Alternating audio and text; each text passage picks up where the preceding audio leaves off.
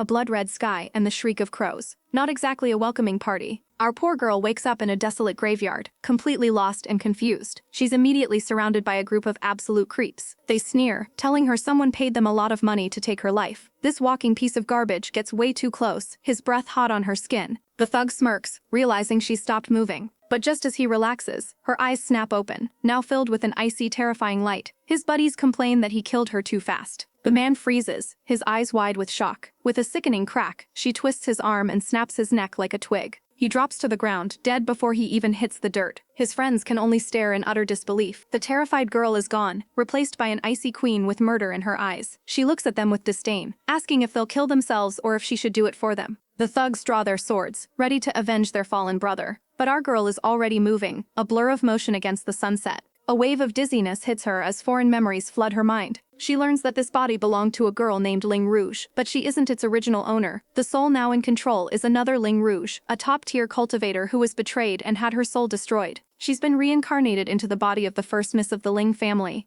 A girl known as the trash of Red Sea City, constantly bullied because she couldn't cultivate. Well, that weak little girl is gone now. Our new improved Ling Rouge smirks. She'll take this second chance, and from now on, anyone who dares to humiliate her will pay the price. Meanwhile, back at the family home, her mother and brother are worried sick. But these two nasty servants are mocking them, claiming our girl is fine and calling her trash. The insults get so bad that her poor mother collapses in despair, and the servants just laugh until an icy voice cuts through the air, telling the dog servants to shut up. They spin around, completely stunned. It's our girl, and she delivers a slap so savage it echoes through the courtyard. The servant goes flying. Her family rushes to her side, shocked and worried. She just gives her mother a small, reassuring smile. "Mother, I'm fine." She tries to lead her family away to talk. But the remaining servant isn't about to let this go. "You want to leave? Not so easy." The old servant screeches that she's going to tattle to the second miss, but our girl's brother steps in, ready to throw down to protect his little sister. But our heroine is a whole new woman now, and she gently grabs her brother's sleeve, telling him not to worry. She's got this. With a smirk that could curdle milk, she steps forward, announcing that as the first miss of the family, she has every right to teach a couple of disrespectful servants a lesson.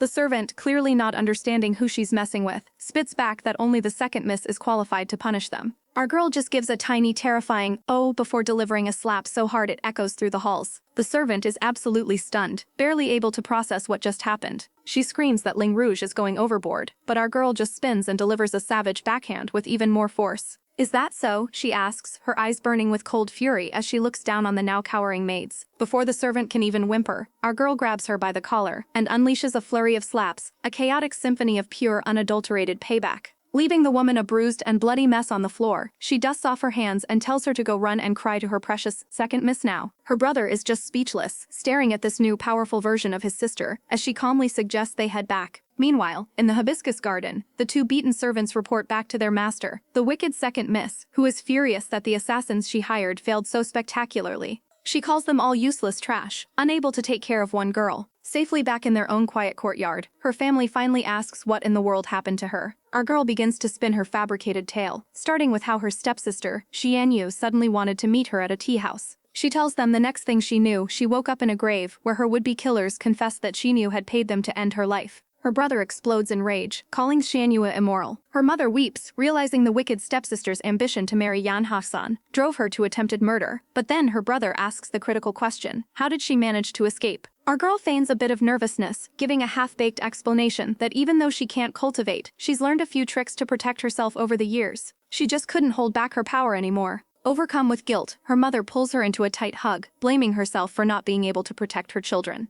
Our girl gently pushes her away, saying she's just tired and needs to rest. Her brother agrees, and she gives a small, knowing smile. Alone in her room, she lets out a breath she'd been holding. Phew, I was able to deceive them, she thinks. The act of the weak little sister dropped. The truth is far more sinister. Her mother was once a powerful rank 7 martial artist, but she became a cripple after getting pregnant. Our girl secretly checked her mother's pulse and made a horrifying discovery. She'd been poisoned, and because her mother was pregnant at the time, the slow-acting poison was passed on to her. A death sentence that means she won't live past 20 if it's not cured. Staring out at the moon, she clenches her fist, a fire of vengeance burning in her eyes. The people who have wronged her and her mother have no idea what's coming for them. And speak of the devil, just as she's plotting her revenge, the wicked second miss herself shows up with her goons, ready for round 2. The maid bursts in, screaming for the first miss. Chuntao frantically warns her that the second miss, Yenyo, has brought her goons to settle a score and that her family told her to stay hidden. Outside, the bratty Xianyu whines to her entourage, pointing at her servants' swollen faces and demanding justice. But the servants are just playing victim. They claim they were just trying to stop a ruckus when our girl's family attacked them.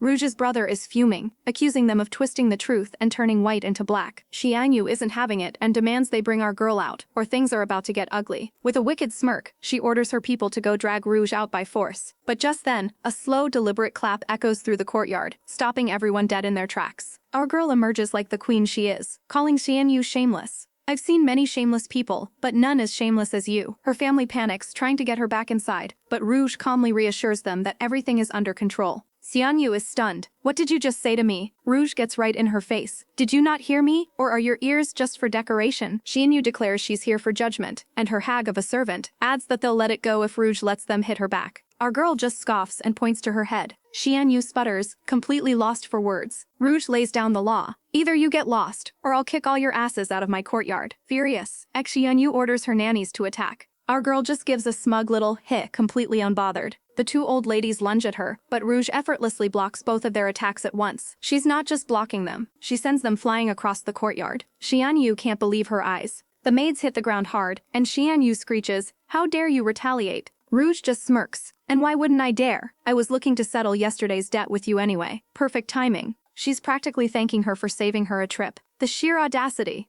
Xianyu starts laughing hysterically. "Are you serious? You're just trash." She sheds her cloak, ready for a real fight. "Since you want to die so badly, I'll grant your wish." Rouge doesn't even flinch. "We'll see who's dying today." Her mother grabs her, panicked, warning her that Xianyu is a rank 4 martial artist, and she can't win. But our girl is done being a doormat. She assures her mother that she will no longer tolerate their bullying. "If they dare to bully us again, I will make them pay." Xianyu scoffs, arrogantly offering Rouge a 3-move head start to save face. She's so sure of her rank 4 power. Rouge's eyes narrow. "If so, then thank you, second sister." And she moves like lightning. Before Xianyu can even blink, Rouge is on her, landing a devastating palm strike to her gut that makes her cough up blood.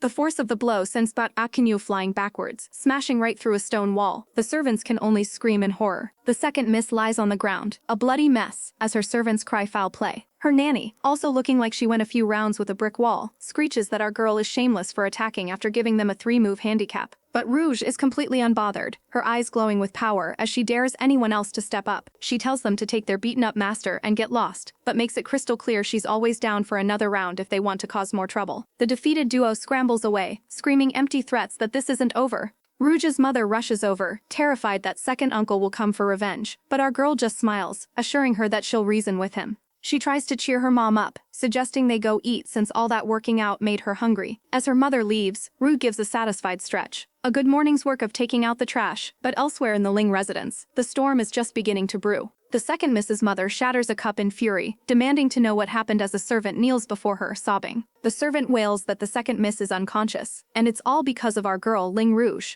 The servant spills the whole twisted sob story, painting Rouge as a violent monster who launched a sneak attack. Enraged, the mother flips a table and screams for her servants to get her ready for war. She vows to obliterate Rouge and her mother's entire family for daring to harm her precious daughter. The war party arrives at our girl's courtyard, with the second madam seething as she looks at her daughter's pathetic, beaten face. She immediately orders a rare and expensive grade 1 nourishing pill and declares she's going to the main courtyard to personally hand out judgment. Meanwhile, our girl's family is trying to have a peaceful meal, but her mother can't stop worrying. Just then, the second madam's screech echoes through the courtyard, demanding they get their asses out there right now. She accuses the 3 of them of ganging up on her daughter, but Rouge's mom tells her children to stay inside. She stands to face the music alone, but our girl grabs her brother's hand, stopping him. He insists on going to help their mother, but Rouge isn't having it. She grips his wrist with surprising strength, shocking him into silence. "Brother," she says with a chilling smirk, "I am not the same cowardly Rouge as before." She stands, a dangerous aura around her, ready to prove that her warnings were not idle threats. She is going to make them pay. Outside, her mother bravely faces her sister-in-law, telling her to direct her anger at her instead. The aunt screams for Rouge to stop hiding, and right on cue our girl appears with a cool, "Bai Yu Yao, were you looking for me?" The ant explodes, shrieking about manners, but our girl claps back with an epic burn, pointing out the ant's own hypocrisy for disrespecting her own sister-in-law. Absolutely floored and furious, the ant orders her guards forward. She injured second miss and dares to confront me. Go teach her a lesson. The guards eagerly advance, ready to follow their master's chaotic orders. Her mother pleads for her to be careful, but our girl is radiating pure, unadulterated confidence, calling her enemies nothing more than rotten fish. One of the lackeys lunges forward, thinking he's hot stuff, but Rouge sends him flying with a single savage kick. The matriarch, Bai Yu Yao, is absolutely shook. She can't believe this trash without any spiritual chi could be so powerful. Meanwhile, our girl is feeling a power-up, realizing this new body isn't so useless after all. Furious, Bai Yu Yao commands her personal guards to teach Rouge a lesson without mercy. Rouge's mother tries to intervene, but the villainess just scoffs, calling her a worthless cripple. The two guards eagerly accept, pulling out their whips, ready to inflict some serious pain. But Rouge's eyes blaze with fury. Touch my family, she seethes, and you die. The guard just scoffs and brings the whip down with full force, but our girl is way too fast for that, easily dodging the attack. She grabs the whip midair, and with a powerful tug, sends the shocked attacker flying. She lands gracefully as the second guard comes in for an attack, but she's ready, catching the second whip just as easily and giving it a sharp pull. The guard screams as she's yanked off her feet, and in a flash, our girl has her in a chokehold, coldly looking for her next victim. Bai Yu Yao completely loses her composure. She trained these servants herself. How could they be defeated so easily? Our girl smirks, simply telling her to bring it on, and oh, she brings it. The matriarch moves like lightning, aiming a devastating blow at Rouge's back. But our heroine spins around, narrowly avoiding the attack. The two women collide in a flurry of motion. Their power is so intense it shatters the very ground beneath them. But Rouge is starting to feel the strain. Without any spiritual energy, she's reaching her limit against this powerful opponent. She knows she has to think of a new strategy fast. Bai Yu Yao mocks her, thinking victory is already hers. But then, a light bulb goes off. She remembers a secret martial skill from her past life, one that can absorb an opponent's spiritual energy and make it her own. A confident, wicked little smile spreads across her face, which only infuriates Bai Yu Yao even more. Go to hell, the villainess screams, channeling all her power for a finishing blow, but instead of dodging, our girl raises her hand, ready to meet the attack head-on. As their palms connect, Bai Yu Yao feels a horrifying sensation. Her spiritual energy is being drained from her body. What did you do? She shrieks, and our girl just gives her the most savage reply. How should I know? You're the almighty one, not a trash like me. The horrifying truth dawns on her. Her energy isn't just leaving, it's being absorbed into Rouge's body. She desperately calls for her servants to help, but her servants are already defeated, and Mama Bear is standing guard with a sword, warning everyone to stay back. Absolute panic sets in. This is 30 years of her hard-earned cultivation being sucked away like a juice box. Suddenly, the tune changes. She starts begging Rouge to let her go, but our girl is having none of it. This is what you deserve, she says coldly. It's time for you to pay the price. The villainess can only scream in terror as our heroine mercilessly drains every last drop of her power. After laying out the trash, our girl reflects on the pitiful spiritual energy they possessed. Her family rushes over, worried sick, but our newly powered-up heroine just gives them a cool "don't worry, I'm fine." Her brother is completely starstruck, asking how in the world she pulled that off. Rouge plays it coy, pretending she has no idea what just happened. Her brother warns their mother that even though they won this round, they're still too weak to provoke such powerful people. But our girl isn't scared in the slightest and turns to the downed goons. With ice in her veins, she tells the terrified girl to take her trash master and get lost, because they're dirtying her sight. With the garbage taken care of, she leads her family back to their room. Later that night, she meditates, shocked to find she's already broken through to become a rank 8 martial artist. She gives a sarcastic mental thank you to Bai Yu Yao, the very person who tried to ruin her, for this unexpected gift. To test her new abilities, she focuses her energy on a nearby teapot. With a flick of her will, it shatters into a million pieces. A smirk plays on her lips. Finally, she can protect herself. The next morning, her mother knocks with breakfast. But our girl has other plans. She tells her mom she's heading out and warns her not to engage with their enemies if they return. But her brother, ever the protector, catches her trying to sneak away. Her mother is right behind him, demanding to know where she's going. Rouge brushes them off with a lie about a stroll, but the moment she's alone, her true intentions are revealed. It's time to get down to business. Her mission is clear: find the city's most famous alchemist, Dong Qiao. She needs to learn alchemy to find a cure for her mother and brother. But her quiet mission is interrupted when she realizes her brother has followed her. He gives her a cheeky grin, refusing to let her go alone. He explains their mother was worried and sent him as a bodyguard. Just then, they arrive at the alchemist's residence. Her brother is skeptical, saying the master won't see them without an appointment. But Rouge is determined to try her luck. Just their luck. A smarmy voice cuts through the air, mocking the crippled Ling Zai and his ugly little sister. This creep demands to know who gave them permission to be there. Our girl's eyes flash with fury. She recognizes this scum instantly. It's Bai Hua, the man who crippled her brother's cultivation. The villain continues to spew his garbage, not even trying to deny it. Her brother can't take the insults anymore and screams that he's looking down on them. Bai Hua just laughs, challenging him to a fight he knows he can't win. Rouge holds her brother back, knowing it's a trap. Suddenly, another man appears, and Bai Hua respectfully greets him as older brother. It's the Bai family's prodigy, Bai Qingjue, and he immediately starts shamelessly flirting with Rouge, who is absolutely disgusted. And the party keeps growing, as Bai Chuming, the alchemist's only female disciple, arrives on the scene. She apologizes for her brother's awful behavior, trying to smooth things over. She then tells her brothers that their teacher is about to come out of seclusion, and they should head back. As they leave, Bai Hua gets one last shot in, telling Rouge and her brother they're trash who will never get to see the master.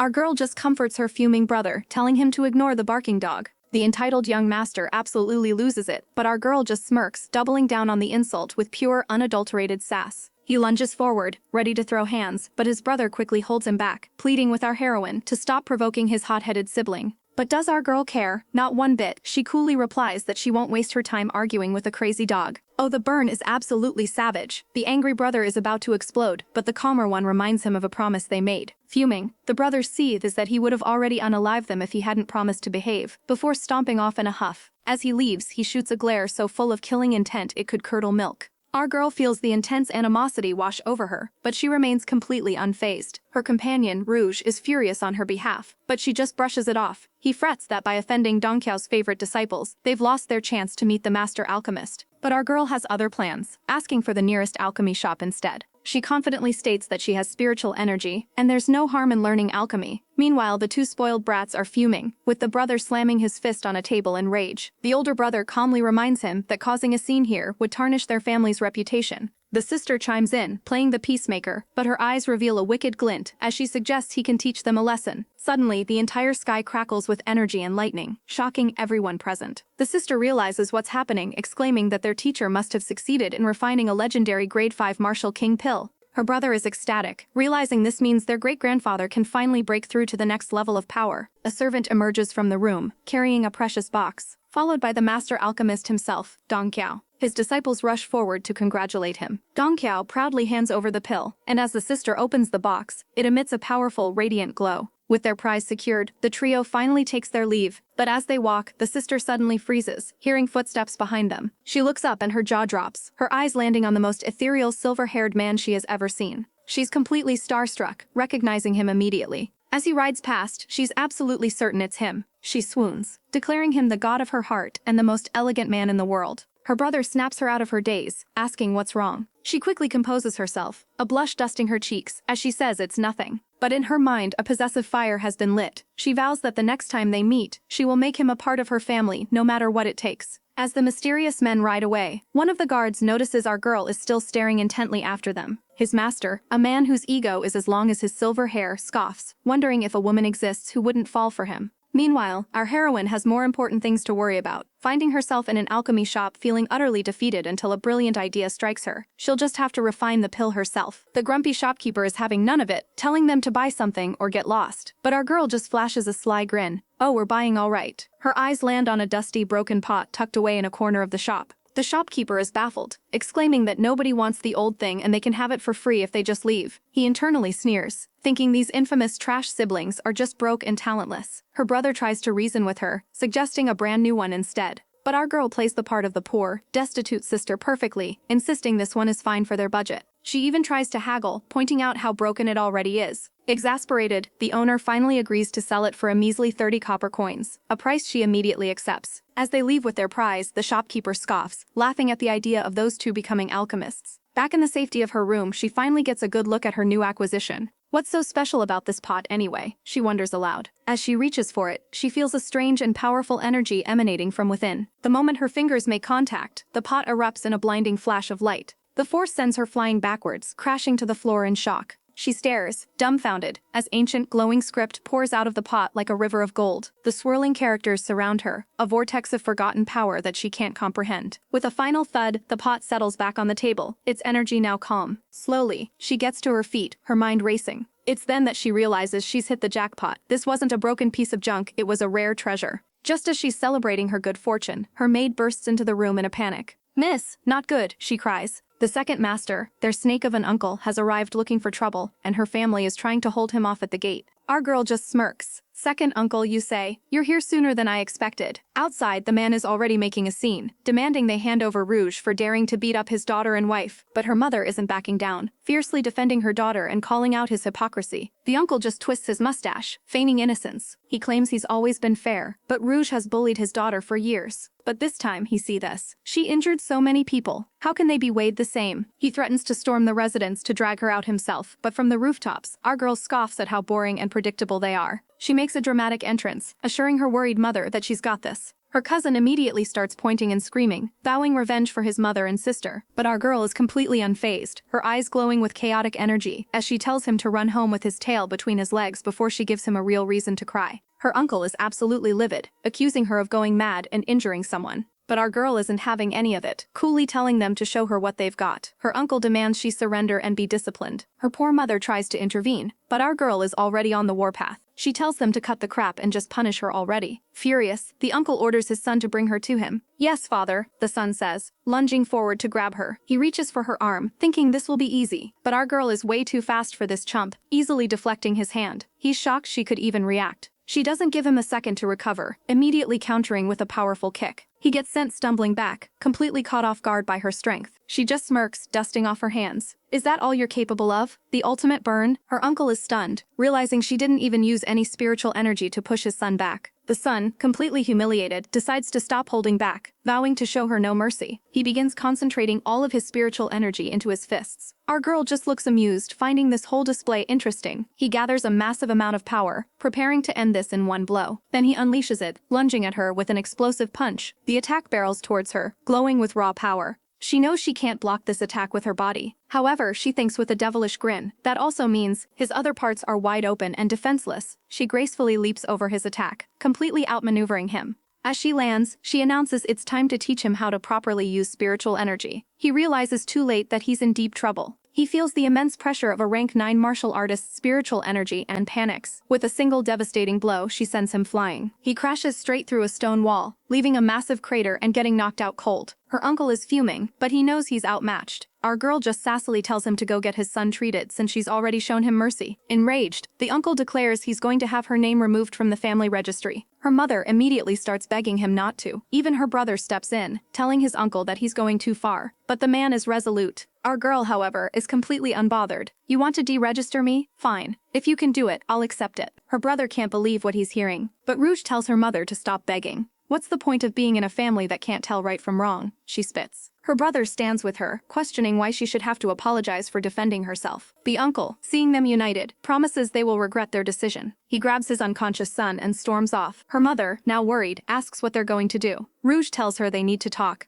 Inside, she drops a bombshell, asking her mother if she ever suspected Bai Yao. Her mother is shocked by the accusation. Rouge explains that while she has no proof yet, they need to leave, investigate, and come back to take their revenge. Her mother is just relieved that Rouge seems to have a plan and a will to live. Our girl assures her that there's always hope, especially now that they're leaving this toxic place. She's confident that with her alchemy skills and her precious refining pot, they can overcome this. Her brother's injuries are treatable, but the real problem is the rare, slow-acting poison in their mother's body. As she's lost in thought, she glances in a mirror and notices the cinnabar mark on her face has lightened. She wonders if the poison is slowly being forced out of her body. But before she can ponder it further, a servant bursts in, announcing that the clan elders have gathered and are demanding her presence in the lobby. The clan head puts our girl on the spot, demanding she either admit she's wrong or get kicked out of the family for good. But Ling Rouge stands tall, refusing to back down. She explains that her trash relatives started the fight, and she was only defending herself. The second uncle immediately starts the waterworks, crying to the elders about how unruly she is, and how she'll tarnish the clan's name. Another elder chimes in, suggesting they deal with her according to clan rules since she's being so stubborn. Our girl scoffs, calling them a bunch of dogs, and when the clan head gives her one final ultimatum, she tells him to shove it. With that, he furiously declares she is no longer part of the Ling family. But just as the verdict is passed, a voice yells, "Wait, it's her mother, and she is not having it." She declares that if they kick Rouge out, they have to deregister her entire family as well. The elders are completely stunned by this power move. The uncle tries to act concerned, but our girl's mother is resolute, telling him to just kick them all out so they can finally leave. She assures her mother that this is for the best, they won't have to live under the tyranny of the Ling family ever again. The uncle can only sneer as they walk away, thinking he's finally gotten rid of them. With their belongings packed, our girl knows the first step is finding a place to stay, but they're completely broke. Her mother enters, looking worried, and our girl cuts right to the chase, asking for all the money they have left. Without hesitation, her mom pulls out a jewelry box filled with her most precious accessories. Our girl's heart clenches, recognizing these as gifts from her father, and she swears she'll redeem every single piece. They head to a pharmacy, where the manager gives them a serious side-eye. Suddenly, a brilliant plan forms in her mind. She'll craft some low-grade pills, sell them, and then use the profits to buy the really good stuff. She hands a list of ingredients to the manager, who is completely stunned that these trashy delinquents would know anything about alchemy. Her brother is confused, but our girl just tells him to trust her as the manager brings out the herbs they requested. She pays for the first batch, then hands over a second, more ambitious list. The manager's eyes go wide, telling her that such precious herbs can only be found at the Jinghua auction market. Thanking the woman, our girl tells her brother they need to head back and keep this little adventure a secret from their mom. That night, she steels her resolve. Everything hinges on whether she can successfully refine a pill. Our girl begins the difficult process of refining pills, channeling her spiritual energy into the ancient pot. But something goes horribly wrong, and the energy inside begins to spin out of control. The chaotic power threatens to explode, and she knows she has to get it back in line now, but her body can't handle this much spiritual energy. She realizes with horror that the whole thing is about to blow up in her face. Just as disaster strikes, the pot itself emits a golden light, suppressing the explosion and miraculously creating a perfect pill. She can't believe it. This is an alchemy god's artifact. A sly grin spreads across her face as she decides to make some more. Now armed with a stash of powerful pills, she throws on a cloak to disguise herself. Being a top-tier alchemist attracts way too much attention, so she heads to the auction hall incognito. She arrives at the Jinghua auction hall, a mysterious figure in the shadows. A clerk greets her asking if she's there to buy or sell. She coolly states she wants to auction some pills. The clerk is shocked. Pills are a hot commodity that never even make it to auction. He quickly recovers and shows her to a private room. She follows him down a brightly lit hallway, completely hidden under her cloak. But as she rounds a corner, she slams right into someone. A strong hand grabs her wrist, preventing her fall. She looks up and is absolutely stunned. This man's presence is on a whole different level, more powerful than anyone she's ever met. His followers rush to his side, but the master is frozen, completely captivated by the cloaked woman, whose hand he's grabbed. His men are confused, but he's having a full-blown internal crisis, realizing that her touch somehow suppressed the deadly cold poison inside his body. His student is absolutely baffled. The master has never shown even a hint of interest in women before, but now he's staring like he's seen a ghost. The auction house manager finally greets our girl, asking if she's the one with the pills for sale. He assures her that if the pills are good, they can name any price she wants. Our girl opens a simple wooden box, and the manager's eyes nearly pop out of his head at the sight of so many precious pills. He immediately summons their senior pharmacist, needing an expert to appraise this unbelievable treasure. He cautiously asks where she acquired such items, but our girl just fires back, asking if he needs to check her credentials before an auction. Just as the manager is sweating bullets, some loudmouth barges in, interrupting their very delicate negotiation.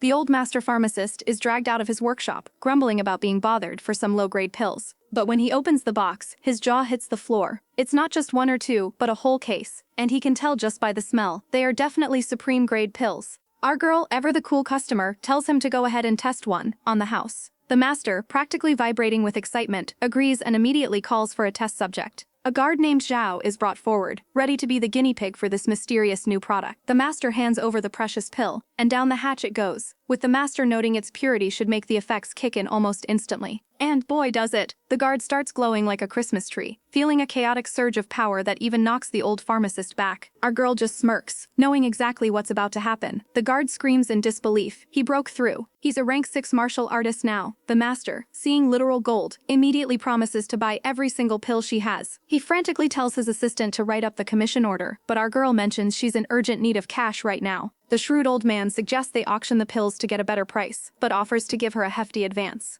Our girl calmly states that 3,000 gold will be enough, and the pharmacist practically throws the money at her, knowing these pills will make him a fortune. With a bag full of cash, our heroine thanks the great pharmacist and makes her exit. But as soon as she's away, that sweet smile drops into a chilling glare. Ling family, she seethes. Just you wait, I'll make you regret everything. Her brother is ecstatic that they could buy back their old belongings, but he's starting to get suspicious about where all this cash is coming from. Our girl knows she has to keep her alchemist identity a secret for now, or things will get way too complicated. She quickly pivots, suggesting they go help their mother move into the new mansion, but their conversation is cut short by the sound of someone calling them shameless freeloaders who should have already left. And look who it is, the trashy aunt and her cronies, gossiping about how they're taking advantage of the new owners. The aunt gets right in their faces, asking with a smug grin why they're still hanging around. "This isn't your house anymore," she sneers. But our girl's mom drops the most savage line, asking why there are a few crazy dogs in the courtyard. Ling Rouge adds insult to injury, looking at her cousin and remarking, "Looks like I beat you too lightly last time." The cousin is absolutely fuming, but she's got nothing. Ling Rouge ignores the pests and announces to her mother that they can finally move out because she bought them a new house. With a snap of her fingers, it's time for the main event. "You guys can come in now," she calls out, and a group of burly men appears at the entrance. It's a team of hired laborers, ready to get to work. The aunt can't believe her eyes. Where did she get the money for this? Ling Rouge tells her mom not to worry about packing. They can just buy new things. This is the final straw for the aunt. She screeches that Ling Rouge must have stolen the money and demands her servants search them immediately. But as they approach, Ling Rouge unleashes a fraction of her power. The servants are instantly paralyzed by the immense spiritual energy radiating from her. "What's wrong?" she asks, a terrifyingly calm smile on her face. "Let me teach you a lesson, starting with how to breathe."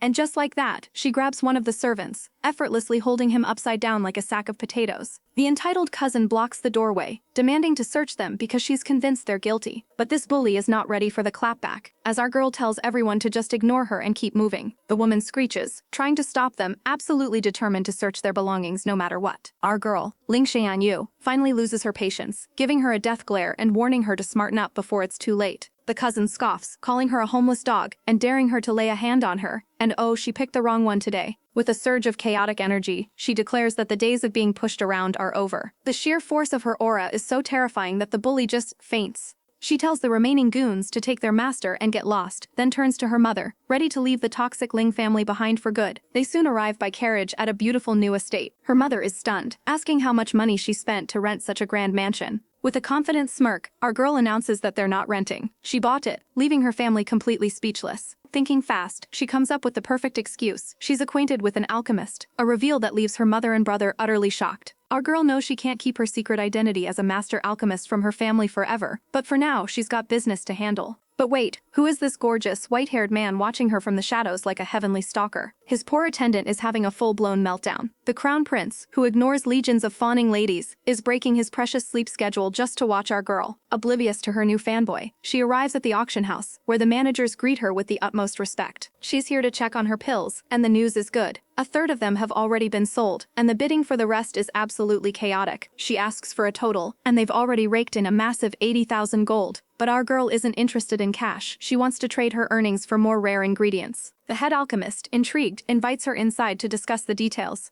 She hands him her shopping list, and the old man nearly has a heart attack. These are ingredients for grade 5 pills and above. He's the best alchemist in the city, and even Ichi can't refine pills with the purity she's achieved. He's left wondering just who this masked prodigy really is. The manager admits they have most of what she needs, but the rare 200-year-old Zelling will be difficult to find. But the head alchemist, desperate to curry favor, offers his own personal stash. Our girl is ecstatic. While back in the auction hall, one of her own breakthrough pills sends the crowd into a frenzy. The bids skyrocket in seconds, but just as the excitement peaks, an assistant runs in, looking like he's seen a ghost. His master, one of the bidders, is furious at the interruption. "Spit it out. Can't you see I'm busy?" The assistant stammers that the man's daughter, the second miss, got beaten up by the first miss again. But this father of the year couldn't care less. He waves it off, saying he'll deal with it later. Right now, his only goal is winning that breakthrough pill. He's convinced it will secure his daughter's future and solidify his own power, finally shutting up all his rivals. Our girl hypes herself up, ready to refine a legendary grade 5 pill. With her cheat code pot and a convenient storage ring from the great alchemist Du Miao, she's determined to make this work. She begins pouring her spiritual energy into the pot, which glows with immense power.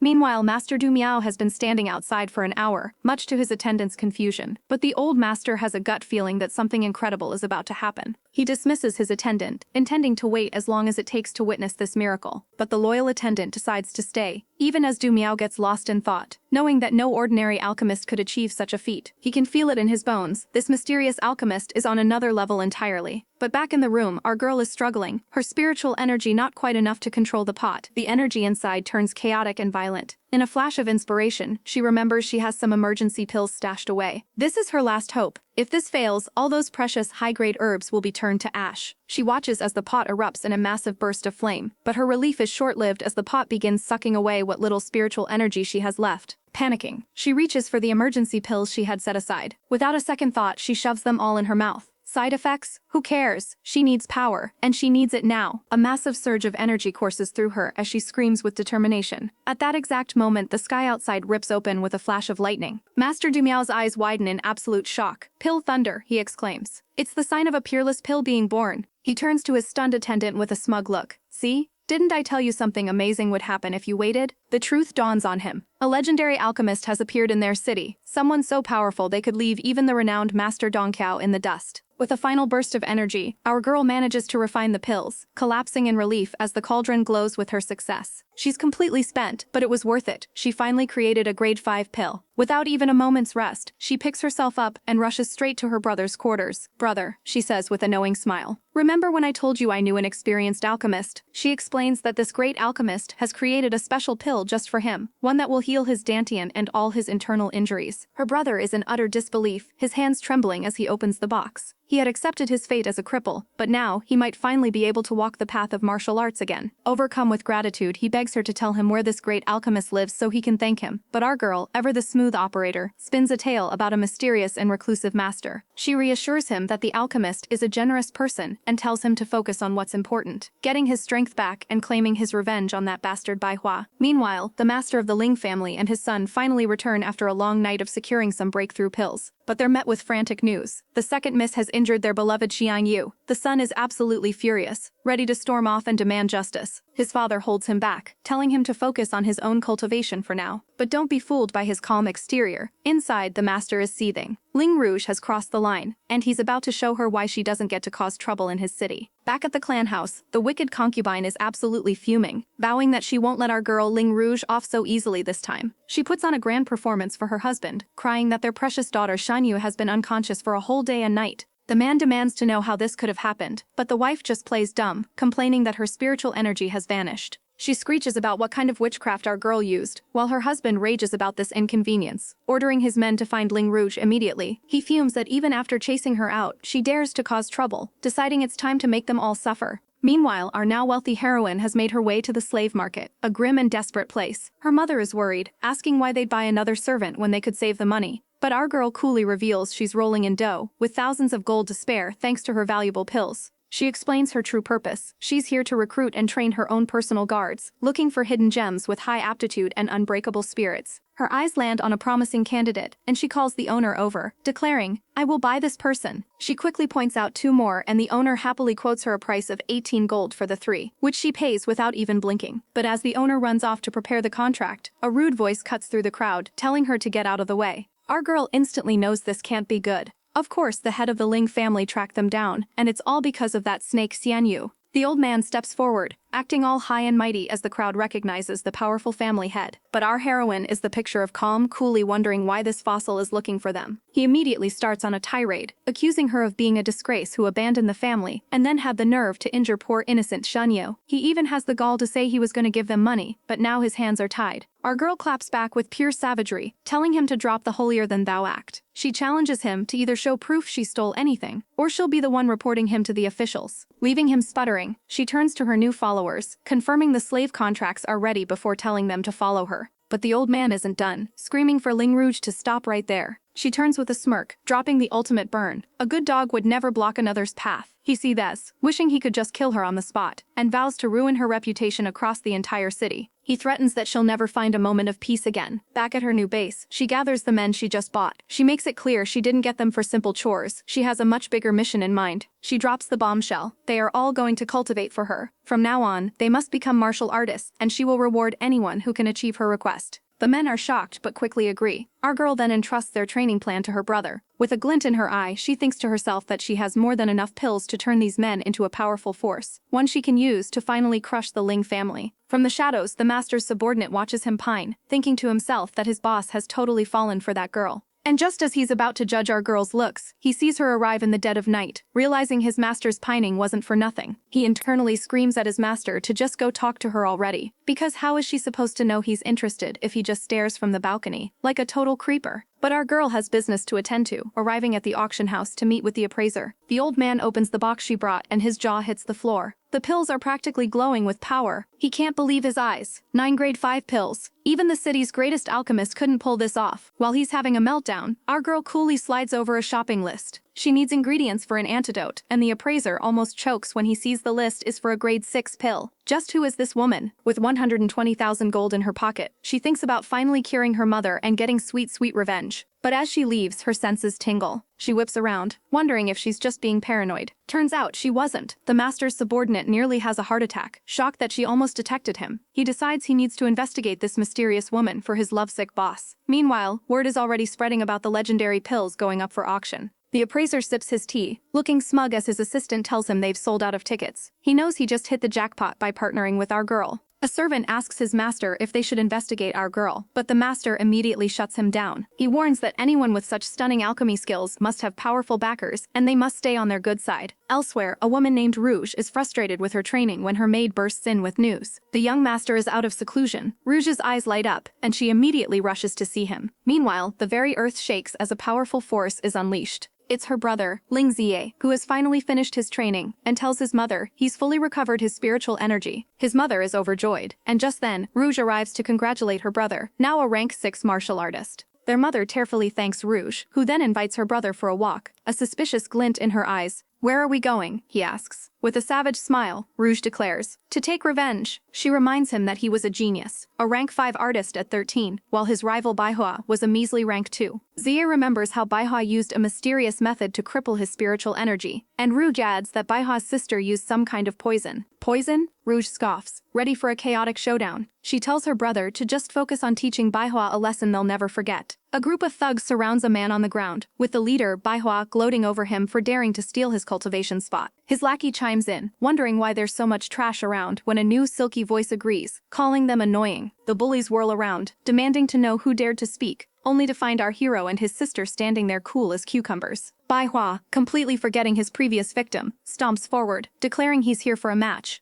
The entire street goes silent as the two groups face off. The crowd whispers that the siblings must be crazy, since Baihua is a skilled disciple from the #1 sect in the world. Baihua laughs, asking if our boy Ling Rouge is tired of living, but our hero just tells him to stop the nonsense and get ready to be beaten. And then his sister drops the most savage line, telling Baihua if he's scared, he can just kneel, apologize and go cry to his mommy. Baihua absolutely loses it, screaming insults, while our hero calmly accepts the challenge for a public match, much to the bully's delight. The fight starts instantly, with Baihua lunging forward with a brutal kick, screaming "Trash, take this!" But our hero effortlessly dodges the attack, moving like the wind. He lands gracefully, not a single hair out of place, looking like a god descended from the heavens. Baihua is left completely stunned, realizing with dawning horror that this trash is at least a rank 1 martial artist. The pill not only healed him but made him stronger, and with a wicked grin he unleashes a chaotic blast of energy right at Baihua. The attack connects with brutal force, sending his opponent flying. Baihua is completely humiliated, seething on the ground as the crowd murmurs in shock. But this snake has another trick up his sleeve, pulling out a packet of spiritual dispersion powder, swearing to make our hero a cripple again. He tosses the purple dust, cackling like a maniac as it envelops his target. But our hero just smirks, grabs the villain's arm, and lands a savage punch charged with crackling blue energy. The loser can only stare in disbelief, wondering why his ultimate poison powder had absolutely no effect. As predicted, the Bai family resorts to their usual dirty tricks, but our hero demands his opponent admit defeat. With the match clearly over, he warns that he's done showing mercy. But just as he's about to deliver the final blow, the villain's sister leaps into the ring, launching a surprise attack of her own. Suddenly, a powerful force field appears out of nowhere, stopping the attack dead in its tracks. And in a flash of blinding light, it's the cheater Baihua who's screaming in agony, caught in a world of pain. The brother is left a foaming bloody mess on the ground, while his family can only watch in horror. The sister rushes to his side, but the villainess just smirks, mocking them for their family drama. The other brother, absolutely livid, points a finger at our girl, screaming, "She's the one who did this." He gets right in her face, but she plays it cool, reminding him that everyone saw him beat up his own family member. She then challenges him to a fight since her brother is too tired from his own beatdown. "Same rules," she says with a chilling smile. Dead or alive. Just as they're about to throw down, a new challenger enters the ring. A man in regal purple who declares, "Our girl can't believe her bad luck. It's her own fiance, Yan Haoxuan." The brother she was about to fight asks him to be an unbiased witness, but her own brother knows the truth. This fiance is in love with someone else and is only here to help the enemy. Yan Haoxuan smirks, asking if she doesn't trust him to be fair. She gives a vague answer before he impatiently tells them to start fighting. But just then, a new voice cries out, and our girl offers to join the chaos.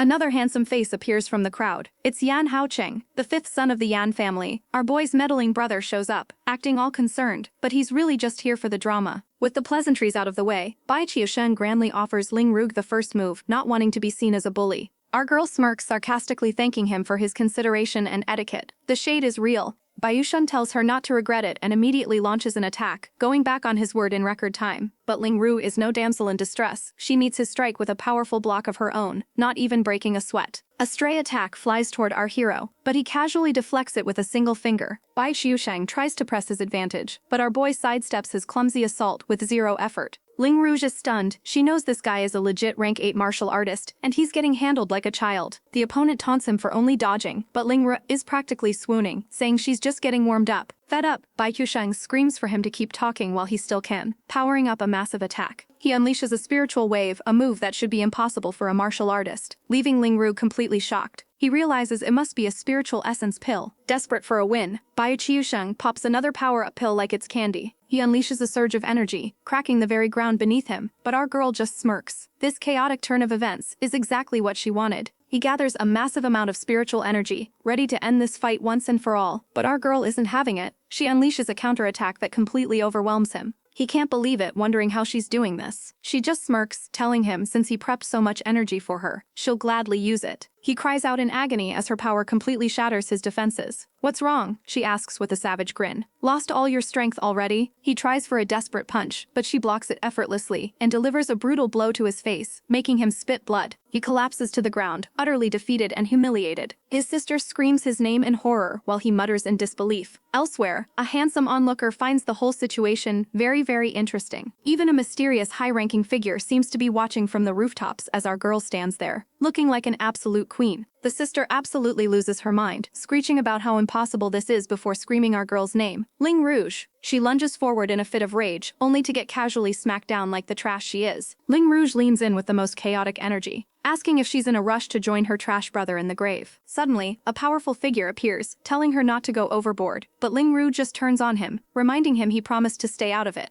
She calls him out for his sudden change of heart, even suggesting he has some unbreakable secrets with Miss Bai. Meanwhile, another spectator finds the whole drama absolutely hilarious. The girl on the ground seethes, accusing our heroine of spouting lies, but Ling Rouge just smirks, calling her out for being ashamed in public. The brother tries to tell Yan Haoxuan that our girl is still his fiancée, but the trash ex is having none of it, shouting that she's not his fiancée anymore. But before he can even finish his declaration, our girl steals his thunder, announcing for the whole street to hear that she is ending their engagement. He's absolutely stunned as she doubles down, saying she doesn't want a husband like him, and if his little side piece likes him so much, she can pick up the trash she's leaving behind. The side chick loses it and the ex-fiancé calls our girl bold, but she just stares him down, challenging him to a duel the next day. He bursts into hysterical laughter, thinking it's a joke, before promising to teach this crazy bitch a lesson she'll never forget. With the drama bomb successfully dropped, our girl turns to leave with her brother, but from a rooftop above, a mysterious silver-haired man has been watching the entire chaotic show. Her brother is worried, knowing her ex is a powerful martial master, but our girl is all smiles, telling him today is a good day for celebration. She pats his head reassuringly as they continue on their way.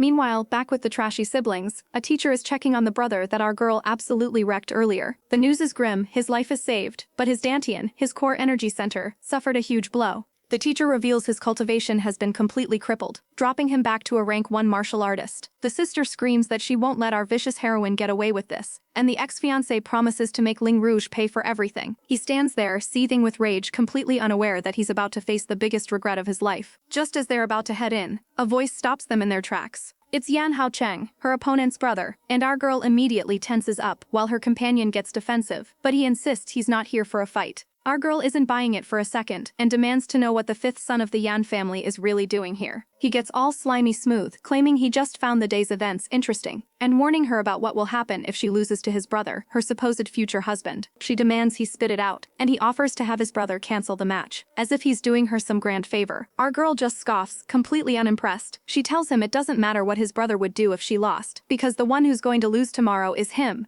With a final savage burn, she tells him to just have his brother wipe his ass clean before coming and turns to leave. But he stops her one last time, warning her that his brother is a martial master whose strength is recognized by everyone. He emphasizes that she's facing a martial master at minimum, but then gives her a thumbs up, saying she's cool for talking to his brother like that. She's trying to figure out what his deal is when another voice cuts in. An old master appears, noting that she's not so simple since even the Yan family came to help. Our girl panics, realizing he recognizes her even though she always hides her identity at the auction house. The master strokes his beard, explaining it was just an educated guess. He'd heard rumors about the person selling incredible medical pills, but he never imagined it was the Ling family's first miss all along. The old man confirms that news of her match has spread like wildfire, with even the gambling dens taking bets. She thanks him for having so much faith in her. He then presents her with a gift from Master Demiao. It's a grade 9 spirit tonic, a priceless item that will boost her spiritual energy without harming her foundation. Meanwhile, her opponent Hakswan is feeling strangely unsettled about their match tomorrow. He's startled by the sudden appearance of his teacher, one of the great elders. The elder can immediately see that his student is on edge. He suggests it's because he's about to fight his fiancée and isn't sure he can win. Hakswan scoffs, calling her trash. But his teacher knows better, pointing out that his heart is wavering. His master reminds him that the battlefield platform is a place of true strength, where reputations are made and broken. The old man goes on a whole history tangent, explaining how the Yan family conquered everyone on this very platform to become the strongest clan. The young heir gets frustrated, basically asking, "Why are you telling me I'm going to lose?" But the master isn't just there to lecture. He places a secret weapon in his student's hand. It's a legendary martial arts manual, the penitentiary fist. The teacher explains that this is the very skill that made him famous, and he's passing it down to ensure victory against Ling Rouge. With his ego sufficiently boosted, the young master vows that there will be no room for failure. Tomorrow he will crush our girl completely. He stands at the Northstar Sect's gate ready for a night of intense training. With a flash of savage determination in his eyes, he unleashes his newfound power, the force of his punch cracking the very air around him. The powerful family heads are already gossiping in the stands, wondering if this public spectacle is just a lover's quarrel between our girl and her fiancé. But the stakes are high. The winner gets ownership of the entire battlefield platform, a massive symbol of power in the city. Just as the tension builds, a new player arrives on the scene, the head of the Yan family himself. The other clan leaders waste no time stirring the pot, bringing up how Ling Rouge was kicked out of her own family and is now fighting her own fiancé. And speaking of the fiancé, Yan Hakswan looks absolutely furious, promising to teach our girl a lesson and get revenge for his brothers. His grandfather, the Yan family head, tells him to at least show some mercy since she's still technically his fiancé. But Halshian is having none of it, screaming that she is not his fiancée for the whole world to hear. With a powerful leap, he launches himself dramatically onto the fighting stage. He lands with a thud, his eyes burning with rage as he yells, "Ling Rouge, are you ready to accept your defeat?" The crowd grows restless, wondering if Ling Rouge was too afraid to even show up for the duel. But right on cue, our girl makes a grand entrance, descending from the sky and cheekily asking if Gentleman Yan couldn't wait a single second. He seethes, calling her bluff and admitting he thought she was too scared to come. Our girl isn't here to talk trash, she's here to win, tossing her hairpin aside and telling him to bring it on. The headmaster tries to intervene, suggesting they just have a friendly match to test their skills. But Rue hits him with a savage glare, correcting him, "This isn't a test, this is a battle to determine life and death." Another man calls her arrogant, but our girl doubles down, putting her life on the line and daring Yan Hakswan to make his move. He screams, "Then go to hell," and launches a furious attack. A massive blast of energy hurtles directly towards her. The power is so immense it sends him flying backward from the recoil. Rouge realizes she can't let her guard down as the attack erupts in a massive explosion, shocking the crowd with its raw power. Her friend prays for her to come back safely, while a rival has a sudden terrifying realization about the gap between their strength levels.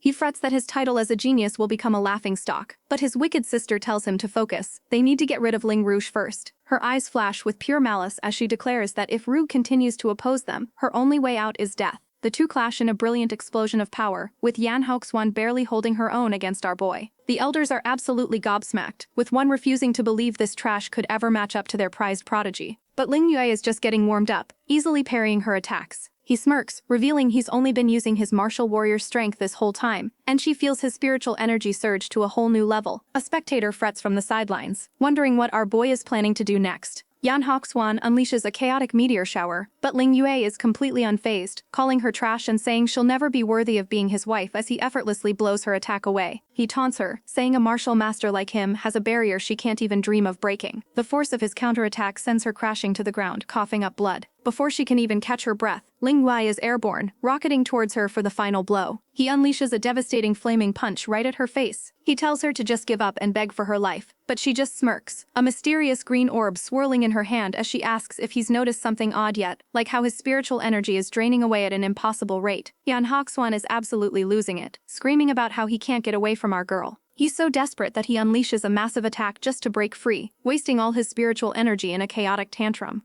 Our poor boy is sweating bullets, wondering what kind of dark magic she used on him. His pride is too massive to even think about using a spiritual pill. He'd rather die than lose to this bitch. But look who it is. Our girl appears, looking a little beat up but still fierce, calling him out on his plan. He's completely flabbergasted, demanding to know how she neutralized his energy so quickly. She just smirks, telling him he'll find out eventually. And then she's gone, a blur of motion that leaves him standing there like a fool. He's totally freaking out, unable to comprehend how her speed and strength just skyrocketed out of nowhere. Even his little fan club in the stands is getting nervous, though one girl tries to reassure her friend that he must have an ultimate move saved up. Oh, but the tide has turned, and his #1 fan is seething, calling our girl a cockroach and her man useless. But the smarter spectators notice something is off. Ling Rouge's aura is chaotic but surging with immense power. Suddenly they realize the impossible is happening. She's breaking through. Our girl is leveling up right in the middle of the arena. Yan Hoxuan screams at the sheer audacity of it, but she just throws her head back and laughs. She declares that he's going down today, but he's not having it, telling her to dream on. He gathers a ball of fire in his palm, launching himself forward for one last desperate attack. But our girl just scoffs, unleashing a tidal wave of power that completely dwarfs his pathetic little flame. She stands there, cool and collected, asking if he's done yet, because now it's her turn. That's when he notices it. Something is changing about her face, and he is absolutely terrified. The crowd is in absolute shock, as they realize our girl has just leveled up to a martial master right in the middle of a fight. And long gone is the ugly freak they all sneered at. In her place stands a stone-cold goddess ready for round 2. Our girl smirks, knowing she just absorbed her opponent's energy to fuel her own breakthrough. And today someone is going to pay. Her opponent is absolutely losing his mind. He realizes she advanced during their match, and now his only thought is to kill her before she becomes unstoppable. He lunges forward with a furious kick, but our girl meets his attack head-on. He scoffs that her newfound power is unstable, managing to send her skidding back across the stage. He decides to end this now, gathering a terrifying amount of energy for his ultimate move as our girl senses that this attack is on a whole other level. He unleashes a massive wave of fiery destruction right at her. His little sister cheers, certain that Ling Rouge is about to be vaporized, while another spectator worries that our girl is in serious danger. But as the smoke clears, our girl is still standing. She had taken a power-up pill and notes that his ultimate skill isn't even fully mastered. She taunts him, calling his big move nothing special, and he is absolutely seething. He roars in fury, refusing to accept defeat, and channels another powerful skill. He unleashes the penitentiary fist. But even his own grandfather knows he's being reckless and pushing his body too far. The power corrupts him, and our girl coolly notes that he's completely lost himself to his inner demons as she effortlessly trips him, sending him crashing to the ground. Wiping a bit of blood from her lip, she looks down at the man who wronged her. Yan Ho Guan, she declares. Everything you've ever owed me, I will make you pay for it all today. Our girl Ling Rouge narrowly dodges a desperate attack, her eyes flashing with cold fury. She doesn't hesitate, launching a fiery counterkick that sends shockwaves through the arena.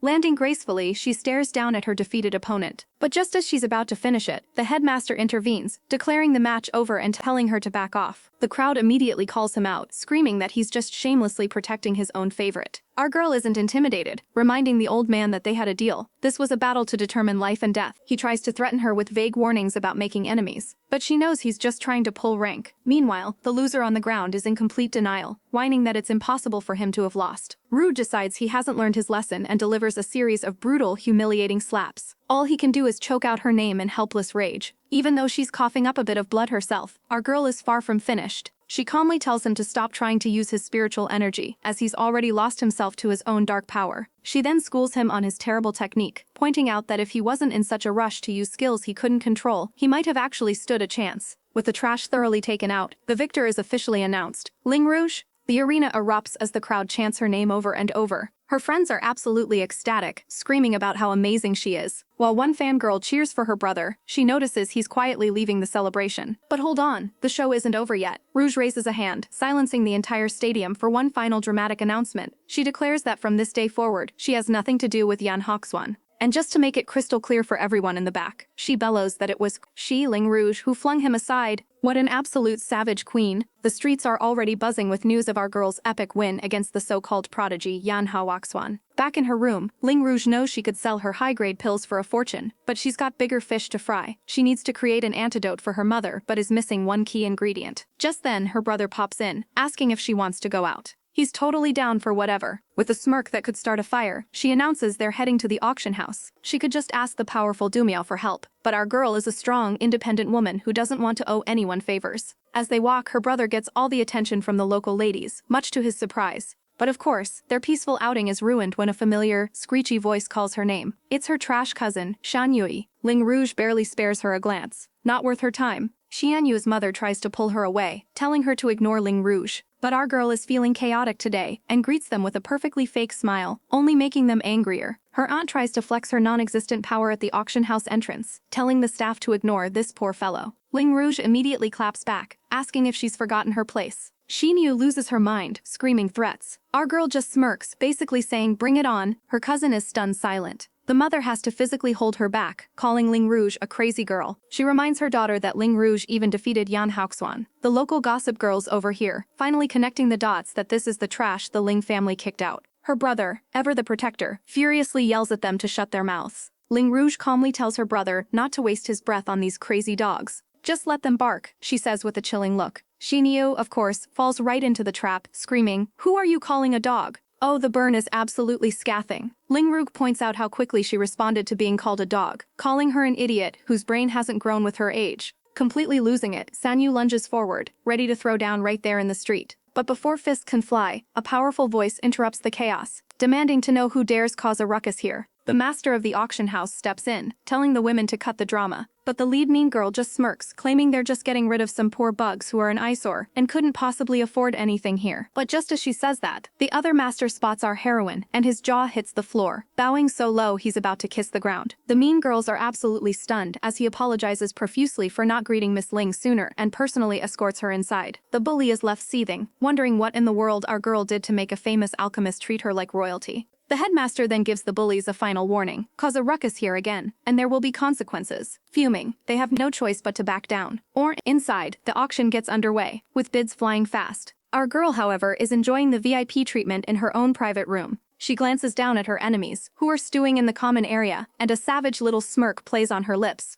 A new item is presented, a beautiful spiritual jade bracelet, a magical weapon that can absorb energy. The bidding starts at 1,000 gold, and the crowd quickly gets to work. Our girl watches with amusement, thinking it's a decent item, and she's got plenty of cash to burn. Without even flinching, she bids 2,500, immediately drawing attention. But of course, her rival can't let her have a single moment of peace, immediately countering with 3,000 gold. The mean girl thinks our heroine is just trying to be annoying, vowing to play this little game until the end. In response, our girl, looking as bored as ever, casually bids 5,000. The bully is convinced she's bluffing and plans to call her out when she can't pay, so she raises it to 5,500. Oh, you sweet summer child. Our girl doesn't even blink. 8,000, she says, leaving her rival absolutely floored. The auctioneer can barely keep up as the two go back and forth, the price exploding from 15,000 all the way to 35,000 in a matter of seconds. Miss Bai sees this, realizing our girl is deliberately driving up the auction price. She makes a show of bidding 100,000, and the crowd absolutely loses their minds over the lavish display. But it's all part of her genius plan. She's not actually going to buy it. She's just going to let our girl win and be stuck with an overpriced bracelet. The auctioneer calls for a higher price, giving Miss Bai the perfect chance to back out. But our girl simply scoffs, refusing to take the bait. Instead, she gracefully withdraws, declaring she'll just let Miss Bai have it. The look of pure, unadulterated panic on their faces is absolutely priceless. Miss Bai is utterly shell-shocked. The auctioneer happily congratulates her on her win, locking her into the 100,000 gold purchase. She is fuming. Her companion slams the table, screaming that she's going to slap Ling Rouge to death for daring to play them. Miss Bai can only curse our girl's name, while Ling Rouge just smirks, savoring the moment. Her companion cackles, absolutely delighted to see those idiots get scammed out of 100,000 gold. Our girl just calls them dumb for walking right into her trap, which also scared them off from bidding on the ingredients she actually wanted. But just as they're celebrating, a group of thugs surrounds them in the street. Of course, it's the sore losers from the auction, and they are not happy. Our girl is completely unbothered, pointing out that they were the ones who made the final bid.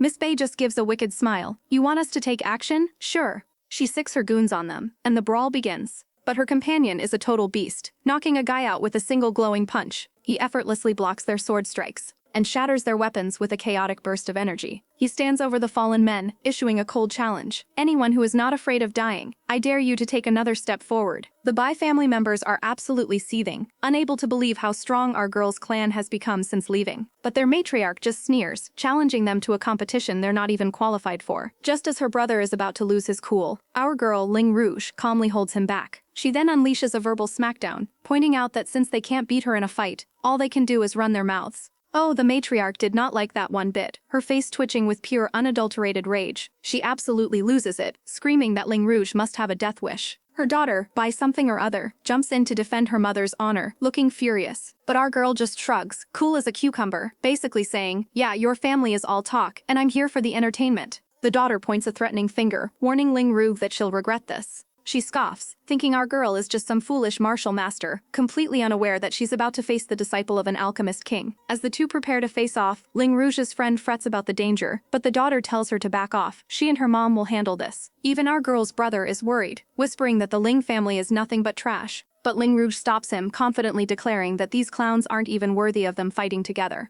With a battle cry, the daughter lunges forward, ready to teach our girl a lesson. But Ling Rouge effortlessly blocks the attack with a single hand, releasing a wave of pure power. She immediately senses something is off. Her opponent's strength is way higher than her rank suggests. The daughter smirks, revealing her secret weapon, a spiritual jade bracelet that's artificially boosting her strength. As if that wasn't cheap enough, her mother suddenly leaps into the fight, turning this into a chaotic 2-on-1 ambush. But our girl just winks, ready to take them both on as she unleashes a devastating fiery attack. The Villainess launches a fiery attack, aiming to turn our girl into a pile of ash. She cackles maniacally, revealing her attack was laced with a deadly bone-dispersing powder. As our girl's brother screams her name in terror, the wicked woman smirks, promising he'll soon be looking at a pool of blood where his sister once stood. But our heroine just calmly asks, "Oh, is that so?" causing the Villainess's face to drop in utter shock. Because not only is our girl completely unharmed, she's standing there without a single scratch on her. A purple orb of pure power materializes in her hand, the source of her impenetrable defense. In a blink, the tables have turned, and the smug Villainess is now the one on the ground looking up in fear. She effortlessly blocked the flaming fist, her eyes now burning with a cold fury. Our girl scoffs. "You want to take my life with some meager grade 3 bone dispersion powder? Pathetic." The Villainess can't believe it, screaming that she should be dead. But our girl just lays down the cold, hard truth. The poison is useless against her, and this so-called alchemist disciple just fell right into her trap. Now completely defeated, the bully trembles on the floor, asking what our heroine is going to do to her. With eyes glowing with power, our girl declares that the Bai family clearly needs to be taught a lesson. The Villainess tries a last-ditch threat, but it's absolutely useless. And bam, a satisfying slap echoes through the street, a little taste of karma served fresh and hot. "Yeah, I slapped you. So what?" our girl says to the bleeding, sputtering mess on the ground, before her eyes land on a shiny new prize. "That bracelet looks nice," she says with a smirk, adding that since the Villainess can't put it to good use, she'll be taking it. Standing over the two bullies, she asks if they have any final words before she makes them disappear. She tells them to scram before they embarrass themselves further, then casually walks off with her brother, leaving her enemies in the dust. Back in the safety of her room, she admires her new loot, a magical jade bracelet, a nice little bonus for today's troubles. But the real prize is yet to come. She's finally gathered all the ingredients she needs to create her mother's antidote. She opens the box, revealing the extremely precious and rare herbs she fought so hard to acquire. Her eyes gleam with absolute resolve. This is it. She must succeed, and she has to do it in one go. Meanwhile, the head of the Bai family is calmly enjoying his tea when a maid rushes in, completely panicked. He looks up, utterly unbothered, and asks why she's making a fuss just because his wife and daughter are back. But before the maid can explain the chaos that's about to unfold, his wife storms in screaming his name. She shoves her daughter forward, wailing about what that Ling girl did to her precious baby. The man, ever so calm, just tells her to chill out and speak slowly. "Speak slowly," she screeches, shoving her daughter's face, complete with a bright red handprint, right in front of him. He finally jumps to his feet, shocked, demanding to know what happened. His wife immediately lays it on thick, claiming our girl, Ling Rouge, has gotten arrogant and was the one who slapped their daughter. He demands to know how they even crossed paths with her, but his wife is on a roll, ranting about how useless the Ling family is and how their other relative just stood by and did nothing. She then spins a wild tale, accusing our girl of using underhanded tricks to scam them out of 100,000 gold for a bracelet that she then stole. The man is absolutely seething, enraged that Ling Rouge would dare look down on his family. Just as he vows to march over there and teach her a lesson, a servant announces that the head of the Ling family has arrived. A dark, twisted smile spreads across his face. "Perfect," he sneers. "I was just about to go find him." Right on cue, the Ling family's patriarch walks in, completely unaware he's just entered the lion's den. The Bai family head cuts straight to the chase, his face a mask of fury. But this snake, the head of the Ling family, claims he's only here to apologize for Ling Rouge's actions, which is a load of bull since he's the one who kicked her out in the first place. The Ling patriarch tries to play it off, saying even though Rouge is disowned, she's still a stain on their clan's name. And then he drops the bombshell, asking for help to completely eradicate our girl and her family from the city. The Bai family head is taken aback by his sheer ruthlessness, but the Ling patriarch doesn't care about his reputation. He just wants Rouge gone. Seeing his chance, the Bai head offers a cleaner solution, a way to get rid of our girl without tarnishing the Ling family name. He promises with a chilling glare that he will make sure Ling Rouge dies a miserable death. Meanwhile, far away from all this chaotic plotting, our girl holds up a glowing red pill. It's a success. She rushes to her mother's side with the antidote. She presents the heavenly spiritual antidote, and her mother is so overwhelmed she starts to cry. Her mom can't believe it, having suffered from the poison for over 10 agonizing years. She never thought a day like this would ever come. But her mother is sharp, and immediately asks if her supposed alchemist friend was the one who gave her such a priceless pill. Our girl quickly lies, claiming he wants to take her as a disciple, before making a swift exit. But her mother isn't fooled, sensing that something is up and worrying that her daughter's hidden identity as an alchemist is far too dangerous. As our girl leaves, the scene shifts to a grand estate. Elsewhere, a handsome silver-haired man is engulfed in icy blue energy, his face contorted in pain. His followers can only watch in horror as his cold poison acts up again, completely powerless to help their master. The master's loyal subordinates are brainstorming ways to cheer him up, since his cold poison is still a problem. One of them has a brilliant idea, setting him up with Ling Rouge, which his friend immediately translates into, "Let's just kidnap the girl." The more sensible one facepalms, clarifying that they should be creating opportunities, not committing felonies, but his buddy quickly claims he was just joking. With a sly grin, the wingman vows to keep watching our girl and find the perfect chance to play matchmaker, because their master can't wait forever. Meanwhile, the woman of the hour is busy powering up, stabilizing her energy after her recent breakthrough. She stretches, smugly thinking that the annoying Yan family must finally be scared of her strength since they've been so quiet lately. And just like that, she jinxes it, a sudden knock echoes through her room. At her door is an unfamiliar man politely greeting her. She instantly recognizes him as the Yan family's butler, and her guard goes up. Speak of the devil, the butler explains his master acknowledges her strength and wants to discuss something with her. He extends a formal invitation for her to visit, complimenting her good etiquette when she doesn't immediately slam the door in his face. Our girl isn't buying the polite act for a second, asking what they would have done if she'd said no. The butler's smile turns frosty, as he admits they would have simply had to put in more effort to bring her along. Knowing she's being strong-armed, she follows them, already planning her escape. But as they walk, she realizes this isn't the path to the Yan family estate at all. They lead her to a different location entirely, and the mood darkens instantly. The butler finally drops the act. "My master invited you out," he sneers, but he never said it was to his house. As he speaks, his guard's swords are already being drawn. With a savage cry, one of the thugs raises his sword, declaring he's here to bury our girl for good. But she's too quick for them, dodging as two attackers move in for the kill. Our girl finally understands their game. The Yan family was just waiting for the scandal to blow over before making their move. With a smirk, she tells them she'll be taking her leave now. "Thank you very much." But a sinister old man appears, informing her that unfortunately she won't be going anywhere today as his goon lunges at her again. She blocks the strike, but the sheer force of it sends a shock through her. "This man, he's a martial master." The old man mocks her, admitting it's surprising she became a martial master so young. But his two men have been at this level for far longer and are more than enough to handle her. The fight is on, and while our girl holds her own, she's clearly on the defensive. She dodges and weaves, but one of the thugs manages to land a cut on her lip. She grits her teeth, realizing a 2-on-1 fight is way harder than she expected. The old man just cackles, ordering his men to finish the genius off as they come at her with a coordinated attack. Pushed into a corner, our girl vows to take at least one of them down with her. She raises her arms to block their combined strike, but the sheer force of their power explodes against her defenses. Just as the final blow is about to land, a hand suddenly stops the blade. A mysterious man has appeared, casually asking if this is how they should be treating a lady. The old man is absolutely furious, demanding to know who dares to oppose the Yan family. But the newcomer is completely unfazed, telling the old geezer to chill out and that the Yan family means nothing to him. He then turns to our shocked heroine and says, "Miss Ling, long time no see." Our girl is completely baffled, asking if they even know each other.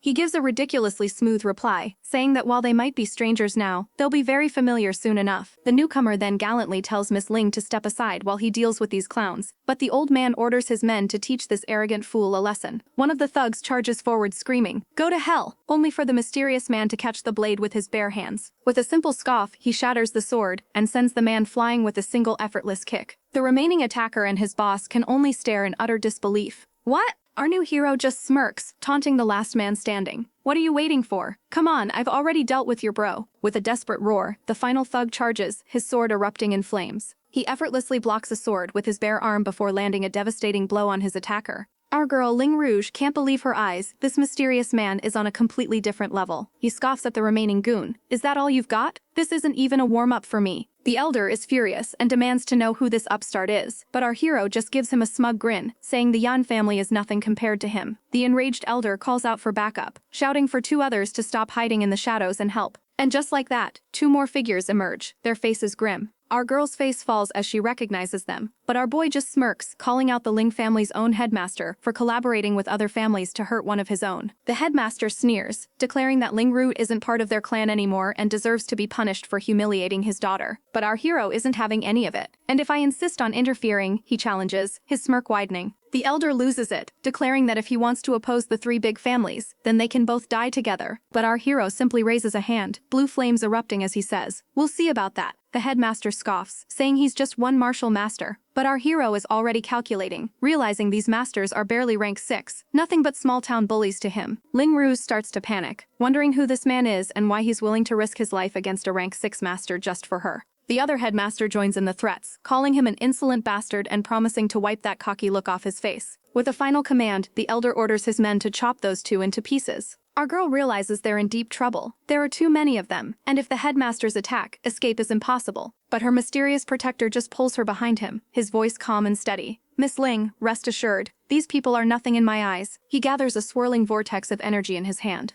and unleashes a massive, devastating blast that rocks the entire courtyard. But through the smoke, a hand appears, effortlessly deflecting the attack. A mysterious silver-haired man appears, coolly asking, "Hey man, what are you doing?" Playing hero. Our hero is stunned. The newcomer, radiating immense power, just looks at him and asks, "Why didn't you inform us about this?" Just as the situation gets tense, a new challenger enters the arena. His subordinates rush to greet him, but the silver-haired master dismisses them with a flick of his wrist. Our girl, Ling Rouge, eyes the newcomer. There's something familiar about this devastatingly handsome and incredibly powerful man. Without a word, he gently takes her hand, his voice laced with concern as he asks if she's all right. The moment he touches her, a wave of warmth washes over him. He's stunned this feeling. It's suppressing the deadly cold poison that's plagued his body. Our girl, flustered by the sudden skinship, snatches her hand back. "Excuse me, sir, but this is our first meeting. A little personal space, please." He's absolutely offended. First time? We met at the auction house. He can't believe she actually forgot his face. But then, the memories come flooding back to her. "Oh, I remember now. You were that person," she exclaims, pointing at him. Seizing the opportunity, he smoothly calls it fate and invites her to his home.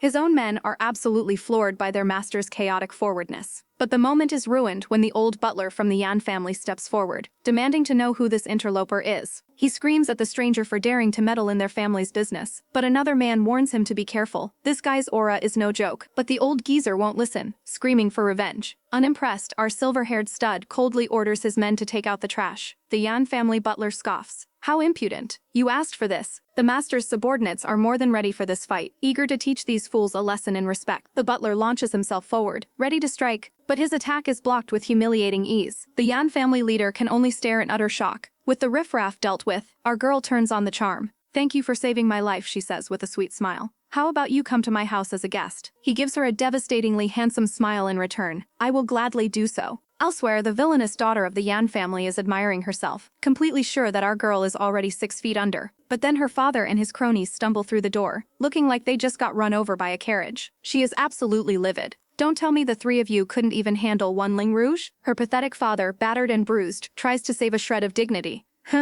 I almost had her." "Sure you did, old man. Sure you did." Father Bai is getting the chaotic report. 3 mystery men appeared. 2 are rank 5 masters, and the third is so powerful they can't even gauge his strength. His daughter immediately suspects they're rivals, but her father shuts that down, pointing out that these guys are new to the city and totally off the radar. Suddenly, a light bulb goes off over her conniving little head. She realizes our girl Ling Rouge must have hired some top-tier bodyguards. A wicked smile spreads across her face. With the Bai family's immense wealth, they can just bribe those bodyguards to switch sides. Her father is practically giddy with the idea of finally crushing the Ling family and puts his daughter in charge of the whole operation, which she happily accepts. Meanwhile, back at our girl's place, her brother is politely serving tea to their mysterious saviors. Our handsome silver-haired hero accepts the tea, while the servant internally panics, realizing this man is definitely not some average Joe. Our girl, ever the pragmatist, cuts right to the chase. She's grateful, but she needs to know why a complete stranger would go out of his way to help her. The silver-haired man just stares at her, an unreadable expression on his face. His subordinate is practically screaming at him telepathically, feeding him the cheesiest pickup lines about spring and attraction to win her over. But our hero completely ignores the bad advice and says with a straight face, "It's because you are very gentle." Our girl is left utterly baffled by this bizarre compliment, while the subordinate dies a little inside from secondhand embarrassment. The subordinate quickly jumps in to do damage control, smoothly explaining that his master finds her warm personality impressive. Before she can process this, her brother gently scolds her for being so nosy with the man who just saved her. Just as things are getting a little awkward, a loud banging at the door interrupts them. But the ever-capable subordinate stops him. "No need, I can go." He opens the door to find a man from the Bai family, smugly asking if Ling Rouge lives here. The subordinate coolly asks who he's looking for, and the goon announces he's here for the person who beat up his master, offering a deal on their behalf. Our hero's man just smirks, clearly unimpressed.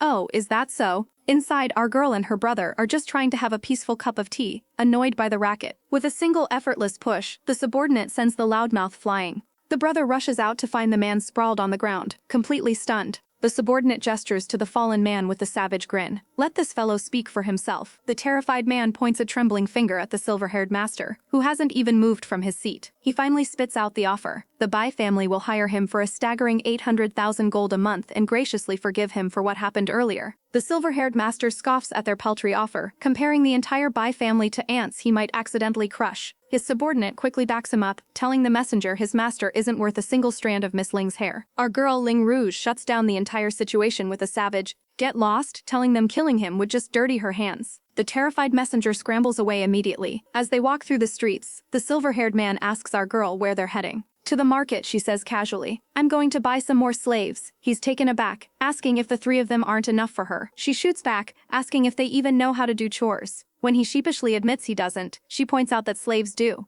The two subordinates suddenly realize they've been thrown under the bus, becoming scapegoats for their master's complete lack of domestic skills. But as they walk, our girl spots some familiar faces, a pair of siblings who look like they're up to no good. Sensing her unease, the silver-haired man suddenly pulls her close by the waist, whispering a promise that he'll take care of them. Our girl, completely flustered, shoves his hand away, telling him not to do that. Her heart is pounding as she wonders what's gotten into him, while his subordinates watch from the side, thinking their master is finally making a bold move. Just then, the green-haired woman from the sibling duo starts screaming, vowing to destroy Ling Rouge before plastering on a fake smile to approach them. She introduces herself and her brother, King Tu, trying to sweet-talk her way into a conversation with our girl's powerful companion. But his eyes turn to ice. He recognizes them instantly as people from the Bai family. He gets straight to the point, accusing them of bullying his woman. He declares that since he's in a good mood, he'll spare her, but she needs to get lost. Our girl is blushing and bewildered, wondering when exactly she became his woman. The green-haired girl tries to protest, completely flabbergasted by the rejection. He cuts her off, his voice dropping to a deadly low. "Did you not hear me? I said get lost." Her brother steps forward, trying to act like the bigger man. He advises our guy to smarten up and not get buried with trash like Ling Rouge. Big mistake. The silver-haired man gives him one chilling warning. "If you say another word, I will have you sent home lying down." The brother puffs up his chest, ready for a fight, while his sister tries a different angle, bragging about being a disciple of a great alchemist. This random thug warns our heroes to back off and stop provoking his young master. But his own side isn't having it, screaming about how their Bai family isn't to be trifled with. "Oh honey, you have no idea who you're messing with." Our silver-haired god simply says, "Since you are seeking death, I will make your wish come true."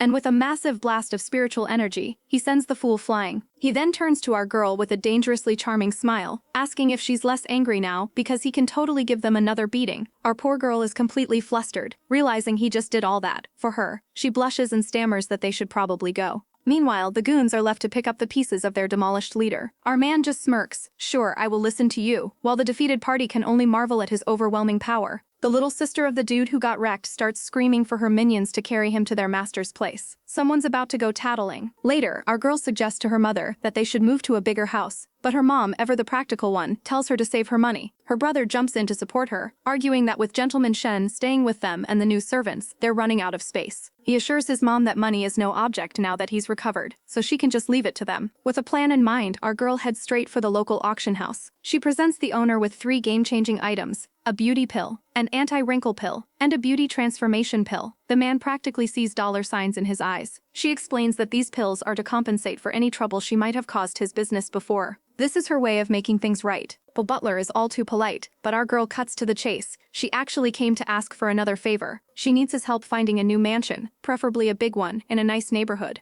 The butler is ecstatic to help, immediately calling for his servants to bring out all their best mansion listings for her. Our girl is getting her life in order, starting with finding a new place to live. She's being shown a list of available mansions, all in a prime location on the north side of the city. With a decisive smirk, she picks one. And just like that, welcome to the Ling mansion. Her new digs are nothing short of impressive. A proper home for our rising star. But who should show up to crash the housewarming party but the fifth young master of the Yan family, bearing gifts and a whole lot of nerve. He walks right in, demanding to know why she didn't tell him she was moving. The audacity. Our girl is baffled at how he even found her. But he just grins and shamelessly says, I have very thick skin. She can't help but agree with a savage comeback. Indeed, it's thick all right. Since he's already here, they all sit down for a meal, where he grandly calls for his housewarming gift to be brought in. Our girl is immediately on high alert, wondering what kind of scheme he's cooking up now. A servant presents a fancy red box as a congratulatory gift, which her mother graciously accepts, but he smoothly asks to just be treated as a friend of Sister Ling. Our heroine just sighs, telling her mother to let the chaotic boy do as he pleases. While munching on a chicken leg, he casually announces he has good news, which immediately puts everyone on edge. She takes a bite of her own food, then impatiently demands he spit it out already. And then he drops the bombshell. His teacher, the master of the legendary Northstar Sect, wants to invite both her and her brother to join. The entire room is stunned into silence. The Northstar Sect? This isn't just any sect. It's the #1 sect in the entire world, the place every martial artist dreams of entering. Her brother can hardly believe it, thinking he must be dreaming. This is the opportunity of a lifetime.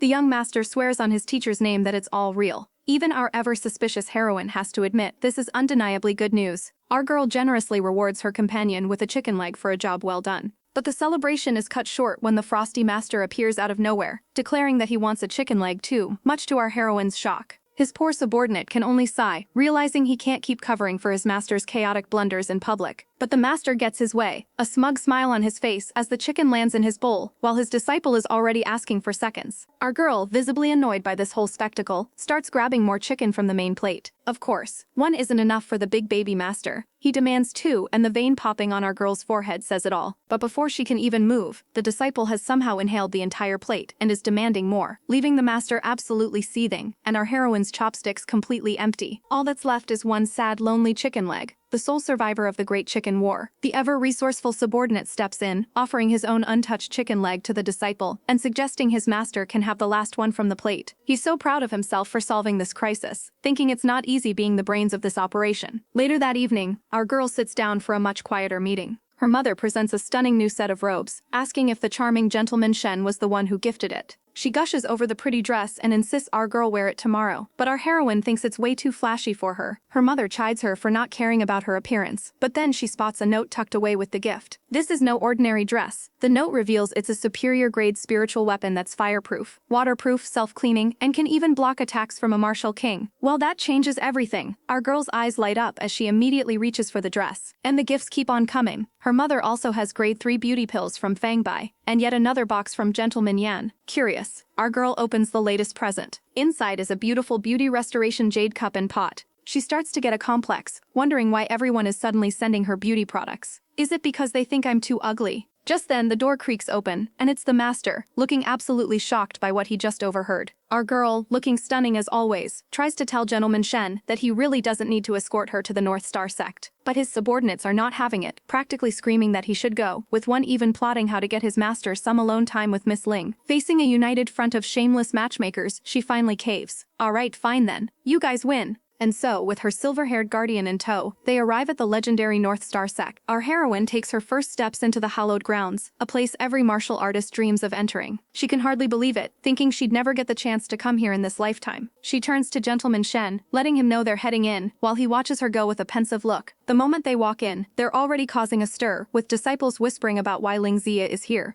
Ling Zia, completely unbothered, simply asks for directions to the sect master's pavilion, leaving the disciples stunned. But before they can even get their bearings, the sharp crack of a whip echoes through the air, striking a woman in red. "You bitch," she screams, whirling around in a fury. "You dare to whip me, I'm going to destroy you today." The next strike is aimed right at our girl, who dodges it with contemptuous ease. This new villainess clearly picked the wrong person to mess with, because our heroine catches the whip midair, a savage smirk on her face as she taunts, "Do you really think a mere rank 5 martial artist like you can fight me?" The bully is completely stunned, her attack effortlessly stopped. With a powerful yank, our girl sends the arrogant lady tumbling to her knees, coolly declaring she's about to teach this spoiled brat a lesson she won't forget. She then unleashes a brutal counterattack, whipping the girl into submission. In fact, she's so ferocious that the whip literally breaks in her hand. And just like that, the bully is left a whimpering, defeated mess on the pavement. A cheerful girl suddenly calls out to our heroine, "Sister Rouge." She gushes over Rouge's beautiful dress, but our girl just smirks, saying she merely taught an ill-mannered stinkin' bug a lesson.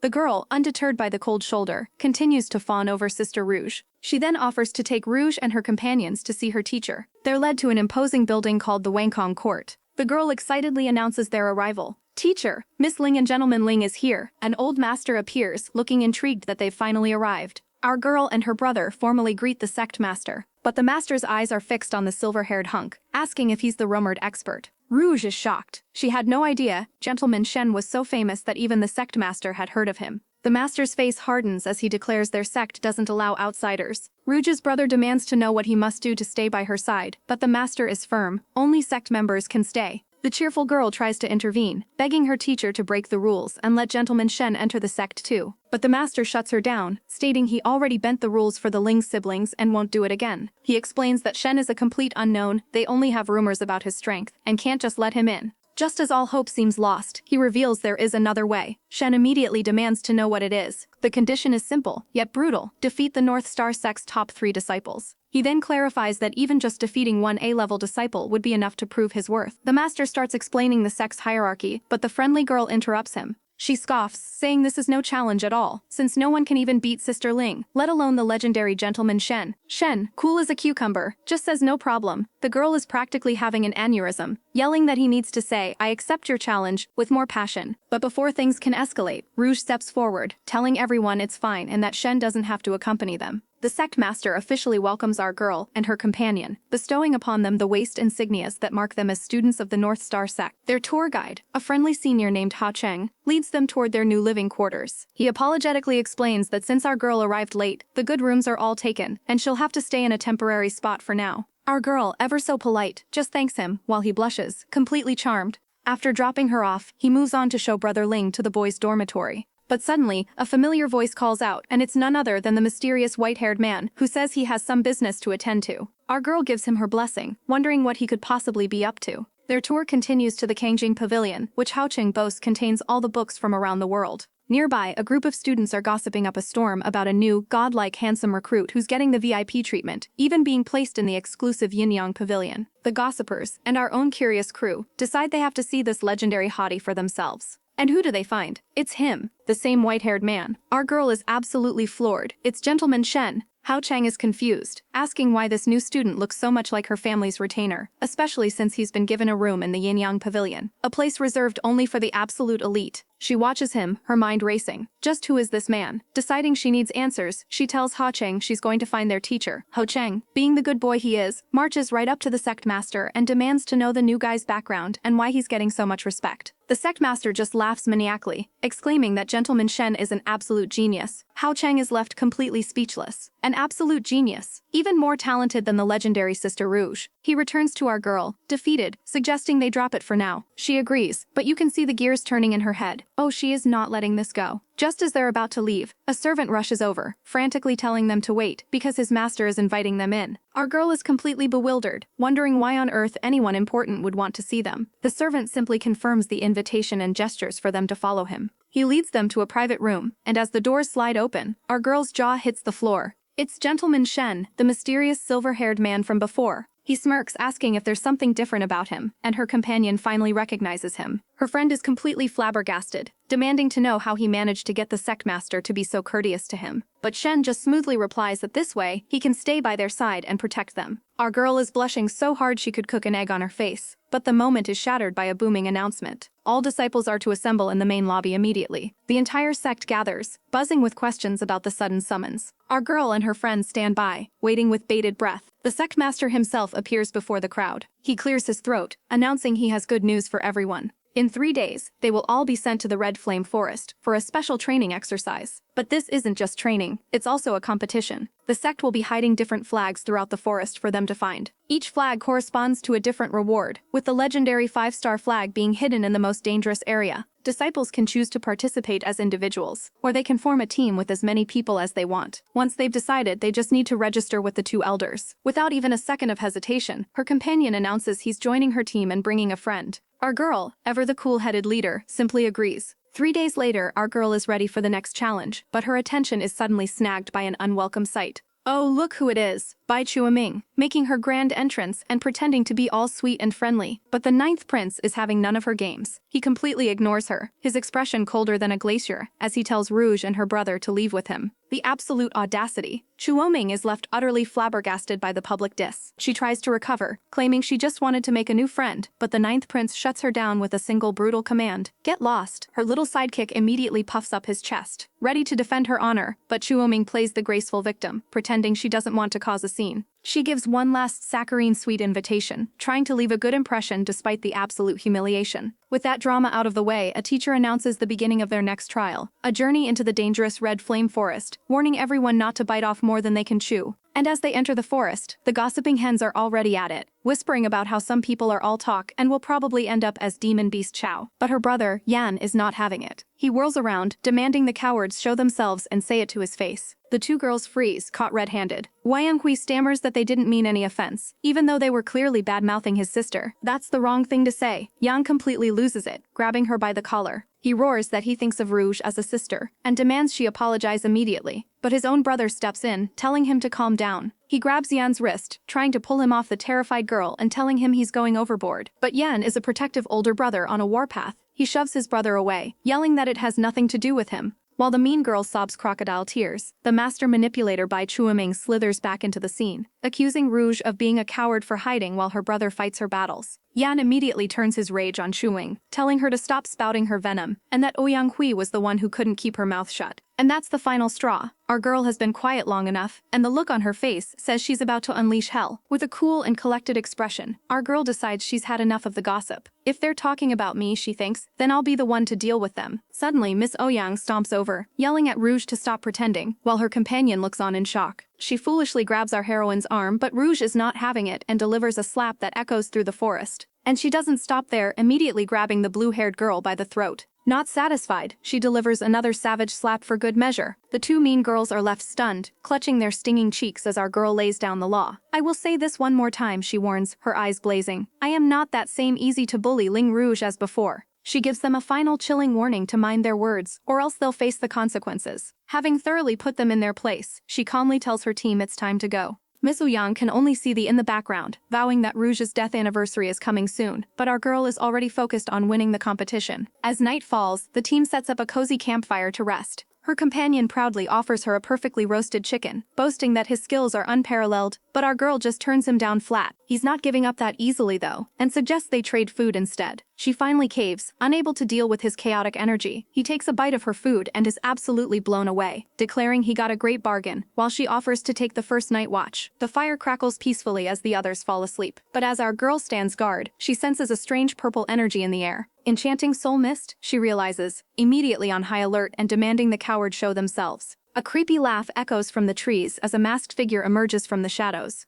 Rouge scoffs at his cheap tricks, but the assassin's intentions are deadly clear. I'm here to kill you. He lunges forward, his blade glowing with a menacing red light. Our girl demands to know why a complete stranger is trying to kill her, but the creep just licks his lips, pulling down his mask to reveal a sickening grin. The masked assassin appears, telling our girl that she's going to die here today, but she's not intimidated, retorting that he's underestimating her skills. She parries his initial strike with lightning speed, but she's shocked to find he's easily blocking all of her moves. This guy is way stronger than he looks. Not one to back down, she taunts him, promising to show him what she's really made of. Unbeknownst to them, a mysterious silver-haired man is watching their duel from afar. He's clearly impressed by our girl's fighting spirit, but the assassin is getting cocky. He scoffs that she's a mere ant he can crush with one hand. Our heroine readies her sword, her eyes blazing with defiance. The assassin just laughs, warning her not to beg for mercy later. Their blades clash in a flurry of sparks and steel. The assassin unleashes a chaotic dual-wielding style, and she struggles to keep up. She takes a hit but grits her teeth through the pain. The masked creep tells her to be a good girl and accept her fate. He offers to make her death quick and painless, but our girl just scoffs. Enraged, he lunges forward, screaming, "Then go to hell," as his blade flies straight for her face. He lands a brutal blow, sending her reeling. She coughs up blood and slams hard against a tree, collapsing to the ground. The assassin calmly stalks toward his fallen prey. He looms over her, telling her to just accept her death already. He mutters to himself that he needs to finish this quickly, since his employer warned him she was unpredictable. As he raises his sword for the final strike, our girl, bloodied and beaten, gives him a chilling smile. In a shocking move, she grabs his wrist, stopping the blade just inches from her. Her eyes are pure ice as she declares, "This game is now over." The tables have officially turned. The assassin realizes with dawning horror that it was all a trap. He remembers the warning he received. She knows witchcraft and can absorb spiritual energy, so he must be careful. Now he struggles in her grip, demanding to know what she's done to him. But our girl just smirks. Too late, as even the mysterious silver-haired man watches from afar, impressed by her immeasurable strength. With a savage flip, she slams the assassin onto the ground, his mask flying off and shattering. The man, now revealed to have striking red hair, stares up in utter disbelief, unable to process how a mere girl just wiped the floor with him. Our heroine coolly demands to know who sent him, but he just glares back, vowing that she'll get no information from him. Suddenly, he bites down hard, and she asks what's wrong with his tongue. Before she can react, he collapses. Dead. She's stunned. They actually sent a death warrior willing to kill himself to silence him. But our girl isn't one to be scared off. She decides she'll hunt down the mastermind later. Right now, she needs to refine the massive amount of spiritual energy she just absorbed. She immediately begins meditating, her body enveloped in a fiery aura. She can already feel an incredible power-up. Just a fraction of his energy has boosted her cultivation significantly. Her hands begin to glow with a brilliant blue light. The next morning, her companion Shen wakes up, completely dazed and confused as to how he slept so long. He lets out a huge yawn, only to be called out by the silver-haired man for sleeping on the job. The pretty boy snarkily claims he wasn't sleeping, just resting his eyes because someone's snoring was too loud last night, causing poor Shen to blush with rage. Just then, our girl finally wakes up with a graceful stretch, ending their bickering. Shen immediately brightens, happy to see Sister Rouge is finally awake. He feels guilty, apologizing for sleeping through his watch. She casually tells him it's not his fault, since someone tossed sleeping powder at them last night. Sleeping powder? He shrieks in disbelief. Our girl calmly explains that an ambusher tried to attack, but she already took care of him. He immediately starts fussing, asking if she was hurt anywhere. She just smiles, assuring him she's fine, and that it's time for them to get moving. Just as the chaos breaks out, our girl calmly tells her companions there's no need to go looking for trouble, because trouble is coming right to them. Suddenly, a flash of white zips through the air, a tiny, terrified spirit beast running for its life. The little furball practically flies into our girl's arms, and she effortlessly catches it, surprised by the unexpected delivery. Her companion has never seen a creature like it, and our girl smirks, noting this little guy has some serious guts to run straight to them. Just then, the ground trembles as a new group arrives. Our girl turns, her expression hardening as she realizes who they are. It's none other than her rival Miss Bai and her entourage of lackeys. Miss Bai is absolutely floored, internally screeching about how our girl could possibly be unharmed after she hired an expensive assassin to take her out. With the little fox perched on her shoulder, our girl goes full savage, calling her out on the assassination attempt and promising to be ruthless. But Miss Bai, ever the opportunist, ignores the accusation and demands they return the white beast. The tiny fox growls, clearly not a fan of its former pursuers. Our girl raises a perfect eyebrow. "Yours?" she asks, dripping with sarcasm. Her companion immediately jumps to her defense, pointing out that finders keepers, losers weepers, and the little guy clearly chose our girl. But Miss Bai tries to play the victim card, cooing about how she saw it first and surely our noble heroine wouldn't steal from her.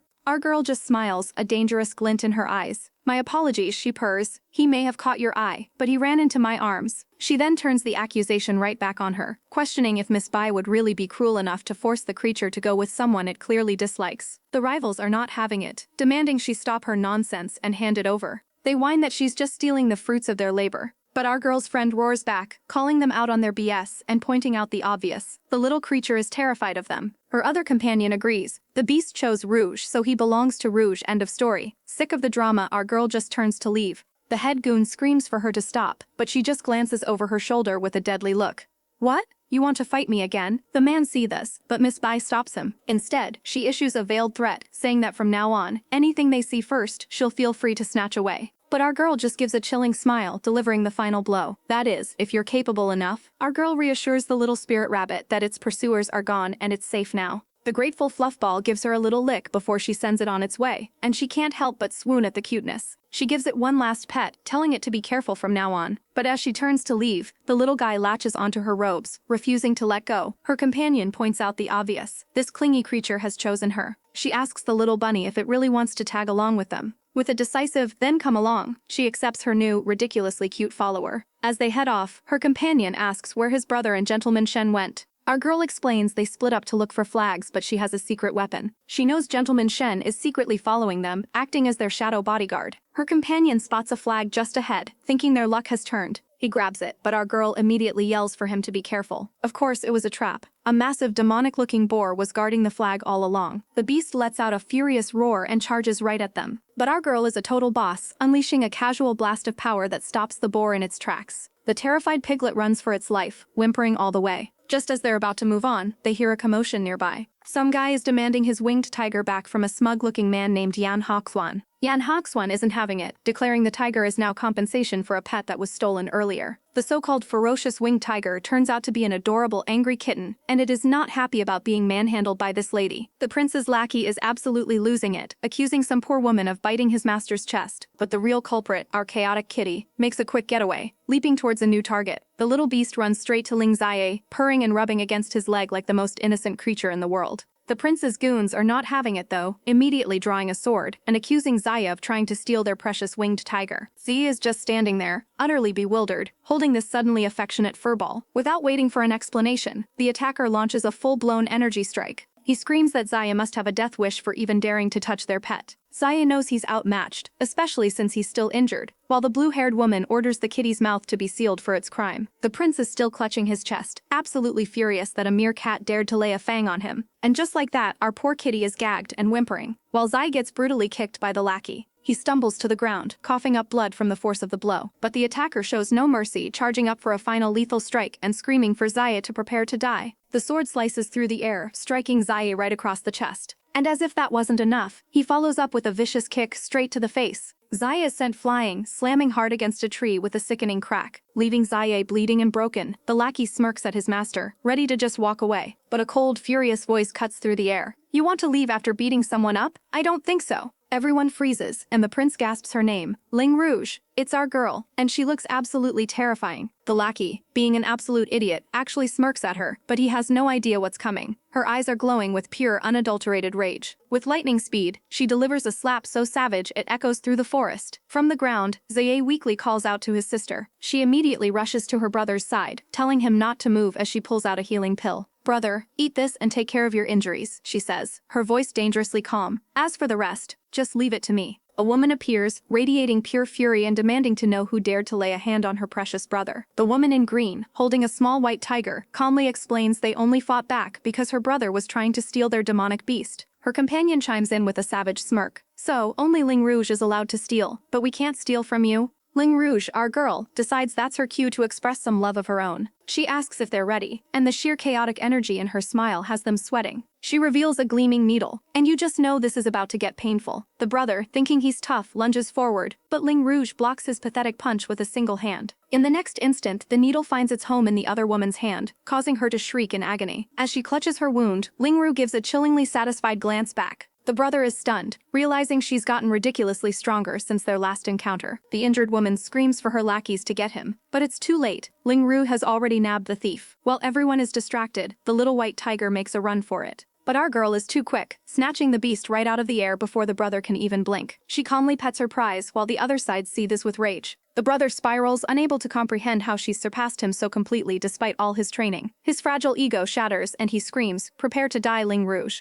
He charges forward, unleashing a desperate attack. But Ling Rouge is unfazed, casually forming a massive energy sphere in her palm. A huge explosion sends the fool flying, completely and utterly defeated. Barely able to stand, he spits out, "Ling Rouge, you're vicious. We will go." Just as the bully is about to throw a fit, a majestic presence descends from the sky. Riding a massive crane, a mysterious and impossibly handsome man makes his grand entrance. With his silver hair and piercing eyes, he looks like a god who has descended to the mortal realm. While the other girls are practically drooling, he turns his attention directly to our girl, calling her out for snatching the winged tiger. He gives her a chance to return it, but our girl isn't backing down, challenging him to snatch it back if he's capable. She's internally panicking, realizing he's one of the legendary Yan family brothers, but she's never seen him before. He smirks, accepting her challenge. "If so, then I won't be polite." He moves in a flash, and her eyes widen in shock. 1 second he's there, and the next, he's gone. She can't even process what just happened. And just as quickly, he reappears with a smug look on his face, having already returned the winged tiger to its rightful owner. Our girl and her brother are completely stunned. He was so fast, they didn't even see him move. The original owner, Miss Bai, thanks him profusely, and he smoothly tells her there's no need to be so polite. It turns out this chaotic pretty boy is the legendary third brother of the Yan family, who was taken away by the Celestial Cloud Sect as a child. Her brother starts complaining to his newly returned sibling, trying to justify their actions. He proudly introduces himself as Old Five Yan Hacheng, but his third brother doesn't seem to remember him at all. The third brother looks at his chaotic siblings with a mixture of confusion and amusement. He explains that he only intervened because he saw our girl, Miss Ling, snatch the tiger away and bully everyone. But our girl cuts him off. Enough, she says, her eyes glinting. She declares that since these are the rules of the game, she'll just snatch it back. Miss Bai trembles in fear, realizing this fight is far from over. Her companion taunts our girl, saying she can't win now that third brother is on their side. But in a sudden gust of wind, the winged tiger vanishes from her arms. She's left staring at her empty hands in utter disbelief. And who's the culprit? Another impossibly handsome man, lounging casually by a tree, the little tiger now purring in his lap. He smirks, asking why no one invited him to such a fun game. Oh boy, another chaotic pretty boy has entered the chat. Our girl spots him, the mysterious silver-haired hunk, just chilling in a tree. She immediately tries to curry favor, offering him the little winged tiger she's holding. She's practically swooning, thinking her male god is finally close enough to touch. He gracefully leaps down from the branch, the little tiger still in his grasp. He lands silently in front of her, and with a savage smirk he says, "I don't need you to give him to me. I can just snatch him over by myself." And she is eating it up, agreeing like a lovesick puppy. She's completely captivated by his cold, dominant attitude, thinking he's so much better than the usual guys who suck up to her. But of course, a wild simp appears to ruin the moment, trying to white knight for her. The silver-haired god is not amused by the interruption, calling him noisy. She tries to keep the conversation going, asking if he wants to raise the tiger. And then he drops a bombshell. "I am giving this winged tiger to the woman I love." Oof, right in the feels. And his gaze falls directly on, not her but our girl, Rouge, the ultimate public rejection. He calls Rouge over, placing the adorable creature in her hands. She thanks Gentleman Shen, completely oblivious to the drama she just walked into. The other girl is absolutely fuming, her face a mask of pure unadulterated rage. Even her simp companion can't believe what just happened. As Gentleman Shen turns to leave with Rouge, the simp dares to shout, "Wait!" He launches a surprise attack, demanding they leave the tiger. But Gentleman Shen is on another level, effortlessly swatting him away like a fly and leaving him coughing up blood on the ground. A truly pathetic display. The loser powers up, seething with humiliation, but it's too late. Rouge wisely tells Shen it's time to dip. She's all business, saying that since they've recovered the winged tiger, there's no point in wasting any more time on these clowns. Later that night, Rouge checks on her injured brother, who claims he's fine thanks to her medicine. He offers her some roasted food and tells her to rest while he takes watch, the little tiger sleeping peacefully nearby. Meanwhile, in another camp, the drama is just getting started.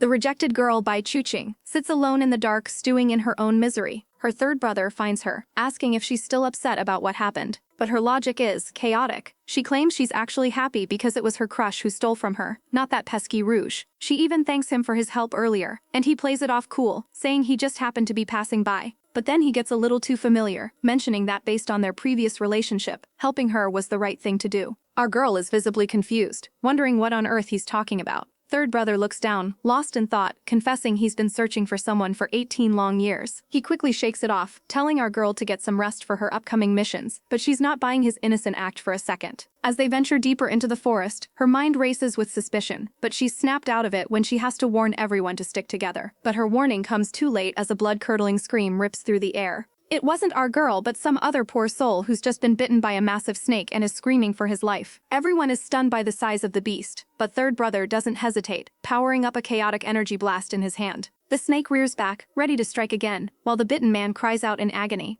With eyes burning with intensity, third brother lets out a sharp, commanding whistle. In a flash, a majestic crane descends from the sky, diving straight for the serpent. Our girl rushes to the fallen man, confirming he's been poisoned and needs an immediate cure. She whips out a high-grade antidote pill, saving the man's life, while another woman greedily suggests they hunt the snake for its core. But our girl has bigger plans, suddenly announcing she's going to find the giant snake's nest herself. Everyone thinks she's lost her mind, but she just brushes off their concerns, claiming she's just going to take a look. When one of the men volunteers to join, she shuts him down and slyly asks third brother if she can borrow his heavenly sparrow for protection instead. A little flustered, he agrees, commanding his crane, Reminisce, to accompany her. He gives the beautiful beast its one and only mission, to protect Miss Bai, no matter what. With a grateful smile, our girl hops onto the crane's back, ready to be whisked away on another dangerous treasure-hunting adventure. Following the tracks, she finds the source, a massive cave. This confirms her suspicions. The last snake she fought was just a baby. Time to set the stage for her little trap. First, she prepares a flag. She slams it right into the ground, a clear challenge for our heroine, Ling Rouge. With a sinister smile, she makes a hissing sound, calling out her little pet. And just like that, a small yellow snake appears. Perfect, she thinks. Now everything is set in stone. After a quick preparation, the trap is laid. Moments later, our heroine's group spots the bright red flag. It's just sitting there, right in front of a dark cave, looking way too suspicious.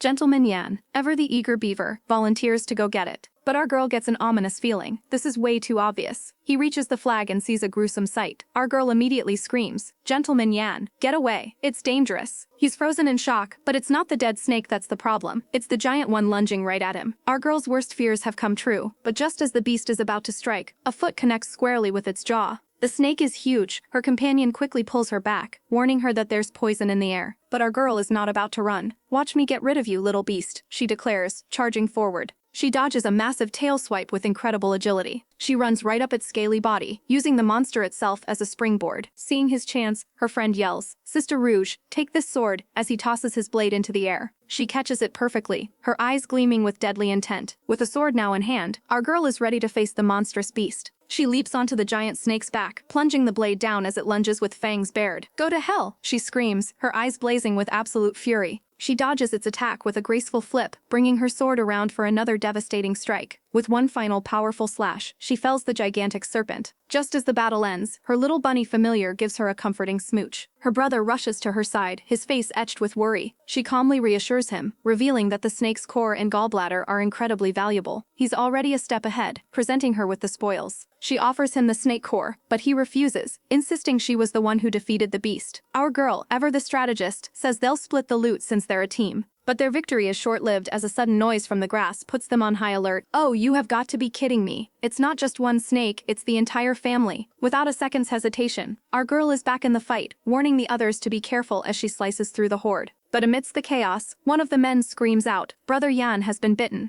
Our girl, covered in blood, quickly administers an antidote. Thankfully, he starts feeling better almost immediately. A mysterious silver-haired man suddenly joins the chaotic battle, fighting alongside her. He grimly states the obvious: there are way too many of them, and they're getting overwhelmed. But our girl came prepared. She pulls out some snake deterrent, though she's unsure if it'll work on such massive creatures. It's a risk she has to take, and she flings the small vial into the air. The snakes immediately swarm towards the strange object. She uses their distraction to prepare her next move. She tosses another item, drawing their attention once more. The snakes recoil in confusion and disgust from the substance. It worked. A savage grin spreads across her face. If a little works, a lot will be even better. She unleashes a whole handful of deterrent bombs right into the slithering mass. A massive explosion erupts, engulfing the entire snake nest in a fiery blast. With the snakes gone, our girl knows they're on borrowed time and tells the others to get a move on. One of the guys carefully puts away the red flag they just retrieved, calling it a precious treasure. But our girl's super senses are tingling. She catches a faint suspicious scent and asks to see the flag. He hands it over and she immediately brings it to her nose for a good sniff. Just as she thought, he asks why she's smelling it and she drops the bomb. It reeks of a woman's perfume.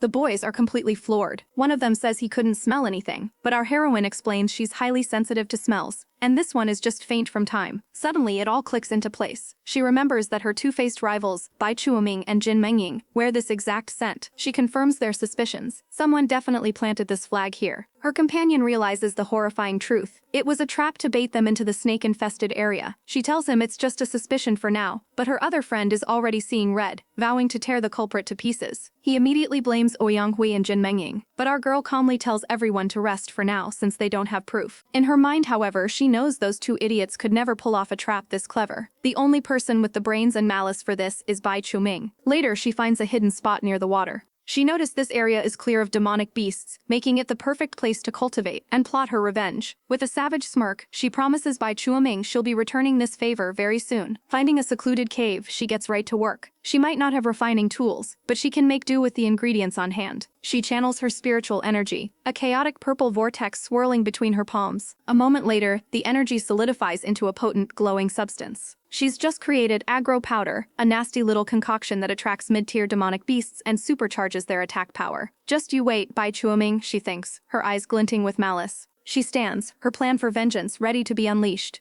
Our girl sets up a quiet camp to focus on her cultivation. 3 days pass in a flash of intense training, and she's confident that a major breakthrough is just around the corner. But of course, her peaceful training is ruined when she runs into her rivals, who immediately accuse her of looking for trouble. Unfazed, our heroine flips the script, asking them a very pointed question about a giant snake they encountered a few days ago. The rival calls out to her friend, and our girl's eyes narrow. Oh, she knows exactly who was involved. The green-robed girl, Meng Ying, starts to panic, thinking there's no way her secret is out. Her posse jumps in, calling our girl rude. But our girl just gives a little, and beckons Meng Ying closer with a look of pure chaotic evil. The other girls try to run interference, but our heroine gives them a choice: talk privately, or she can spill all the tea right here, in front of everyone. Meng Ying is internally screaming. She can't let the Yan brothers find out what she did. She tries to act tough, but her bluff is painfully obvious. One of the brothers even warns her to be careful, sensing our girl is up to no good. But Meng Ying, desperate to keep up her innocent act, reassures him she'll be fine and walks over. "Do you want to know what I found after that snake attack?" our girl asks sweetly. Meng Ying just snaps, telling her to spit it out. Getting right in her face, our girl whispers the damning truth. "You were the one who purposefully set the flag to attract the snakes, weren't you?" Meng Ying tries to deny it, her mind racing, convincing herself our girl is just guessing and has no proof. "Is that so?" our girl says with a smirk, discreetly releasing a puff of powder from her hand before turning to leave. She glances back, promising them that a good show is about to start, leaving the rival group completely baffled. A moment later, a loud buzzing sound fills the air. The rivals aren't worried, smugly relying on their powerful friends to protect them. But this isn't just any bug, it's a massive swarm of giant poisonous wasps. Absolute chaos erupts as one of the guys screams for everyone to run for their lives. Meng Ying can only stare in utter shock, wondering why this is happening. "Girl, you poked the wrong villainess." The air fills with poisonous projectiles as the group makes a desperate escape. A man screams for Miss Bai to hurry, but others are already getting hit by the venomous darts. The woman in pink holds up a torch in disbelief, realizing the poisonous wasps aren't afraid of the flames at all. She immediately suspects they're being controlled, just as another girl cries out in pain from a fresh sting. Our poor heroine clenches her teeth, the stings on her back burning like fire as she glares back at the relentless swarm.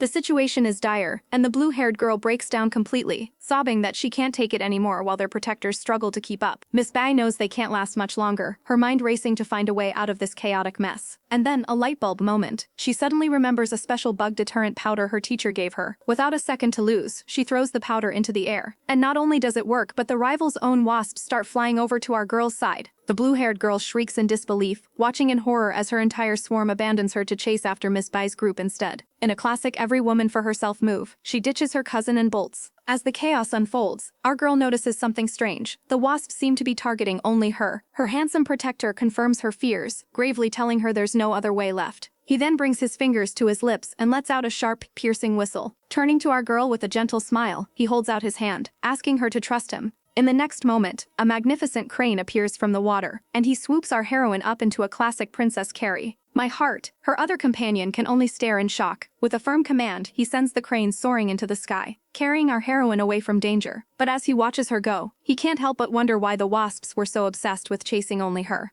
And far away, the true villainess see this, realizing her plan has been foiled by that meddling Ling Rouge. The woman see this, telling the brothers how that bitch, Ling Rouge, must have done something to her cousin, pointing out the sudden swarm of poisonous bugs. The men agree they need to be more careful in the future, but the woman just scoffs, clearly unimpressed. She tries to usher them away before the wasps return, but just then, a heavenly crane descends, its rider announcing that the danger has passed. The magnificent bird lands gently. After helping his damsel in distress dismount, her friend immediately rushes over to check on her. The ringleader doesn't waste a second, immediately accusing our girl, Ling Rouge, of planting something on her cousin to attract the wasps. She practically forces her cousin to check herself for anything suspicious. But after a quick pat-down, the girl finds nothing. Her friend, however, is absolutely certain Ling Rouge is the culprit. "Impossible," she cries, grabbing her cousin to drag her away for a more thorough inspection. She searches her cousin from head to toe for any evidence. After finding nothing, she theorizes that the item must have fallen off during the escape on the crane, then turns to her cousin for confirmation. And just like that, the cousin is convinced, agreeing that she also suspects Ling Rouge. The blue-haired girl smirks, confident they can take our girl down now that third brother Yan is on their side. She then starts whispering sweet nothings, telling her friend that third brother Yan is clearly in love with her and will definitely get revenge on her behalf. But this just makes the cousin blush and panic, insisting she only has eyes for one man and telling her friend to stop spouting reputation-ruining nonsense. The gossip is left stammering. Meanwhile, our girls' team is having a great time, celebrating their victories by the fire. Ling Rouge is just about to take a bite of roasted meat when a furious voice shrieks her name. The chaotic trio storms into their camp, faces red with fury, demanding to know what our girl put on the cousin's body. But as they rant, our girl's companion points out something very funny about their faces. Her other friend completely loses it, bursting into uncontrollable laughter at the sight of their swollen, welt-covered faces. The accusations start flying as one of the Yan brothers points a finger at Ling Rouge, demanding to know why poisonous wasps attacked them right after meeting her. But her defender immediately jumps in, asking what his brother means when our girl barely even spoke to them. With the spotlight on her, Ling Rouge delivers the most savage clapback in history. What's there to explain? The woman with them, absolutely seething, demands Ling Rouge swear on her family's life that she's innocent. "Oh, you do not bring family into this." Her brother immediately loses it, threatening to trash her mouth if she ever speaks of his family again. The woman is shocked by his audacity, but doubles down, screaming that if Ling Rouge is innocent, she shouldn't be afraid to swear an oath. And for her troubles, she gets a massive slap right across the face. The one who delivered the satisfying smack is none other than the third brother Yan, who looks absolutely done with everyone's drama. As everyone stares in shock, our girl just calmly watches the chaos she's caused, a faint green energy swirling in her hand. Third brother Yan glares at her, asking if she's acting out because she's guilty. But Ling Rouge just flips the script, cool as a cucumber. She points out that not swearing suddenly makes her guilty, and then brings up a giant snake attack from a few days ago, suggesting they were the ones behind it. Her enemies are floored, sputtering that she's framing them. Our girl just scoffs, "So you can demand I swear, but when I ask you to do the same, I'm framing you? Isn't that a bit much?" Her brother immediately backs her up, questioning why she should have to swear to God for anything. The third brother Yan tries to calm the situation, saying they're only here to inquire about the wasps. But his blue-haired companion screeches that since she won't swear, she's clearly the culprit, earning nothing but a disdainful. Deciding she's completely over this conversation, she tells her brothers to come eat and ignore these crazy dogs. While her enemies are still reeling, she casually starts feeding her pet. The first brother is furious, screaming that she's gone too far by ignoring them. The third brother wisely tells his companions to forget it and leave, but the blue-haired girl refuses, desperate for payback. He has to remind her that they don't have a single shred of proof. The other woman argues that simply being near them is proof enough, but our girl notes that at least the third brother isn't completely rotten to the core, realizing that speculation isn't evidence. He repeats himself, telling them to calm down because they're just guessing, not proving anything. One of the women accuses our girl Ling Rouge of being sly and hiding evidence. She gets right in our heroine's face, demanding to know if she was responsible for the earlier attack. The chaotic blue-haired cousin pipes up, suggesting they force Ling Rouge to swear a poison oath, but the lead accuser savagely tells her to shut up. From the sidelines, our girl's sister realizes this is a clumsy attempt to frame Ling Rouge, and it's failing spectacularly. Our girl has had enough of this nonsense and flips the script on them. The beat-up white-haired guy finally steps in, deciding they'll stop here for the night. As they walk away, the group throws out threats, but the blue-haired girl isn't done and launches a vicious sneak attack. She hurls a projectile right at our girl's head. Luckily, her brother is there to deflect the attack just in time. He turns to make sure his sister is okay. He is absolutely livid, turning on the blue-haired girl and roaring, "Are you sick of living?" He grabs her arm, his eyes burning with protective rage. But this is exactly what the little schemer wanted, hoping to provoke a bigger fight. Our girl's sister sees the trap, but our heroine doesn't give a damn. She's about to teach this idiot a lesson she'll never forget. The blue-haired girl immediately starts playing the victim, crying for her third brother Yan to save her. Our girl charges forward, ready to deliver some well-deserved pain.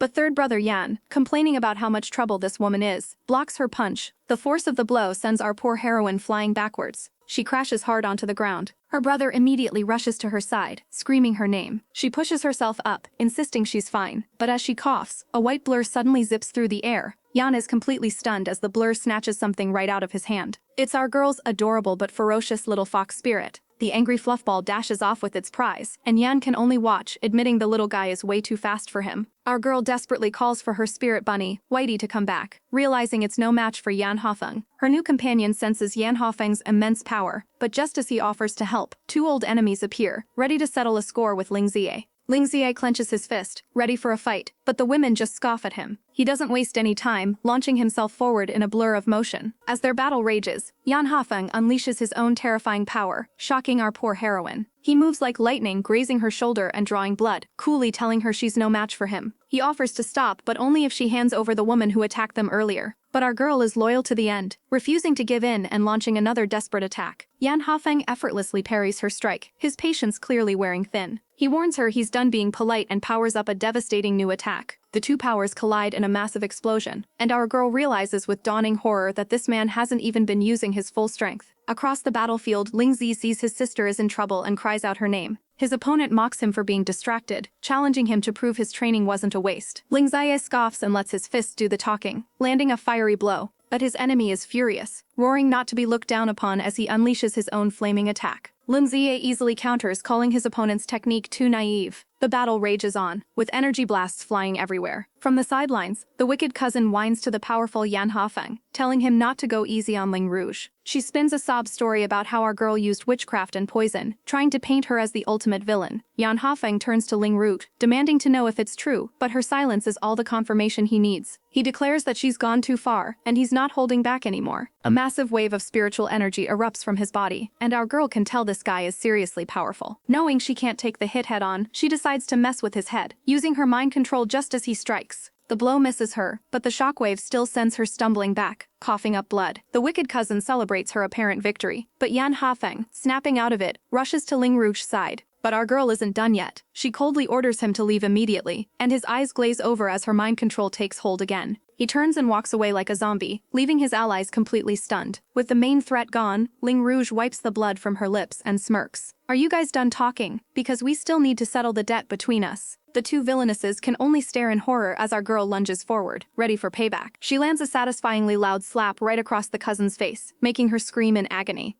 But out of nowhere, Yan Hafeng returns and blasts our girl with a massive attack, sending her flying. The attack is so wild it even takes out his own blue-haired ally, who collapses in a heap. And through it all, Ling Rouge just lets out a smug little, It seems this was all part of her chaotic master plan. The man, absolutely seething, accuses our girl Ling Rouge of being vicious. He lunges forward, throwing a punch with all his might. But our girl just smirks, completely unbothered by his chaotic energy. She effortlessly deflects his attack, leaving him utterly stunned. He then redirects his fury, landing a devastating blow on his own companion, Chuoming. He screams her name in panic as she collapses. Cradling the injured Chuing, he glares at Ling Rouge with pure hatred, calling her a witch. But our girl is ice cold, telling her brother it's time to go. Her companion questions if they're letting them off too easy. Ling Rouge explains that the man's willpower is too strong for her mind control to last, so they need to bounce. Of course, he screams for her to stay put, but he's trapped, unable to give chase while Chu-Ming is hurt, and he can only curse in frustration. Just then, a white-haired man appears, horrified to see Chu-Ming injured. The first man immediately points the finger, blaming it all on Ling Rouge. Without a second thought, the newcomer pulls out a precious restoration pill for Chu-Ming. But the first guy isn't having it and immediately gets in his face. He furiously questions where he was this whole time, leaving the white-haired man stammering and unable to come up with a good excuse. He finally apologizes, vowing to find Ling Rouge himself and make things right. The first guy just scoffs and begrudgingly points them in the right direction. From the shadows, another woman declares she's coming along for the revenge tour. She clutches her own injury, swearing that Ling Rouge will pay for what she's done. But the white-haired man stops her, confidently stating he'll go alone. He's got this. As their enemies retreat into the night, our girl Ling Rouge watches them go with an icy gaze. Her companion asks if she regrets letting them go, but she has a plan. The most dangerous place is sometimes the safest, she explains, a cunning glint in her eye. Her brother catches on immediately, realizing their enemies would never expect them to double back. He can't help but admire her brilliant, chaotic mind. With their new hiding spot secured, they settle in for the night. He just knows she always has a trick up her sleeve. Our girl explains that her brother Yan was injured, so they need to use this time to recuperate. She also needs to recover her own strength. She enters a deep meditative state, her power flaring to life. Focusing her energy, she sends a telepathic message to her little companion. The adorable spirit fox receives her call, purring under a gentle touch. A little while later, Ling Rouge stretches, claiming her back hurts and that she's going for a walk. But we all know she's not just stretching her legs. Suddenly, a voice cuts through the silence, and who should appear but the ethereal gentleman Shen. Our girl is completely startled.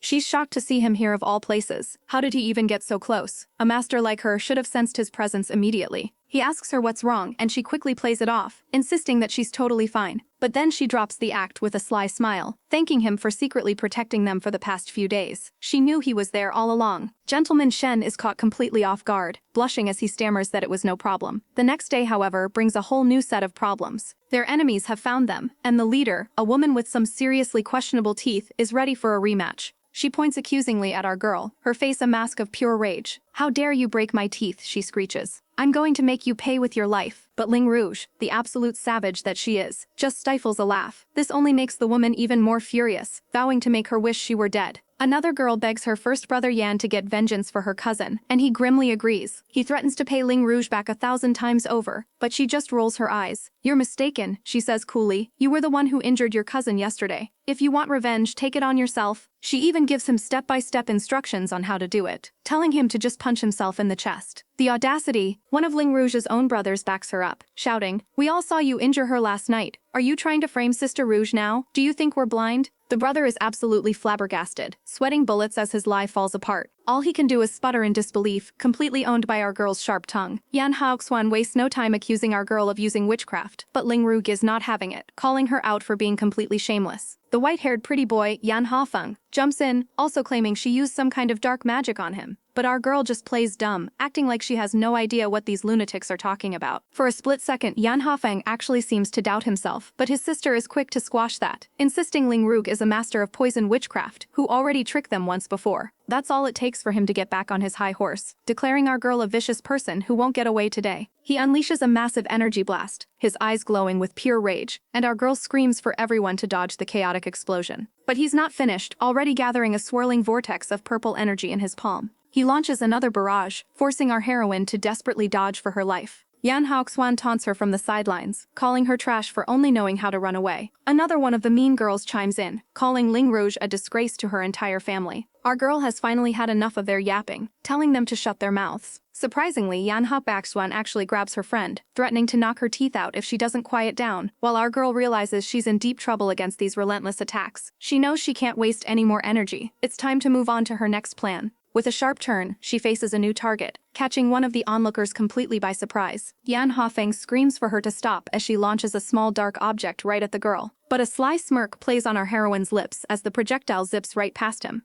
It was a feint. The woman screams and dives in front of the other man, taking the hit that was meant for him all along. The man grunts in pain as the attack connects, sending him to his knees, and Yan Hafeng can only watch in horror, calling out to his elder brother. Utterly enraged, Yan Hafeng screams our girl's name and lunges forward, ready to end her for good. He forms a terrifyingly dense sphere of energy, and our girl knows she won't be able to dodge this one. She stands silhouetted within a massive pillar of light, ready to face whatever comes next. Rouge lies on the ground, defeated, as her allies scream her name in horror. The trashy green tea sisters are back, with one demanding her brother finish our girl off. But Rouge isn't down for the count just yet, pushing away a helping hand and insisting she's fine. Her loyal friends stand firm, creating a human shield and declaring that to hurt their sister, he'll have to get through them first. The silver-haired pretty boy just scoffs and tells them to move. Even the villain's sidekick chimes in, saying he's a known bully and doesn't deserve any politeness. He smirks, condescendingly asking if they really think they can stop him. But her protectors are ready to throw down, shouting that even if they can't, they'll die trying. Fine by me, he says, as sinister green energy swirls in his palms. Don't blame me for what happens next. But just as the battle is about to begin, a deep, powerful voice echoes through the forest. Annoyed that someone is disturbing his nap, everyone freezes. It's him. Even the mean girls are stunned as a second. Even more intimidating silver-haired man appears, looking absolutely furious. Who was the one barking around and not letting me sleep, he growls. He points a finger at the main instigator, asking if it was her. She immediately panics, waving her hands and swearing it wasn't her, but his face says he knows she's lying. A swirling vortex of pure, unadulterated fiery rage forms in his hand. With a single flick of his wrist, he sends the shrieking bully flying, who then crashes right into her blue-haired sidekick.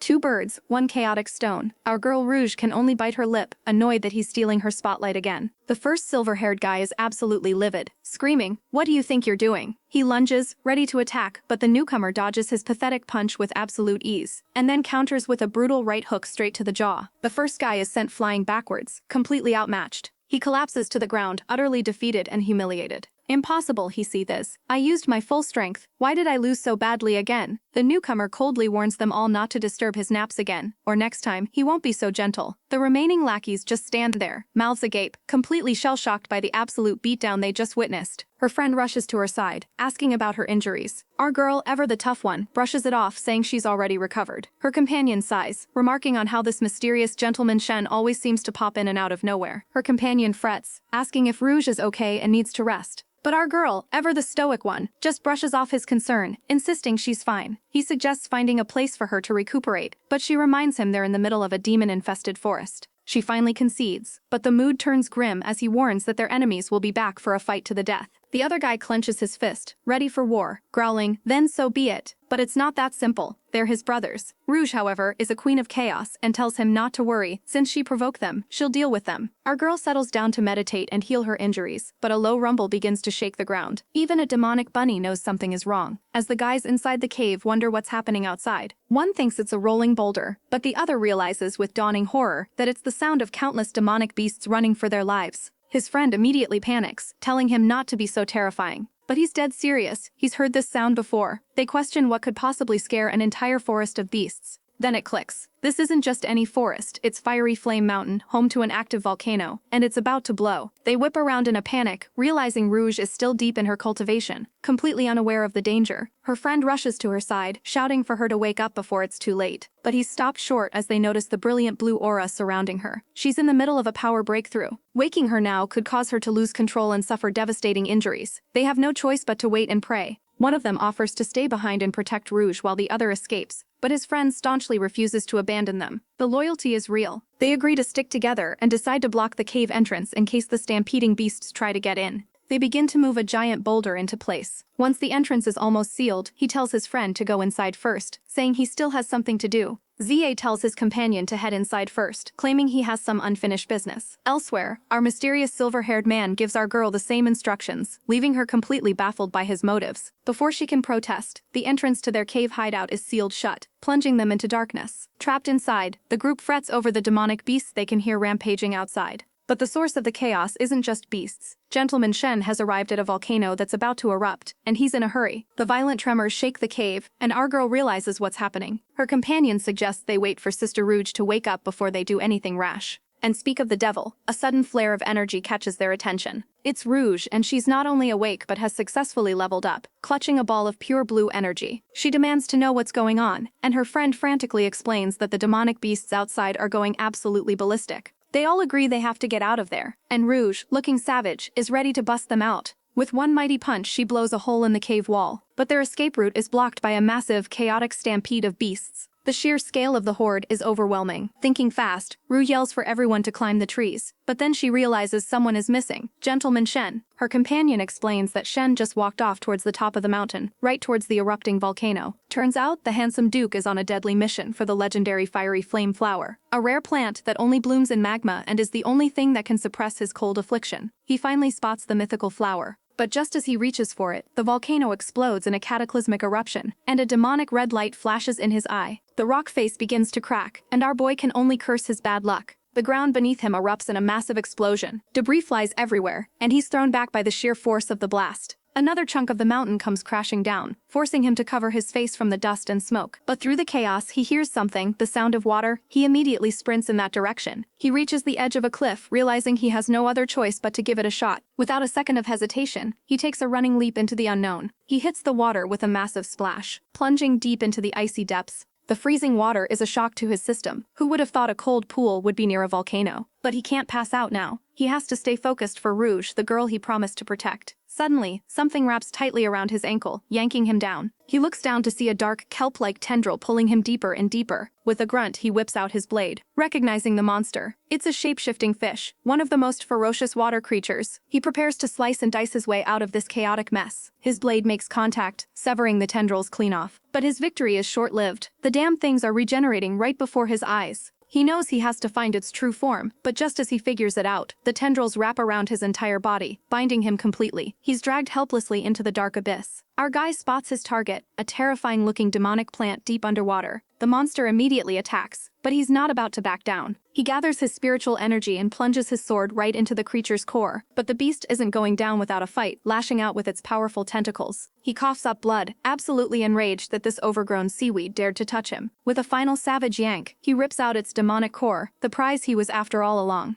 Exhausted, he finally surfaces, having used up way too much energy, and the cold poison in his system is starting to act up again. He fights to keep his eyes open, his only thought being our girl, Rouge, who is in terrible danger with the volcano erupting. He has to get back to her no matter what. Meanwhile, our girl stares at the chaotic eruption, her heart pounding with worry. She can't wait any longer, declaring she's gonna look for Gentleman Shen, and daring anyone to try and stop her. Her followers try to talk sense into her, warning that the entire forest is a death trap of magma and fire. One of them offers to go with her, and the younger one quickly chimes in. I'll go too, but our girl is determined. Thank you, but I have already made up my mind. Ignoring their frantic calls, she plunges headfirst into the smoldering chaos, screaming his name. The heat is intense, but thankfully her special clothes are protecting her from the flames. She pushes on through the smoke, coughing and sputtering, but her calls for Gentleman Shen go unanswered as dawn breaks. Just then, the heavens open up and a downpour begins, extinguishing the last of the embers. Drenched and heartbroken, she desperately wonders where he could have gone, trying to hold on to a sliver of hope. and that's when she spots it, partially buried in the mud and rain, a hand. Her heart stops as she realizes it's him. Our girl finds Gentleman Shen collapsed in the pouring rain, looking pale as a ghost. She rushes to his side, frantic, and is flooded with relief when she confirms he's still breathing. She cradles his head, trying to wake him, begging to know if he's okay. He barely manages to whisper, "It's cold." She's stunned he's even awake, asking him to repeat what he just said. But instead of talking, he suddenly wraps his arms around her from behind, pulling her close and murmuring that he's cold.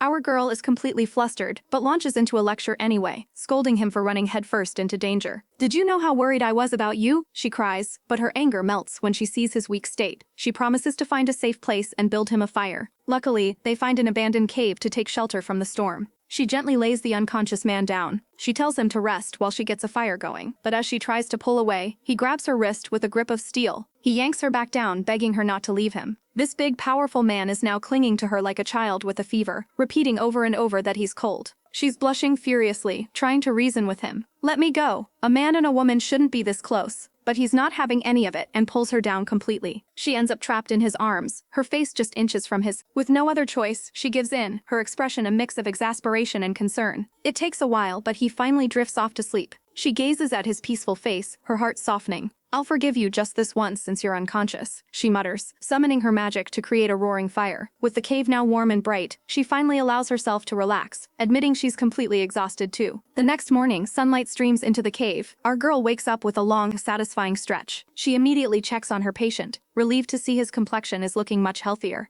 Our girl checks his pulse, relieved that he's no longer freezing cold, just a little chilly. She tries to wake him up, getting a little frantic. "Gentleman Shen, wake up! You need to take this pill." But just as she moves to help him, a strong hand grabs her wrist. He's awake, and his glowing red eyes are staring right into her soul. He lets go immediately, thinking to himself that he'd been awake for ages, just enjoying her warmth to suppress his own cold poison. The absolute nerve of this man. She offers him a pill, insisting he needs to treat his injuries so they can find her brother. He waves it off, claiming he's fine, but she's not having it. She lays into him, explaining that he was freezing and had a death grip on her, which is why she couldn't help him sooner. Our girl is adamant, pointing out that he was unconscious for hours and must be seriously hurt. Seeing her genuine concern, he finally relents and takes the pill. He channels his energy for a brief moment and then declares he's all better. Our girl is completely baffled. "That fast? Are you sure?" she asks, not believing her eyes. He just gives her a smug look and tells her to get a move on before grabbing her hand. She blushes, realizing he really is better, but when she tells him to let go, he just swoops her up and starts running at top speed. Suddenly, she spots something in the distance. "Wait, there's a flag." It's a 6-star flag, a massive score, and he points out that there are more of them scattered around. A greedy glint appears in our girl's eyes as she declares they'll take them all. An easy reward without a single fight. After collecting all the flags, they look like a total power couple, ready to make their exit. Just as they decide to go find her brother, they're interrupted by a commotion nearby. They turn to see a crowd of people staring at them in utter shock. A wild rival appears, her face twisted with jealousy as she demands to know why Ling Rouge is with Gentleman Shen. Our girl recognizes her as Bai Chuoming, but before she can even speak, Gentleman Shen puts a protective arm around her, explaining that she saved his life. This sends Bai Chuoming into a chaotic spiral, accusing our heroine of faking an injury just to be carried by her male god. But Ling Rouge hits back with a savage. "And so what if I did?" The sheer audacity leaves her rival completely stunned and sputtering with rage. The situation is so intense that even another sect member worries that Chuoming's crush is getting out of control. Chuoming continues her tantrum, but our girl has had enough, coldly telling her to shut up. And then, the final blow, Gentleman Shen himself cuts in, telling Bai Chuoming she's being so noisy. Ling Rouge smirks, admitting to herself that she was just trying to piss the other girl off, knowing it was the only way to handle the situation. Just as the drama reaches a fever pitch, a sect elder announces that training is over due to a volcano eruption, and they're all heading back. Once they arrive at the Northstar sect, the elder dismisses everyone for the night, promising to announce results in the morning. Her brother tells her it's time to go back, but our girl isn't finished yet. She tells him to go on without her, a determined glint in her eyes. She has unfinished business. As she nervously wonders how to start the conversation, a voice calls out from behind her. "Were you looking for me?" Startled, our poor heroine blurts out her real concern, asking if there's something wrong with his body. His expression turns serious as he gestures for her to follow him, saying they'll talk inside. She explains how she found him by the pool, his body nearly frozen solid, and that she just wants to help if she can. He looks her dead in the eye, his gaze intense, and finally reveals his secret. "It's because of my cold poison." Our girl presses for more information about his cold poison, demanding to know if there's a cure, but he just leans in close, his red eyes intense, and declares, You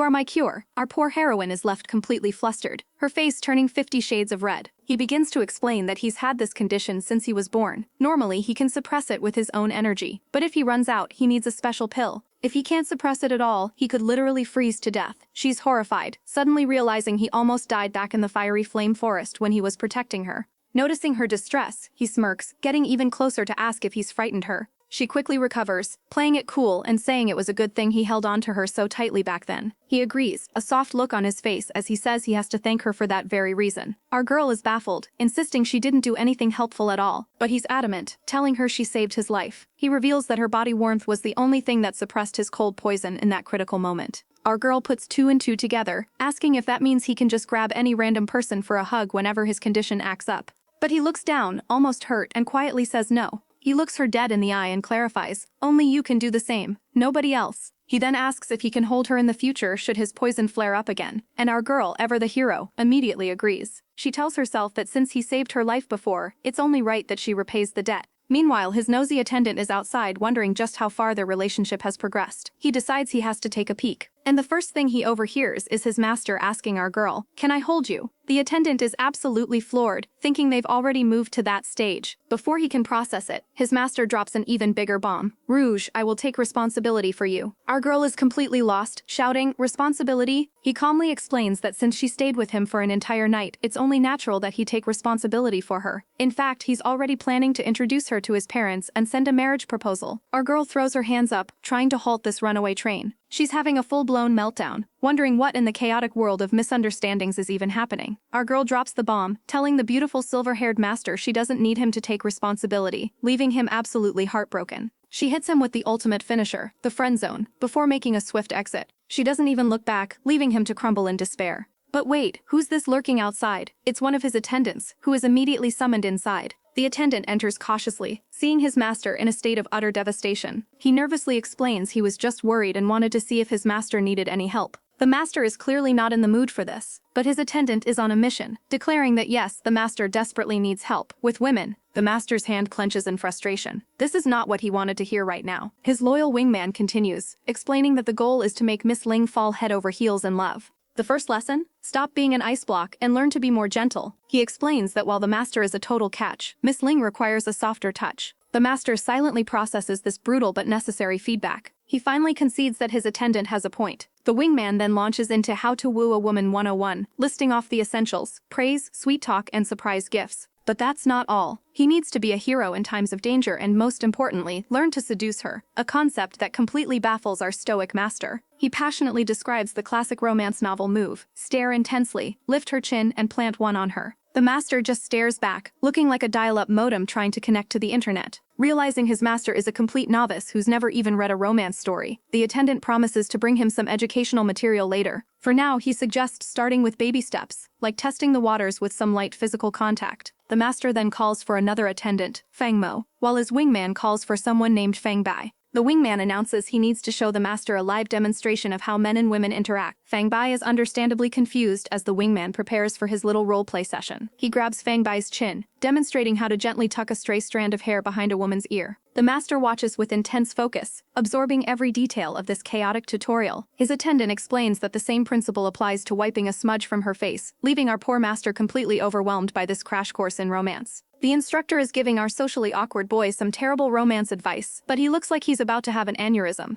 To demonstrate, the instructor gets way too close for comfort, suggesting this is how you kiss a girl when she's angry. Our poor boy practically screeches, shoving him away. He's completely flustered, while the instructor just laughs it off, saying it's normal to feel weird about two guys getting close. Then he tells him to just imagine it was Miss Ling instead. The instructor's face is replaced by the image of our beautiful heroine, and suddenly the scenario doesn't seem so bad. Our boy is a blushing, stuttering mess, completely taken in by the fantasy. His instructor smirks, realizing just how easy he is to tease. With his chaotic lesson over, the instructor finally takes his leave. The next day, everyone gathers for the results of their training exercise. An elder announces that despite the volcano eruption incident, they'll proceed with the evaluations as planned. He begins to read the results from a scroll. First up is Teen Hero, with a respectable but unremarkable number of flags. A member from the team confirms their results are correct. The elder moves on, but stops in confusion as he reads the next team's name: Team I Love My Male God. Oh, it's Rouge's team, and her team's name is just Team Male God. The absolute shamelessness. The crowd bursts into laughter, and even our girl is shocked at how bold these rich girls are. Rouge is practically shouting marriage proposals from the crowd. Girl, have some chill. Meanwhile, the male god himself stands there, completely unbothered by the chaos. The elder just sighs and announces their meager score of just one-star flag.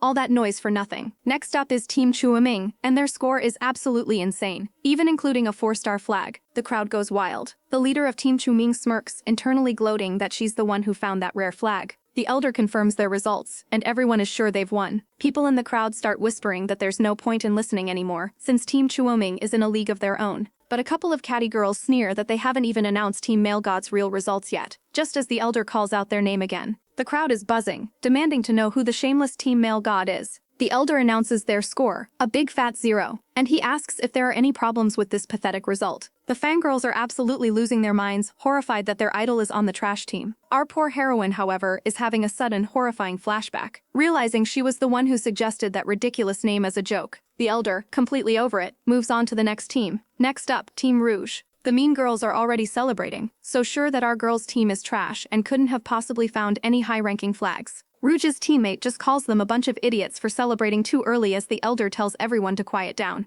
And then he drops the bomb. 3 4-star flags, and 1 5-star flag. The entire arena is stunned into silence, especially the haters. With the most savage and sweet smile, our girl simply says, "Nope," and lets the chaos unfold. The purple-robed villain is absolutely losing it, screaming, "Impossible!" The accusations start flying immediately, with the jealous girls screeching that she must have begged her senior male god for his flags. "That shameless woman," another one cries, convinced our girl made him carry her through the trial and then stole his flags. But her loyal teammate isn't having any of it, shouting, "Bullshit! It was Rouge who found those flags herself." The delusional fangirls start whispering about witchcraft, convinced our girl has put a spell on their precious male god. Our girl is absolutely fuming. Witchcraft? She wants to beat them all up so badly. Finally, the elder has had enough and roars, "Silence!" He lays down the law. They don't care how the flags were obtained, only who has the most. But the sore losers are still whining that it isn't fair. The jealous rivals demand an explanation, convinced our girl is guilty of something sinister. But Rouge is caught in a classic catch-22.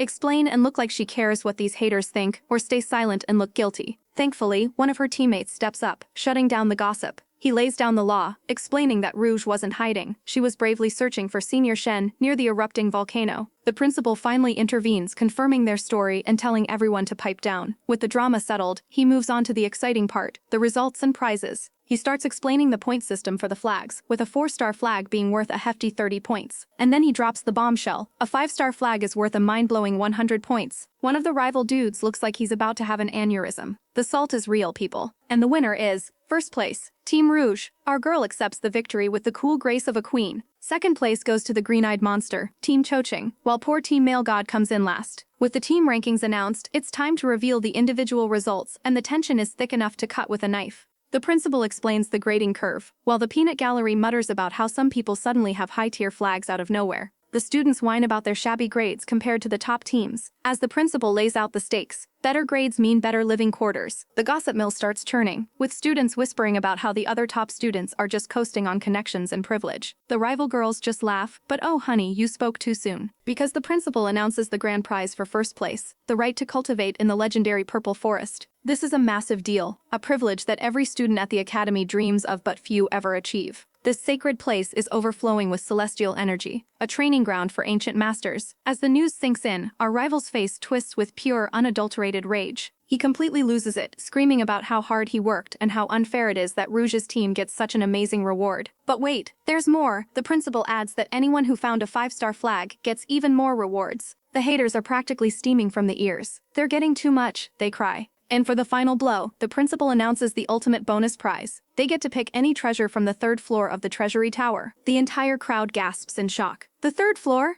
That's basically unheard of. People are losing their minds. The 3rd floor houses the rarest treasures the sect has collected in over 10,000 years. We're talking about items so precious that even the royal palace would kill for them. The rival girls can only see the, wondering how Ling Rouge can be so incredibly lucky. They spiral, whining about how she got stronger, seduced their precious male god, and is now getting special treatment from the principal himself. Finally, the main villainess, Bai Chuoming, steps up to challenge the decision, claiming the reward is too extravagant and that the principal is unfairly changing the rules. Her little minions quickly back her up, but the principal shuts them all down with a single savage sentence. No, it's completely reasonable. Mike, drop. The principal announces that due to the increased difficulty of the last mission, the rewards will be boosted. But one girl is seething with jealousy over Team Rouge's success. He dismisses everyone else, summoning our girl and her team for a private discussion. He briefs them on how to enter the dangerous purple forest, and our girl, ever the professional, confirms she has no questions. The principal then leads her away personally, sparking a whole new wave of rumors. Ling Rouge, a bitter voice, calls out from the crowd. It's her rivals, their faces contorted with pure envy, while a certain handsome white-haired man watches with quiet intensity. The principal leads her into a grand private building, guiding her through the halls to a secret location. He presses a hidden switch on the wall,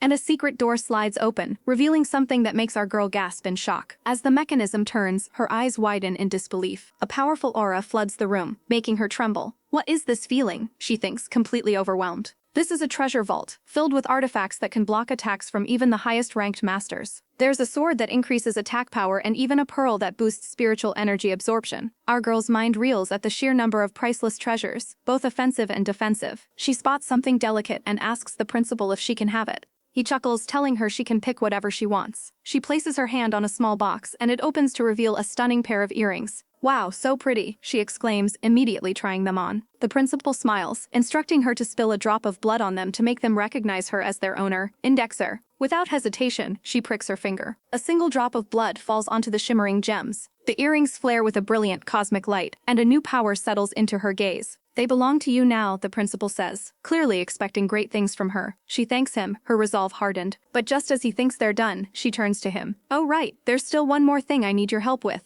Our girl confidently tells the principal she wants to test her spiritual element, a basic step for any cultivator. She explains that since she never cultivated before, she never had the chance. The principal seems about to do it right then, but suddenly changes his mind, saying it's better to wait until tomorrow. He's actually playing 4D chess, planning to hold the test in public to show off our girl's talent and shut down all the haters in one go. Just then, some randos show up, and one of them smirks. Sister Rouge is back. He immediately gets nosy, asking what rare treasure she managed to snag. Our girl, ever the chaotic queen, just gives him a flirty smile and tells him to guess. The dude gets all flustered, whining for her to just tell him, earning a savage burn from the principal, who calls him a lazy brat. But his friend is more observant, telling him to look at her ears. And there they are, a gorgeous pair of sparkling moon-shaped earrings. The first guy is stunned, admitting he didn't even notice them. He asks if they have defensive effects, and she gives a simple, confident, yup. He then has the audacity to mansplain that she should have picked something else, before immediately asking the teacher when he can get a treasure. The principal delivers a legendary shutdown, telling him he can get one when he becomes the #1 expert in the sect, which causes the guy to instantly give up. The teacher tells him to stop fooling around, and the brat whines that he's improved, but the principal hits him with another savage line. Nope, but your talking skills did improve by a lot. Changing the subject, the teacher says he'll explain how to enter the purple forest. He hands our girl a jade insignia, telling her to place it on a specific stone to open a hole in the barrier. He warns them that the portal will only be open for 3 seconds, so they have to be lightning fast. With that, he dismisses them and heads off. As soon as he's gone, the others start gossiping, shocked that her grand treasure was just a pair of earrings. The haters are already gossiping, calling our girl a country pumpkin for picking something useless. But Rue just scoffs at their jealousy, ready to prove them all wrong at her element test tomorrow. The next day arrives, and she's led to a special testing chamber. The elder opens a grand door, and our girl can already feel the immense power radiating from within. Inside is a massive, glowing magic circle, pulsing with the auras of every element imaginable. The elder explains that the circle will react to her spiritual elements, lighting up with a color for each one and a number of stars for its strength. Rouge looks closer and sees the faint glow of the stars carved into the platform. With a nod, the elder tells her to begin. Our girl steps into the center of the circle, closing her eyes to focus her energy. Even the stoic elder can't help but feel a flicker of nervousness as he watches her. He's seen thousands of so-called talents, but he's been disappointed every single time. And yet, for some reason, he feels a sliver of hope for this girl. Suddenly, a brilliant blue light erupts. It's a water attribute. The elder is impressed, already seeing her potential. But wait, there's more. A green light bursts forth, signaling a wood attribute. The old man is floored. This means she can become a legendary alchemist. He thinks to himself that a dual element is already incredibly rare, even if they are conflicting. He mutters that only a miracle could make this better. And just like that, a torrent of fiery red energy explodes from the circle. The elder is completely losing it. Dear God, she has fire too. A triple element alchemist is a genius not seen in generations. He's already planning to sprint to the palace and report the good news to the emperor, but before he can even process the thought, a fourth, golden light erupts from the platform, leaving him utterly speechless. He stammers, An earth attribute as well? Not 3 but 4 elements? He literally has to rub his eyes, thinking he's hallucinating. But it's real. Our girl stands there, a chaotic symphony of 4 powerful elements swirling around her, a genius the likes of which this continent has never seen. The Sect Master's jaw hits the floor, his mind screaming, "No, this is impossible. How could one person possess 5 elemental attributes?" He's been around the block and he's never seen anything this chaotic. While he's having a full-blown crisis, our girl is calm as a cucumber, wondering if she's just hallucinating her own greatness. She pinches herself just to be sure, but the Sect Master confirms it out loud. This is all happening, and his mind is officially blown. But hold on, the light show isn't over yet. The star panels keep lighting up, one after another, in a rainbow of power. The old man starts counting, his voice trembling. 5 stars, 6 stars, 7 stars. It doesn't stop, hitting a legendary 8 stars. To have 5 attributes, all at 8 stars, this is beyond unbelievable. He thinks this has to be her limit, an achievement no one has ever reached. But just as he thinks that, he chokes on his words, shouting, "Wait," because a 9th star is starting to glow, defying all logic and reason. He sees the reflection of that final star in his own wide, terrified eyes as our heroine is bathed in a celestial aura. She's still going. If she hits 9 stars, she won't just be a genius, she'll be a god-tier existence, beyond the realm of mere mortals. And then it happens. The 9th star erupts in a blinding flash of light, completely overwhelming him. A massive boom of energy explodes from the testing stone as our girl absorbs the incredible power. When the light fades, she opens her eyes and they are no longer human. They are glowing with a terrifying, beautiful purple energy. She turns to the shell-shocked Sect Master, her voice dripping with mock concern. "Sect Master, are you okay?" Our girl then proceeds with the most savage flex in history, admitting even she's a bit surprised to have 5 attributes at 9 stars. The old man finally reboots his brain, stammering as he asks if she even realizes she has 5 different elemental attributes. She just gives a casual yup while he's having an aneurysm, screaming that they won't find another talent like her in a billion years. He's practically in tears, declaring that recruiting her was the single greatest achievement of his entire life and that she will be the pride of their sect.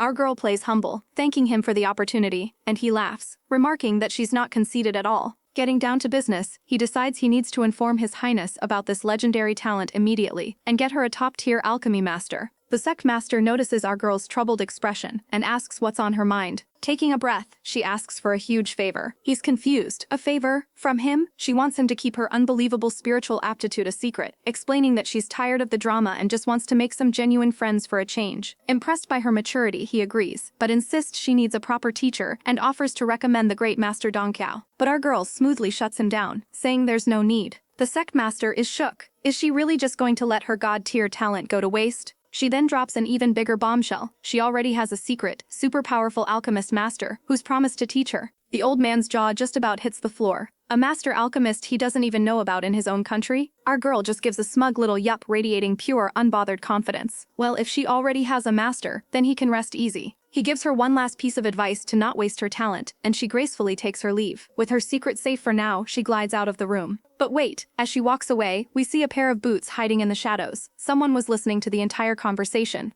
And of course, the snitch immediately runs to the local mean girls to spill the tea about Ling Rouge's test. The red-haired bully scoffs, calling our girl trash, while her silver-haired lackey sneers, wondering how she could possibly have an element when she can't even cultivate. The ringleader demands to know how they looked after the test, and the spy reports that they seemed completely normal. The bully smirks, concluding that our girl must have failed spectacularly, otherwise there would have been a huge celebration. Her friend agrees, scoffing that spiritual elements are rare and bragging that only her oh-so-special cousin has duo elements. Seeing the perfect opportunity for chaos, the 2 witches decide to find our girl and humiliate her in front of everyone. Meanwhile, Rouge's actual friends find her worriedly asking where she'd been. She just smiles sweetly, saying she went to see the Sect Master for a bit. Internally, she's sweating. How can she possibly tell them she has 5 elemental attributes? They'd never believe it, so she masterfully deflects, changing the subject and getting everyone excited to go to the Purple Forest. And with that, the group heads towards the dangerous and mysterious woods. The group finally arrives at the entrance to the legendary Purple Forest. One of her companions scoffs, thinking there's no barrier, and foolishly reaches out to touch the stone marker. He's immediately zapped by an invisible force, proving him spectacularly wrong.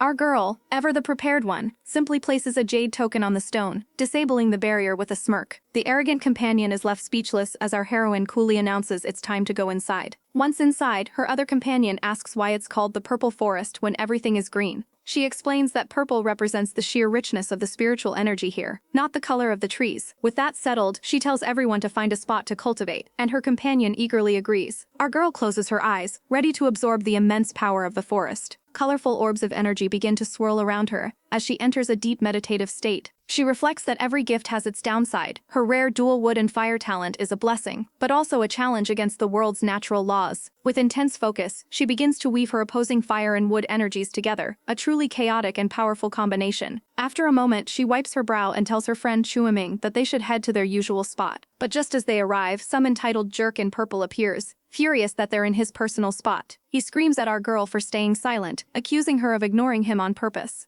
Her companion steps up, asking what gives this guy the right to cause a scene and mess up their cultivation, reminding him it's first come, first serve. The purple-robed man loses it, threatening his fifth brother for getting in his way, but our girl just watches with a savage little smile. She finally speaks up, calmly asking Gentleman Yan to stop being so noisy since he doesn't have a deed to the place. The man is stunned into silence by her audacity. She then graciously states that since he wants the spot so desperately, they will find another place to cultivate today. Her friend is absolutely livid, arguing that they were here first and shouldn't have to give it up. But our girl's companion isn't backing down, pointing out that they've been cultivating here for a whole year. Ling Rouge steps forward, laying down the law with icy calm. She makes it clear, this isn't just about one spot, it's about setting a precedent so these clowns don't try to pull this stunt again. Just then, a new, ridiculously dressed man appears, claiming he's been in this forest for years and doesn't want random people dirtying his places. Our girl gives him a look that could curdle milk. She then delivers the most savage comeback, telling him to disappear immediately and questioning if his brain can even process human language. Oh, he did not like that. The purple-clad peacock completely loses it, powering up an attack and screaming that he's going to kill her. But before his fist can connect, it stopped dead in its tracks. The man in black who was with our girl delivers a swift counterpunch, sending the peacock flying. He crashes to the ground, a bloody mess.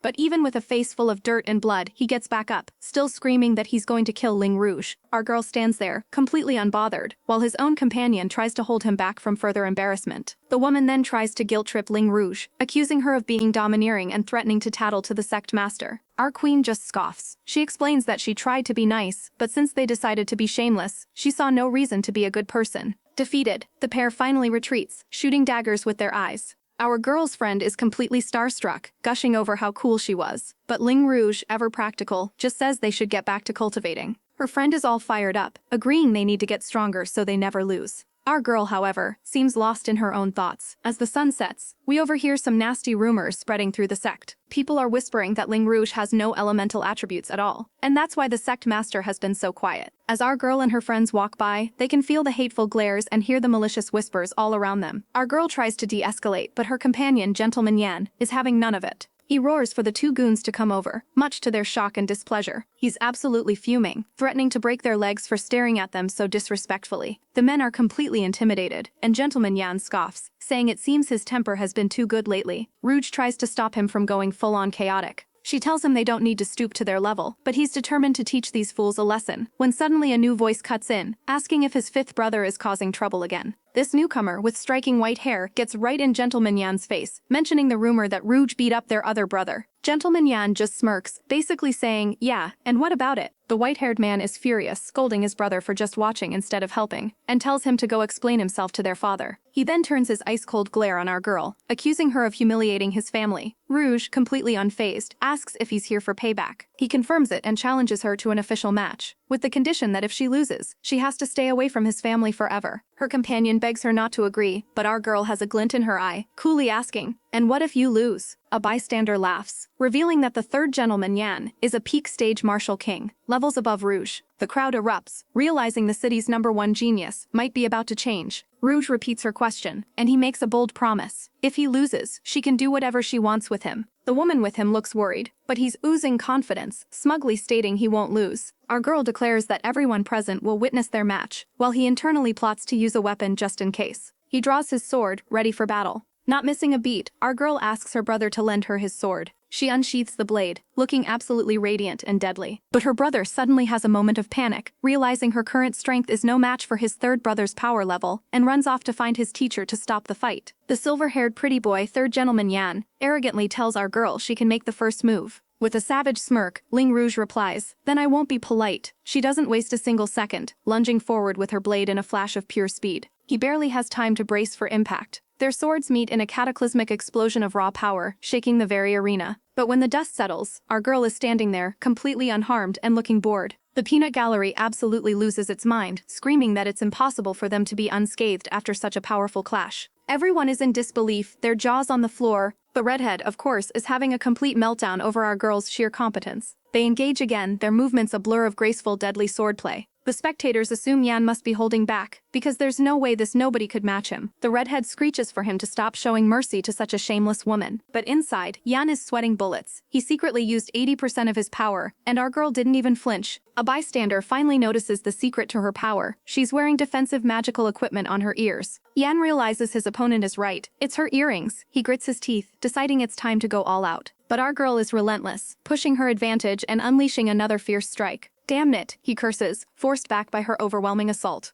The stage erupts in another fiery explosion as their powers collide. And still, our girl is just calmly breathing, as if this is a light warm-up. She goes on the offensive again, pressing him with a series of blindingly fast slashes. The redhead loses her mind, shouting that our girl is a cheater for using a magical treasure and demanding she take it off. Their blades lock, electricity crackling in the air, as they push against each other with all their might. But while he's straining, our girl is giving him the most chaotic, condescending smirk imaginable. After another blast, Yan realizes just how troublesome her earrings truly are. Our girl finally lays it all out for him. After a few exchanges, she's certain her earrings can block up to 70% of his attacks. Absolute queen behavior. The hater squad continues their chorus, yelling about how she's only capable because of her magical treasure. She ignores them, clashing swords with Yan once more. Pushing him back yet again, she taunts him. Are you ready to admit defeat? She points out that he keeps retreating, a clear sign he's losing. Finally, Yan stops. He smirks, saying it's unfair for him to use an ordinary weapon when she has a magical treasure. He casually tosses his sword aside, and a legendary glowing golden weapon materializes in his hand. The real fight is about to begin. Our girl Rouge realizes the tables have turned. Her earrings were protecting her, but now this pretty boy has brought out a magical sword. He gives her one last chance to admit defeat, but does she look like the type to back down?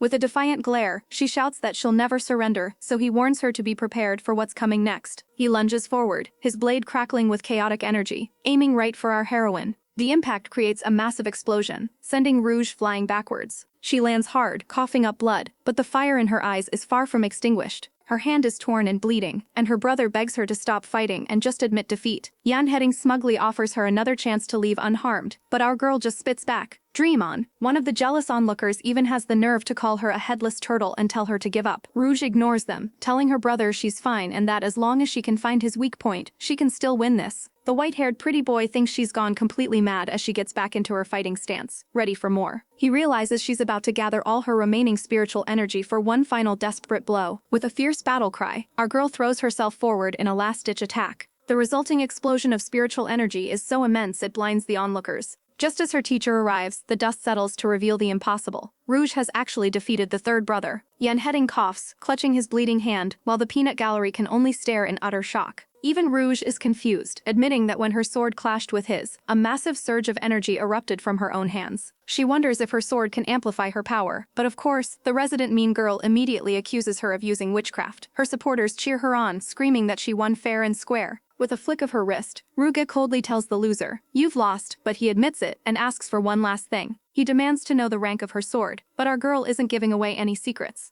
Instead, she reminds him of his promise. He loses, he does whatever she wants. But of course, his little fangirl has to jump in, reminding Rouge of his high status, and telling her to watch her mouth. Our girl just scoffs at the blatant hypocrisy. She fires back with pure sass. Oh, so people with a good background don't have to keep their promises? The girl sputters, trying to save face by saying she's just advising Rouge not to go too far. The loser, Gentleman Yan, finally speaks up, telling his sidekick to back off and that he'll keep his word. He steals himself, telling our girl to just name her price. And our girl's demand is chaotic. She can't think of anything now, so she decides he owes her 5 favors in the future. The other woman absolutely loses it, shrieking that Rouge is going too far. She accuses Rouge of planning to ask for dirty things, but our girl's comeback is legendary. With a wicked glint in her eye, she threatens, "Do you believe the first thing I'll ask him to do is break your neck?" Gentleman Yan, looking absolutely defeated, finally agrees. But he adds one condition: he won't do anything against his morals, and would rather die. Rouge's response is absolutely savage. "Suit yourself. If you find my request too much, you can just go commit suicide." The crowd is stunned into silence by her ice-cold reply. Desperate, the rival tries to buy her off, offering a rare grade 5 pill to forget the whole thing. But our girl is unimpressed, thinking she has a bunch of those already. You want me to give up 5 favors for a single pill? Do you think I'm an idiot? The rival bites her lip, completely outmatched. She ups the offer to 10 pills, a staggering amount, but Gentleman Yan just looks on, resigned to his fate. The woman keeps trying to intimidate Rouge, warning her not to provoke the powerful Yan family. But Rouge is done with this conversation, and turns to leave. She calls for her friends to go, but the rival screams out one last desperate offer. 15 pills, that's all I have. As Rouge walks away, the woman shouts a final threat, telling her she'll regret this. But then, Rouge's companion steps forward, holding a vial. Nobody wants your dog shit grade 5 pill here, he sneers. And then, in the ultimate flex, he pours out a cascade of glittering green pills. This boss has plenty of grade 6 pills. Here, have some of these instead. Everyone stares in absolute shock as the priceless pills bounce on the ground. The crowd is absolutely gobsmacked. Not even the palace has so many grade 6 spiritual enhancement pills. The Sect Master finally realizes our girl wasn't bluffing about knowing a powerful alchemist. But the resident bully is still screaming in denial. She screeches that there's no way Ling Rouge could have so many rare pills, but the Sect Master has seen enough. And with a cough, he confirms it for the whole world to hear. The moment the words leave his lips, a wave of shock ripples through the disciples. If the Sect Master says they're real, then they're real. The Sect Master turns to the white-haired pretty boy, Yan Hafeng. You saw what happened, right? Yes, Sect Master, he replies, still looking a little worse for wear after his defeat. The Sect Master lays down the law, reminding him that a promise is a promise, and he better not dare to go back on his word to our girl. The bully tries to interject, whining that Ling Rouge's request is unreasonable. But one sharp glare from the Sect Master is all it takes to shut her up for good. Yan Hafeng begrudgingly agrees to uphold his promise, and with that the Sect Master dismisses the chaotic crowd. But of course the gossips can't help themselves, whispering about how our girl went to test her spiritual elements that morning. They assume the results were bad, since she's being so quiet. One of her loyal friends immediately steps in, telling the nosy teacher to mind his own business. The Sect Master announces he's sworn to secrecy and shoos them away, but the damage is done. The crowd is now convinced our girl is a talentless nobody. The bully, feeling brave again, starts running her mouth with some nonsense about shrimp and goose meat. But our girl's friend is done playing games and asks if she's looking for a beating. The bully is stunned, and even Ling Rouge looks ready to throw hands over the disrespect. Another one of our girl's ride or dies jumps in, eager to join the fray and overwhelm them with numbers. The bully's minions wisely decide to stay out of it, knowing that messing with Ling Rouge right now is a death sentence. And just like that, the loudmouth bully gets decked right in the face. Her defender cracks his knuckles, challenging anyone else who dares to talk trash about his sister Rouge. The bully's friend frantically turns to our girl, demanding to know why she's just standing there. Our queen just gives her the coldest look imaginable. And why should I stop them? Just as things are about to get even uglier, our girl finally calls for her brother to stop. He scoffs but backs down, leaving the bully humiliated on the ground as the crowd murmurs about how the tables have turned. Everyone makes a mental note to never ever provoke Ling Rouge again. With her point made, our girl coolly gathers her crew and decides it's time to leave. A certain silver-haired prince watches from the shadows, admitting he was ready to step in, but our girl unexpectedly won all on her own. Meanwhile, one of the goons is bummed his master couldn't save the beauty, but his disappointment vanishes when he spots a shiny green pill on the ground. He snatches it up, but his buddies immediately swarm him, demanding to know why he's stealing the pills when they weren't looking. And just like that, it's absolute chaos as the so-called noble disciples start brawling like alley cats over the loot. Our girl watches in utter disgust, mortified by their embarrassing display, while her injured companion suggests they make a quick exit. She turns to him, her expression softening with concern, offering him a pill for his injuries, but he grits his teeth, insisting he can hold on. He urges her again to leave this place first, and this time she agrees. The greedy fools are still at it, arguing that all witnesses should get a share of the stolen pills. But their squabbling is cut short when our girl calls them out, and they immediately freeze, shocked that the beautiful Miss Bai is actually talking to them. She orders them to go help the people they just beat down, before shutting the door right in their faces. Safely inside, she finds an adorable white cat and sweetly asks if the little guy is starving. She offers it a juicy piece of meat, telling the poor hungry thing to hurry and eat. As it nibbles away, she thinks about how this special winged tiger attracts too much trouble, forcing her to leave it locked up inside most of the time. She gives the happy kitty a good head pat, but a sad little woo sound comes from her feet.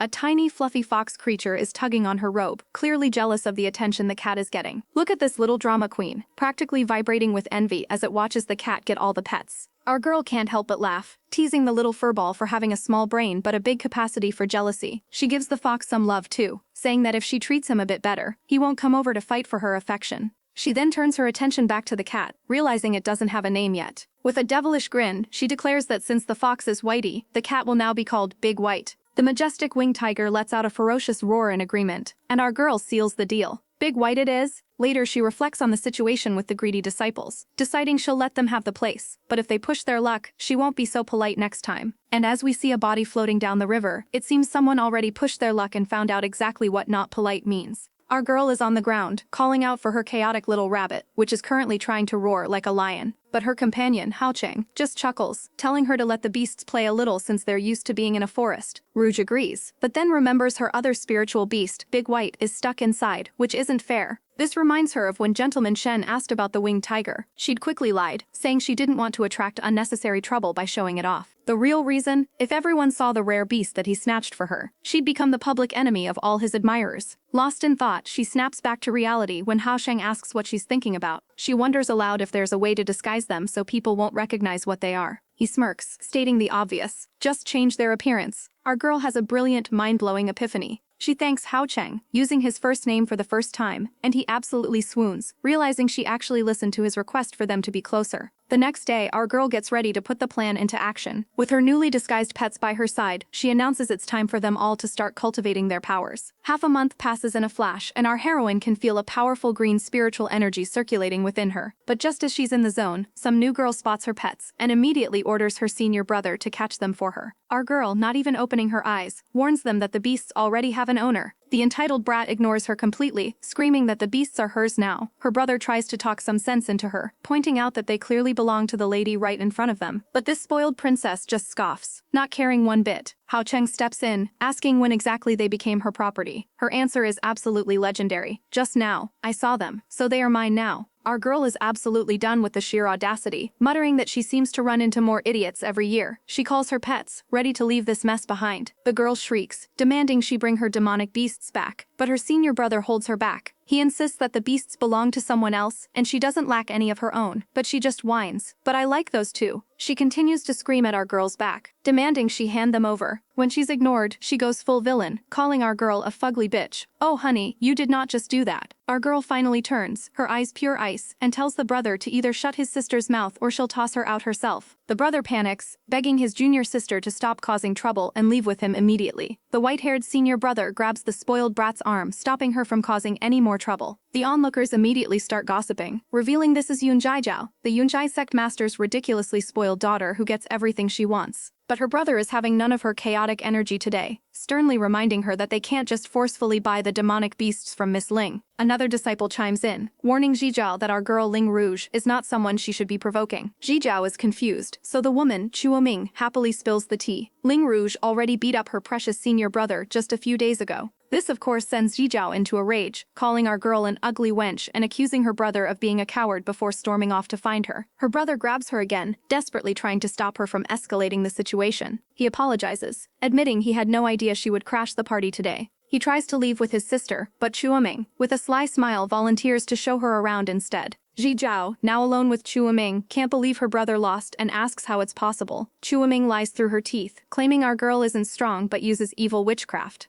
She then plays the victim, claiming their sect has suffered greatly at Ling Rouge's hands. Zhijiao explodes, absolutely furious that this ugly woman would dare bully them. Chuoming then feigns concern, advising Zhijiao not to provoke Ling Rouge, but the spoiled princess is already hooked, smugly saying she knows just how to make our girl suffer. Don't be rash, Chuoming says, barely hiding her triumphant smirk. And then we get the villainous monologue. It turns out Chuoming orchestrated this entire meeting, seeking out a perfect pawn to throw at our heroine. She knew Zhijiao was spoiled, unreasonable, and incredibly easy to manipulate, so she intentionally brought her here. Her master plan was to have Zhijiao see Ling Rouge's adorable little beast, knowing the brat would throw a tantrum until she got it. But there was one tiny detail she didn't account for. She never thought Ling Rouge would bring the little winged tiger along too, and that messes everything up. Chuoming has a flash of possessive rage, thinking Gentleman Shen's gift can only be for her, but quickly plays it off as just zoning out. Haofeng watches from a distance, noting how incredibly fast Chuoming befriended the new junior sister. Elsewhere, two powerful sect leaders are having a polite and overdue reunion. Their peaceful moment is shattered when a girl comes running and crying to her father that she's being bullied.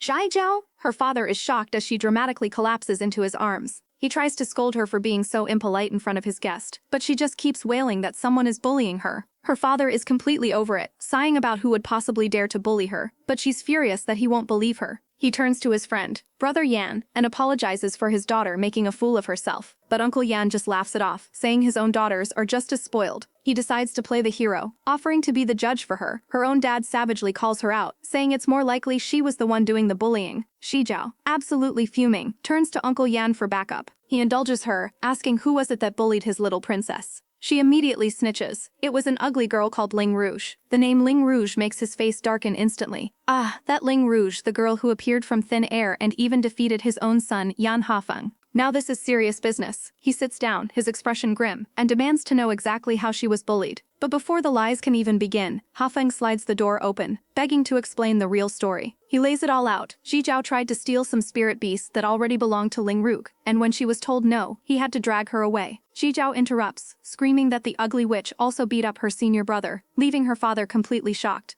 Hafeng has to shamefully admit that not only did he lose, but he was the one who challenged her first. His father can't believe it. How could some random girl be stronger than his best disciple? The sore loser Hafeng is still whining about how he lost to our girl. His bratty cousin immediately chimes in, insisting to her father that Ling Rouge must have used some kind of evil witchcraft. Her father, the intimidating sect master Yun, turns to Hafeng for confirmation. But Hafeng, with the last shred of his dignity, can only mumble that he doesn't know, refusing to make excuses. He knows a loss is a loss, and blaming it on witchcraft would be completely unmanly. This just makes Sect Master Yun even more intrigued. He declares that he absolutely must meet this Ling Rouge. His daughter Shijiao is ecstatic, pumping her fists in the air. Hooray! Father, you must teach that ugly woman a good lesson, she cheers. The Sect Master just sighs, looking at his petty daughter and wondering when she'll ever grow up. The very next day, the entire Yunxian sect family rolls up to the Northstar sect's front gate, clearly looking for trouble. The local men are immediately captivated by the older sister Jixi, calling her a celestial beauty who descended from the sky.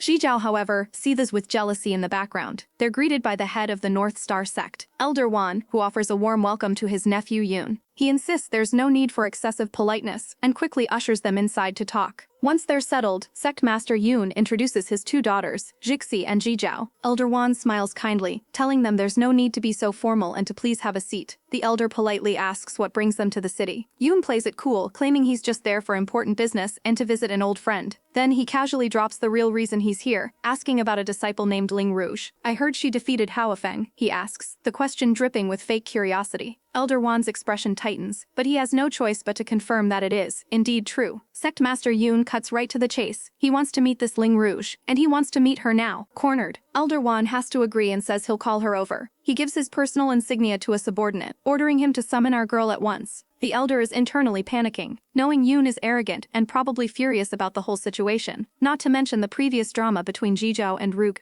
Right on cue, our girl arrives with her two brothers, looking completely unfazed as she greets the sect master. Elder Wan makes the tense introductions, presenting the Yunxian sect master and his precious daughters. Sect Master Yun strokes his mustache, giving a condescending smirk as he notes that they all seem to be very talented young individuals. Oh, the passive aggression is absolutely suffocating. A new challenger appears, laying the flattery on thick, but our girl sees right through his fake politeness. He immediately gets to the point, asking how she managed to defeat his prized disciple. He's not buying her "I got lucky" excuse, pressing her for details on how a mere martial king defeated a martial pope. But when she stays silent, he just laughs it off, deciding not to push for now. Suddenly, some spoiled brat explodes, calling our girl arrogant for not spilling all her secrets to her father. Her older sister quickly tells her to shut her trap. The older sister tries to play peacemaker, apologizing for her spoiled younger sibling. She then demands that the little brat, Jijiao, apologize to Miss Ling immediately. But Zijiao is having none of it, screaming "Why should I?" until her sister gives her a death glare that could curdle milk. The brat is visibly shaken, but finally grits her teeth and agrees. Her apology, however, is to march right up to our girl and call her an ugly woman. The absolute audacity. After being thoroughly shamed, Jijiao finally spits out a real apology while her sister dies of secondhand embarrassment. An elder in the group just laughs it off, saying kids will be kids. He asks our girl to forgive the little brat, and she respectfully agrees, which seems to be exactly what the older sister was counting on. Seeing her chance, the brat immediately asks the elder for a small favor. And there it is. She wants him to pressure our girl into selling her two powerful demonic beasts. Our girl's eyes narrow with fury, but the elder wisely shuts the request down, saying he can't help with that. The brat throws a full-blown tantrum, demanding to know why, then trying to manipulate the situation by claiming that if Rouge doesn't sell, it means she hasn't truly forgiven her. Her family is mortified, telling her to stop being so unreasonable. The older sister, desperate to end this chaotic scene, even offers to trade her own powerful celestial eagle for the beast, but just as the deal is struck, this girl, Ji Zhao, loses her mind, screaming that her elder sister can't possibly trade their sect's best celestial crane for 2 measly demonic beasts. The elder sister, a master of passive aggression, shuts her down, saying you must trade treasure for treasure. She then turns to our girl with a fake sweet smile, apologizing for trying to take her precious treasure. But her little sister is too dense to get the memo, and demands our girl name a price for the crane. Rouge's face says it all. Are you for real right now? Our girl calmly lays down the law, questioning why they'd trade something so precious so easily in the first place. The elder sister has the decency to look ashamed. Even the sect master chimes in, agreeing with Rouge and scolding the sister for being so careless with her treasures. The sect master then dismisses our girl, telling her to go cultivate, and Rouge gives a satisfied little yes sir. But hold up, the drama isn't over. Ji Zhao, fueled by pure entitlement, challenges our girl to a duel. If Rouge loses, she has to hand over her demonic beasts. She babbles on about how her sister is a genius who can't possibly lose. But the sect master points out the obvious. Her sister is at a much higher stage, making it an unfair fight. The crowd starts murmuring, remembering that our girl, Ling Rouge, just defeated another high-level disciple not too long ago. Suddenly, the sure win doesn't seem so sure. Another elder encourages the match, and Ji Zhao gets even cockier, telling Rouge to just surrender now. The sect master, completely done with this nonsense, tells Ji Zhao he'll just send someone to catch new beasts for her. Ji Zhao lets out a frustrated sigh as the sect master dismisses our girl once again, while the other elder gives a smarmy apology for wasting her time. Rouge gracefully takes her leave, but not before we get a glorious shot of Ji Zhao absolutely seething in the background. The rage is palpable. Once outside, Rouge's friends can't help but comment on how unbelievably annoying Ji Zhao was, especially compared to her polite sister. But one of them sees right through the act, calling her out for being fake. Rouge is lost in thought, wondering why the mysterious fifth gentleman Yan wasn't swayed by any of the so-called beauties. This gets her friend so riled up his hair is practically standing on end, prompting her to ask if he secretly hates pretty women. He sputters, completely flustered, denying it. But Rouge, ever the investigator, presses him on why he's never shown interest in any girls before. He puts on a suave front, declaring that he values a person's inner beauty above all else. And oh my god, our girl looks like she's about to melt right there on the spot. He claims he's not a shallow person, and only values internal beauty, which of course makes our girl swoon. She thinks they're on the same wavelength about being friends, and he's all too happy to agree. Meanwhile, some other ladies are busy stirring the pot, with one fuming that Ling Rouge was too cowardly to compete with her sister. Her brother immediately shuts her down, telling her to stop spouting nonsense. But his attention is suddenly snagged by a presence in the trees, and he looks up to see a mysterious white-haired man. He's completely frozen, captivated by the ethereal beauty. And who can blame him? The man looks like a god who decided to grace the mortal realm for a bit, but in a flash he vanishes, leaving the branch empty. The brother is left utterly bewildered, and his sister asks what's gotten into him. He brushes it off, trying to convince himself it was just his imagination, but it wasn't. The mysterious guardian angel is watching from afar, noting that our girl is not only strong but also loaded with defensive magical treasures. He knows the power gap between her and her enemies is huge, so he decides he can't leave her side and must protect her. Back with the siblings, their father appears, asking why they're still loitering. The brother stammers out an excuse, but his sister chimes in, suggesting they go to the Purple Forest. Their father agrees, telling his son to show her around and make some new friends while he's at it. The brother reluctantly agrees, though his mind is still on the handsome stranger he just saw, hoping for another glimpse. His sister is already plotting, suggesting they find young Master Yan and Miss Bai at the forest. He tells her to slow down, but she insists on finding their friends to give them a tour. He internally debates asking them about the white-haired man, but decides it would be too obvious and resolves to be patient. Fine, he sighs. They'll go to the Purple Forest first. They soon arrive at the shimmering landscape, which happens to be where our girl, Bai Chuqing, cultivates. And look who it is, our heroine herself, wondering why these two have shown up at her spot. The young master with her makes the introductions, presenting his companion as Yun Jisi, his teacher's eldest daughter.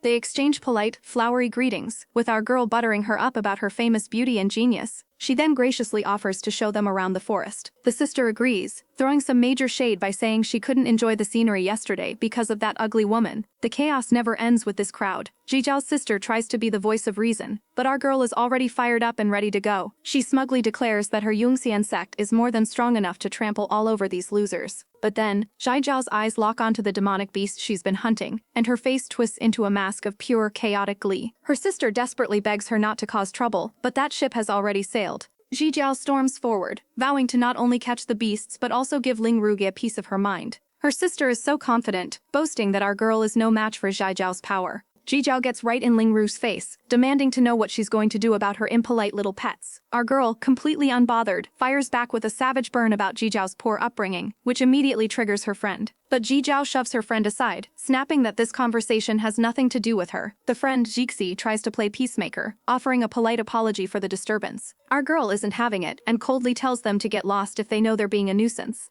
This pushes Jijiao over the edge, who explodes, calling Ling Rouge a coward and dragging her parents into it. Oh, big mistake. Our girl's eyes flash with fury as she lunges forward, hissing that Jijiao is practically begging for a whipping. The sisters are completely shocked by her sudden aggressive move. Ling Rouge unleashes a whirlwind of golden energy, stunning everyone with her power. Jixi gasps at her incredible speed, barely managing to jump in front of her sister to block the incoming attack. With no other option, our girl decides to fight her head-on, and their powers collide with a deafening boom. As their energies clash, Ling Rouge feels a strange and powerful new force surging through her own body. She channels this newfound power into one devastating punch, sending Jixi flying backwards and coughing up blood. Jixi stumbles, completely baffled by the sudden and overwhelming power our heroine just displayed. Now, it's just the two of them, locked in a death glare, the air crackling with tension. The crowd is in shambles, utterly baffled by our girl's sudden power-up. But Rouge herself is just as confused, wondering how she managed to send Jixi flying when it should have been the other way around. The aftermath is pure chaos as Jixi coughs up blood, and her sister gets a savage slap across the face for her troubles. A bystander tries to intervene, yelling for Miss Ling to stop her rampage. But it's too late. Zijiao is already sent flying as Jix screams her name in horror. Jixi catches her injured sister and glares daggers at Miss Ling, but our girl just claps back, saying she's simply educating a brat who lacks manners.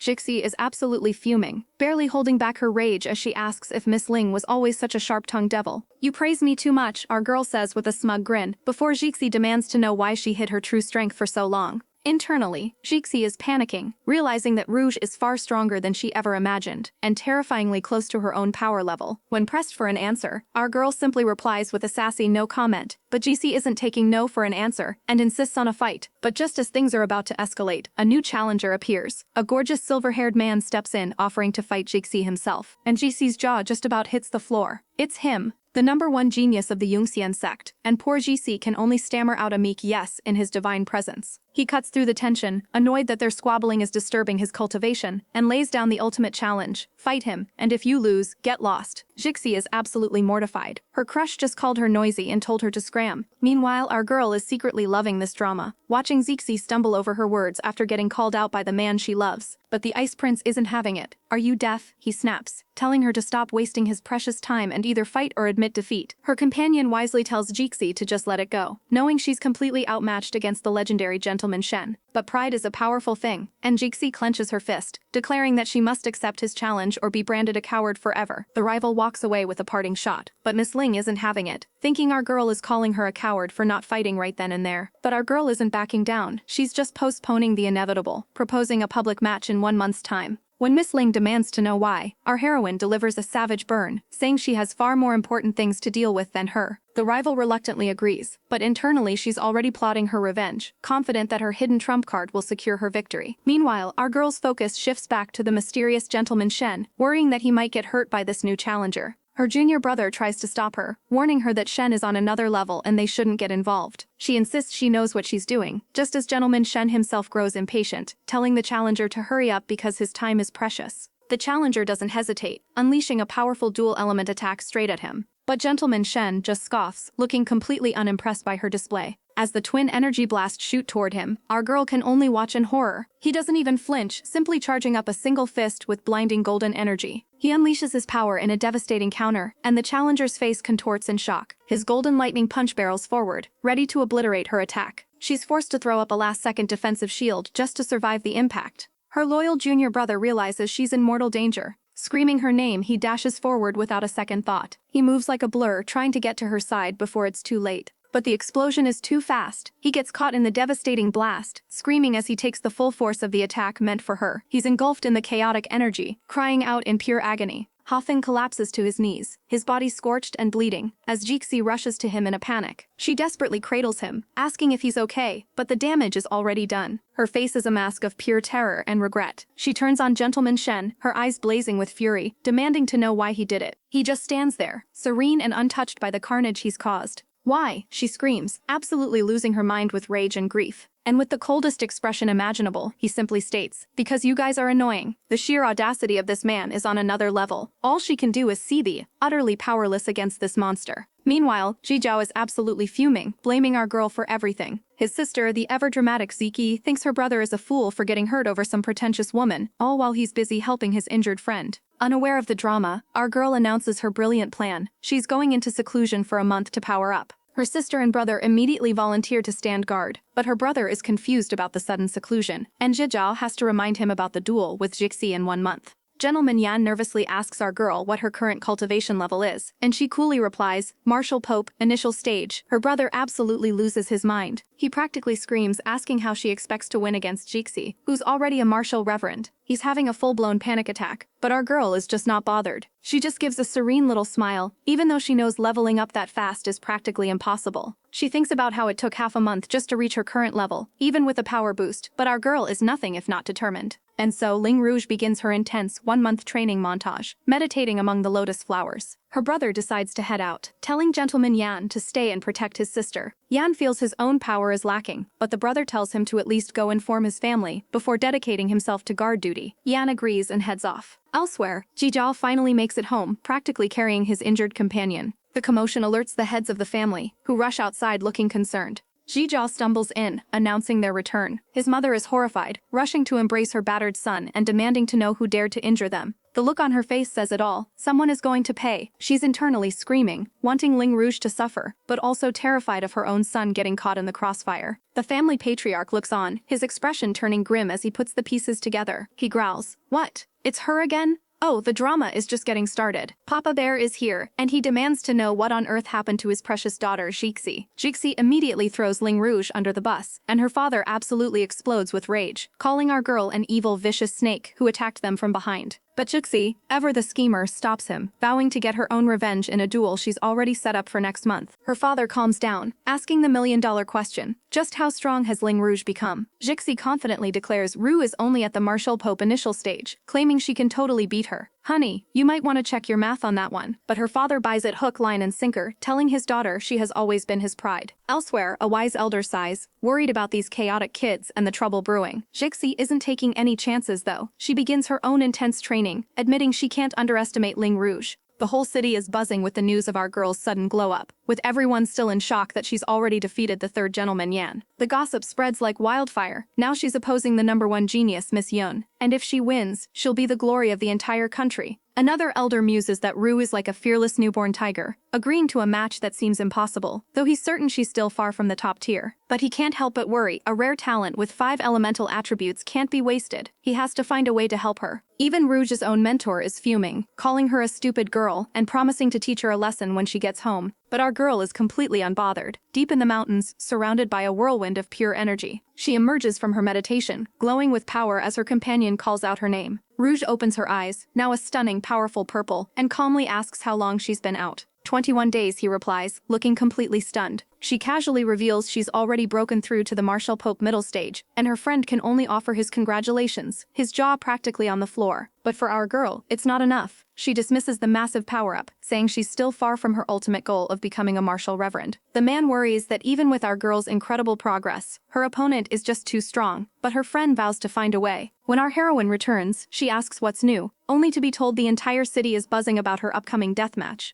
The pressure is on. She hadn't realized this fight was such a big deal, and she still has no clue how she's going to win. Deciding to take a break from her stressful training, she heads home for the night. They arrive back at the family estate under the moonlight. But our girl can't find any peace, still looking worried. Suddenly, her mother appears. And boy, is she furious, immediately laying into our poor heroine for having the guts to challenge a martial reverend. Rouge tries to explain that she was forced into it to save face. But mom isn't buying any excuses. She demands to know her daughter's current cultivation level. When our girl answers Martial Pope middle stage, her mother is absolutely stunned. She quickly recovers, noting that while her daughter's progress is impressive, it's nowhere near enough to fight a martial reverend. Still fuming, she demands to know who gave her the courage for such a reckless challenge. Our girl promises to find a way to win, and if not, she'll just admit defeat. Her mother immediately tells her to just forfeit if she can't win, leaving our heroine shocked. Softening her tone, her mother explains that she doesn't care about bravery or pride, she just wants her children to be safe. Rue understands, but seeing her mother so worried only strengthens her resolve. She vows to find a winning condition, no matter what. Alone in her room, she contemplates her next move. She's agonizing over how to break through to the next level when a voice suddenly cuts through the silence. It's our white-haired mystery man, appearing out of nowhere like a ghost. Our girl jumps, completely startled by his sudden appearance, and starts rambling about her impossible situation. She admits she still doesn't even know how she won their last encounter, and that's when he drops a casual bombshell, revealing it was Aishi who transferred his power to her. She's completely floored, demanding to know how he managed such a feat. He just smirks, coolly stating it's a secret technique of his clan. With a sly smile, our girl finally puts the pieces together, confronting Gentleman Shen directly. Tell me the truth, you're not a martial pope, right? He looks a little flustered, asking if he can keep his true power level a secret for now. But our girl is already 10 steps ahead, assuring him it's fine since she's basically figured it out. There's no way a mere martial pope could have defeated Yan Hafeng and Yun Jixi. He just stares, probably a little stunned by how sharp she is. She sighs, admitting it's a pity she can't use his overwhelming power to help her in the upcoming match, as that would be cheating. He then brings up her own unique cultivation method, the ability to absorb the power of others. He seems genuinely confused. What? You can't just do that? She brushes it off, saying she can't and will just have to think of another way, leaving him completely baffled. While he's lost in confusion, she has a moment of clarity, realizing that even though he's a cold person, he always keeps his promises, and she should be more considerate. His subordinate helpfully explains her chaotic logic to the confused master. She considers him an ally, but if he were an enemy, she'd drain his energy without a moment's hesitation. The subordinate laments that they can't expose their identity to give her a magical weapon, but Shen latches onto a key detail, asking for confirmation. She can absorb spiritual energy if it's an enemy, is that right? Of course, his man confirms. A devilish glint appears in Shen's eyes as a truly chaotic plan forms in his mind. Then I will think of a way to help her find some enemies. The very next day, a servant arrives with a summons. The sect master wants to see her. She asks why, but the messenger doesn't know. She tells her brother to head on without her. Good, then let's go, she says, ready to face whatever comes. She is announced before the sect master, who dismisses the servant and calls her by the surprisingly intimate name Ling Rouge. With his back turned, he asks her if she knows why he's called for her, his tone heavy and serious. Our girl, ever composed, simply replies, Junior does not know. The sect master lets out a heavy sigh, already getting a headache from our girl's chaotic energy. He demands to know why she always makes everyone worry and accepted Yun Jixi's challenge. Ru just flashes a charming smile, apologizing for making him worry, but he's not letting it go, explaining that he knows she's talented, but by injuring her opponent's family, she's painted a massive target on her back. Our girl finally drops the act and apologizes for being too rash, admitting her current cultivation is only at the martial pope middle stage. The sect master grimaces, saying that's not nearly enough, and warns her that she basically has no chance of winning. But Rouge is unfazed, confidently telling him not to worry. Inside, she's thinking, even if I have to lie, I can't let them worry about me. Her maturity touches the old man's heart, and he tells her he understands, feeling a little less worried now. To help her out, he presents her with a special box. He reveals it's a fire crystal, an incredibly rare treasure that can skyrocket her cultivation. And our girl is absolutely floored by the gift. She immediately tries to refuse, but the sect master insists, telling her it's perfect for someone with her fire attribute. Humbled, she accepts the gift and promises not to disappoint him. Her eyes then blaze with determination, vowing she will absolutely not let the Northstar sect lose face. Meanwhile, some disciples are gossiping about the meeting, just as some rando storms onto the scene, screaming for Ling Rouge to come out so he can take her life. One of the guys steps up, telling the intruder, Yunji Jiao, that he clearly didn't get beaten enough last time. But this new girl is pure arrogance, sneering that she's not afraid to beat Rouge up just because she's from the Yan family. The disciple just rolls his eyes and calls her an absolute idiot for thinking Rouge would appear just because she screamed her name. And just then, a pair of cold, powerful eyes appear, ready to shut this whole circus down. Losing all composure, the woman shrieks about being insulted and claps sarcastically, promising that Ling Rouge and her brother will soon regret it as her personal guards appear. She points an accusing finger, screaming for her men to beat them to death. She smirks, bragging that these are experts and Ling Xia's arrogance is about to end, while her companion adds that they should torture him for as long as possible. And just like that, her brother is on his knees, coughing up blood from the brutal beating. The villainess lets out a smug hump at the sight. She looks down on him with a twisted, triumphant grin. With pure evil in her eyes, she orders her men to tear his skin, break his bones, and destroy his meridians, turning him into a complete cripple. Her goons immediately grab Xia, who cries out in pain. As his companion yells his name in horror, the wicked woman cackles with glee, egging them on to cripple him. But just as they're about to inflict permanent damage, a hand shoots out and stops them cold. The mysterious silver-haired man has arrived on the scene. The goon is stunned, while the silver-haired man thinks to himself that this guy is an enemy for Rouge, but he can't let them beat him up too badly. The villainess is absolutely furious, calling her men trash for not being able to handle a single person. As she screams for them to hurry up and break his arms and legs, someone else suddenly rushes into the clearing. It's our girl, Ling Rouge, and her eyes widen in shock and fury. She arrives just in time to see her brother being manhandled. Her eyes blaze with absolute rage as she snarls, "You guys dare!" The villainess is delighted, practically cheering that Ling Rouge has finally shown herself. But our girl isn't here for a chat. She unleashes a chaotic whirlwind of kicks, instantly taking down the goons. In a matter of seconds, all the so-called experts are left groaning on the ground. The woman can't believe her eyes, stuttering. She's actually that strong? She quickly regains her nasty composure, threatening to cripple Ling Rouge for daring to provoke her. But before she can finish her sentence, a savage slap echoes through the forest. The villainess is left utterly stunned, holding her cheek in disbelief. She's never been slapped in her entire life. The villainess threatens to teach our girl a lesson, getting angrier when she just smiles back. The spoiled miss orders her muscle-bound uncle to break every bone in our girl's body and destroy her cultivation. The sheer pressure from this guy has the onlookers sweating bullets, wondering who this monster is. But our heroine remains completely unbothered, coolly telling them she knows what she's doing while the old goon just scoffs. He patronizingly calls her a little doll and offers her the first move, a classic villain mistake. Our girl knows his cultivation is leagues above hers, so she decides to whip out a forbidden power her teacher warned her against using. A glowing blade materializes in her hand as she declares she won't be polite. The overconfident goon just tells her to bring it on. She launches herself forward in a flash of movement. He boasts that even a martial pope is just an ant to him, effortlessly catching her blade with his bare hand. But our girl just smirks and unleashes a second wave of power straight into his palm. He's completely shocked as her dark energy explodes, and he reels back, clutching his arm in agony. The onlookers are stunned that she actually took him down, while the villainess can't believe her eyes. The spoiled brat finally starts to panic, screaming at our girl, "What do you want to do?" Our heroine gives her the most savage smile and repeats the villainess's own threat right back at her. Break her bones, ruin her face, and cripple her meridians. "See if I dare," she says, going straight for a well-deserved slap. But just as her hand is about to connect, another hand shoots out and stops her mid-swing. But our girl isn't done yet, turning her wrath on the one who started it all. She grabs the sniveling miss, who immediately starts wailing in pain. One of the guards tries to intervene, but Rouge blocks his attack with a single, unimpressed hand. A wicked idea flashes through her mind. She can just absorb this fool's cultivation. The man instantly starts to weaken, his power draining away like water from a sieve. Our girl realizes this is a golden opportunity to level up, forgetting all about revenge for a hot second. With ice in her veins, she tells the terrified miss that becoming a useless cripple might actually improve her personality. And with a brutal kick, she sends the girl flying. The miss lies on the ground, spitting up blood and utterly defeated. Rouge isn't finished with the guard either, charging up another powerful blow. She slams her palm into him, a vortex of dark energy swirling as she drains him dry. Even as an expert, he's completely shocked by her raw power. He panics, feeling his spiritual energy vanish into thin air and demanding to know what she's done. Both he and his miss are completely paralyzed, their power gone. Our girl smirks, offering to spare their lives since she's already taken what she wanted, but the miss just screams for her men to kill Rouge.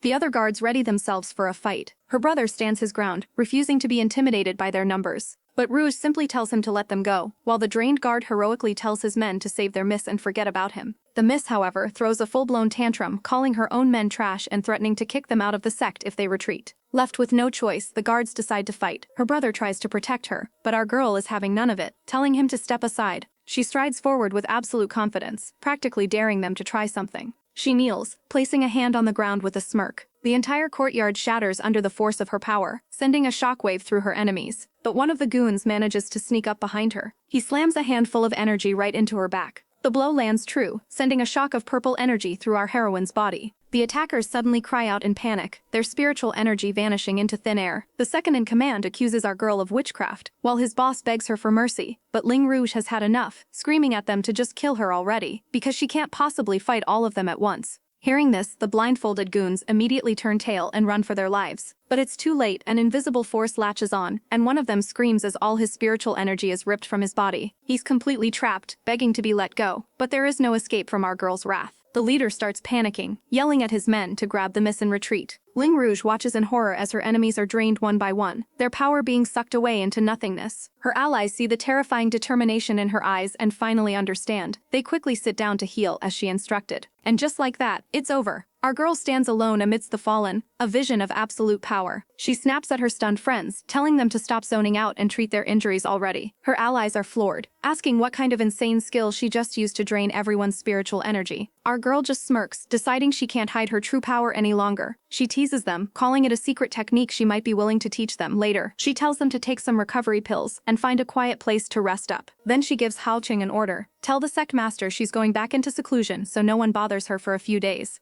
Our queen needs her beauty rest after such a chaotic display. Hao Cheng reports that his injuries are almost healed, and he's off to deliver the message. But he privately realizes the enemy leader didn't dare to kill him because of his identity, which is why his injuries were the lightest of the group. A servant rushes to the sect master, thinking he needs to hurry before Yun Jijiao calls for backup. But it's too late. The master is already hearing that our girl, Rouge, supposedly beat up Yun Jijiao again. The messenger clarifies that it was actually Yun Jijiao causing trouble, but the master just waves him away, already getting a headache from all this drama. Just then, another servant announces that the miss is back. And speak of the devil, in comes a completely wrecked Yun Jijiao, looking like she just lost a fight with a lawnmower. Her father is absolutely floored to see her in such a state. He demands to know what happened, but her guards are silent, earning them a furious scolding. So the drama queen herself decides to take the stage. She cries to her father that it was Ling Rouge who did this, even absorbing all of her spiritual energy, but her dad isn't having it, immediately scolding her for going to bother Ling Rouge in the first place. He demands to know what this nonsense about absorbing spiritual energy is even about. Yun Jijiao launches into her sob story, claiming she just wanted a little payback. But Ling Rouge was unexpectedly powerful and wiped the floor with her and all her men. Her father's ears perk up when he hears that she even injured her Uncle Dong. Trembling, she reveals that Uncle Dong is still trapped in the purple forest because Ling Rouge wouldn't let him go. Her father's expression darkens considerably. He can't believe they were cowardly enough to just abandon their companion and run away. Yun Jijiao quickly changes her story, insisting that Uncle Dong ordered them to retreat and get help, begging her father to save him. That does it. Her father explodes with rage, vowing to march over to the Northstar sect himself. As he storms out, Yun Jijiao's fake tears dry up instantly, replaced by a truly wicked smirk. Just you wait, Ling Rouge, she thinks, her eyes glowing with malice. My father is going to fry your skin and break your bones. A disciple reports back, confirming that our girl Ling Rouge did indeed throw hands. But he clarifies that it was Miss Yun who started the fight, acting all high and mighty before getting smacked down. Meanwhile, Miss Yun's father is absolutely fuming, his face turning purple with rage over Ling Rouge and his own daughter who embarrassed him so publicly. He storms over to the Northstar sect, confronting the sect master with a smile that doesn't reach his eyes. The air is thick with tension as the two sect masters face off. Nephew Yun gets straight to the point, demanding to enter the sect to find a person, but the sect master calmly shuts him down, explaining that the academy is on lockdown for an important event. Yun is stunned. Even I can't enter, he sputters, his ego clearly taking a massive hit. The sect master confirms that no one but his own disciples are allowed inside, prompting Yun to finally reveal he's here for revenge against Ling Rouge. But the sect master is having none of it, savagely pointing out that Yun's daughter showed up with a whole gang, disrespected his sect and got herself into trouble. Who can she possibly blame for that? The verbal smackdown leaves nephew Yun reeling, realizing he was acting on impulse and that attacking an academy for one of its disciples is a terrible look. Still stewing in his anger, he changes tactics, apologizing for being rash but demanding the sect master relay a message. The Yungxian sect master wants to see her.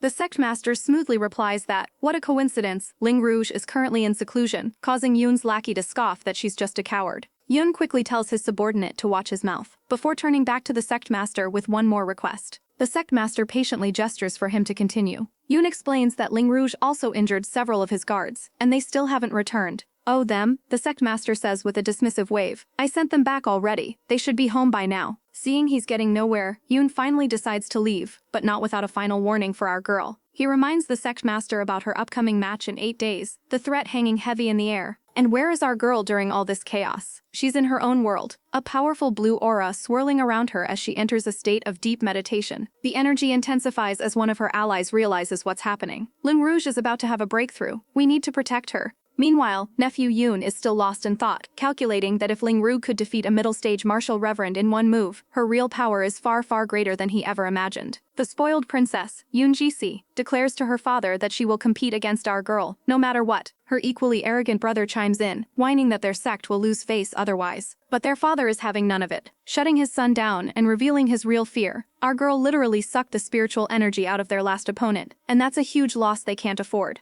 Jixi, ever so confident, assures her daddy that she has a trump card up her sleeve, but he's still not convinced and needs to think it over. Meanwhile, our heroine, Ling Rouge, is completely unbothered, deep in her own cultivation. She's surrounded by an absolutely insane amount of spiritual energy. Onlookers are completely shook. She advanced to the martial reverend stage in just 6 days, and she's not even done yet. 2 days later, the stage is set for the big showdown, but crickets. The crowd is getting restless, wondering if the competitors got cold feet and bailed. They can't believe both would be a no-show, sparking all sorts of rumors. Then, one guy has a galaxy brain moment and realizes they all forgot to actually set a time for the match.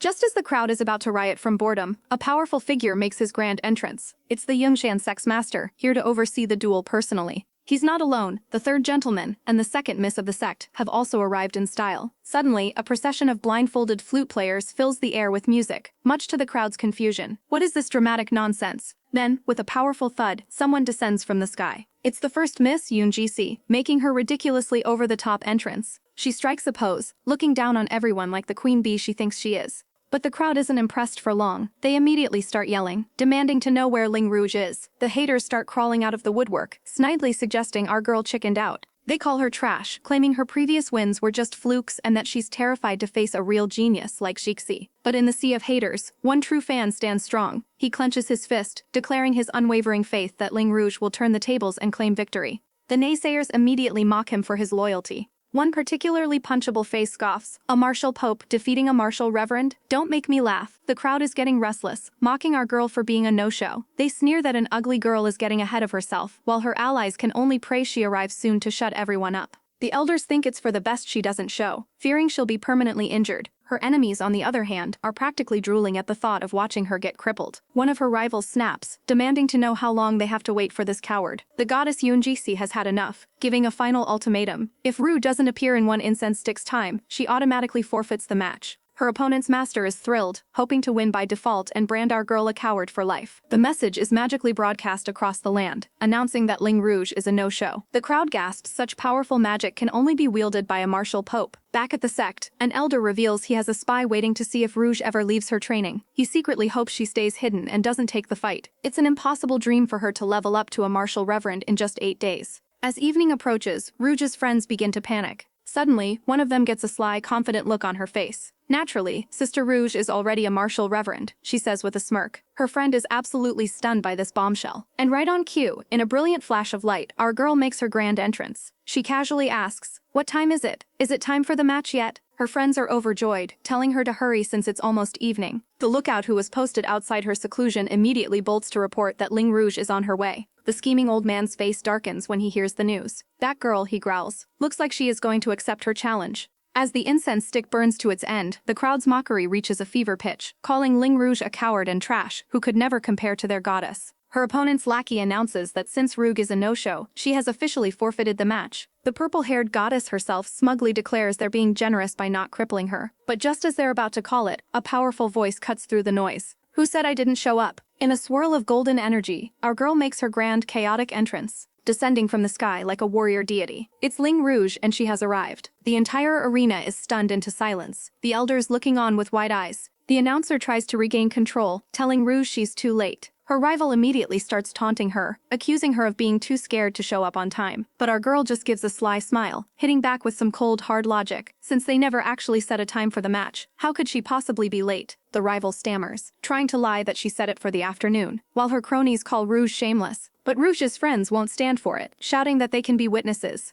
They all pipe up, confirming that no time was ever set. The rival dismisses them, saying everyone knows they're biased, and just demands the match begin. With a smirk, she agrees not to bother with such small matters anymore. Her opponent, Lin Ching, wastes no time taking her stance. With a flourish, she draws her sword. The crowd gasps in unison. It's a legendary spiritual weapon. The weapon's light is so blindingly brilliant, it makes even the elders flinch. One of Rouge's allies panics, offering to lend her a weapon. He desperately yells that his own teacher is willing to lend her his spiritual weapon. Rouge calmly turns down the offer, admitting she doesn't have any spectacular weapon. But she says, with a glint in her eye, "I can still use this for a bit." And she pulls out a fan. The peanut gallery is utterly confused, wondering if it's a firecracker, while her opponent's eyes flash with rage, thinking Rouge is trying to humiliate her with an ordinary weapon. The insult is clear. If so, then let it begin, the rival sneers, as our girl stands ready, completely unbothered. The crowd is absolutely shook. Our girl has reached the martial reverend initial stage in just 8 days, a feat that should take years. But her opponent, Yoon-ji, isn't about to let our heroine steal her spotlight, and lunges forward with a furious scream. The two women meet in a chaotic flash of steel and spiritual energy. Their swords clash with a deafening clang that echoes through the arena. They're locked in a deadly dance, neither one giving an inch. The battle is so intense that a stray energy blast slices a berry off a spectator's snack. But she doesn't even flinch. Now that's what you call a true expert's battle. Everyone is in disbelief that Ling Rouge is fighting on par with the supposed genius, Yoon-ji, and Yoon-ji is having a full-blown meltdown, realizing our girl is just as powerful as her. Consumed by pure jealousy, she decides that Ling Rouge must die here today. She begins to summon her ultimate skill, the 10,000 Imperial Heavenly Sword, a forbidden technique that could drain all her energy and cause her to collapse. Our girl feels the dangerous fluctuation in spiritual energy, knowing she's in for the fight of her life. An army of golden swords materializes in the sky, a truly terrifying sight. But our girl isn't going down without a fight. Biting her thumb, she calls upon her own trump card, the purple blood demonic tripod. The two cataclysmic powers collide in a blinding explosion of light, and in that instant, our girl's eyes begin to glow a demonic red. The stage erupts in a cataclysmic explosion, sending rock and debris flying everywhere.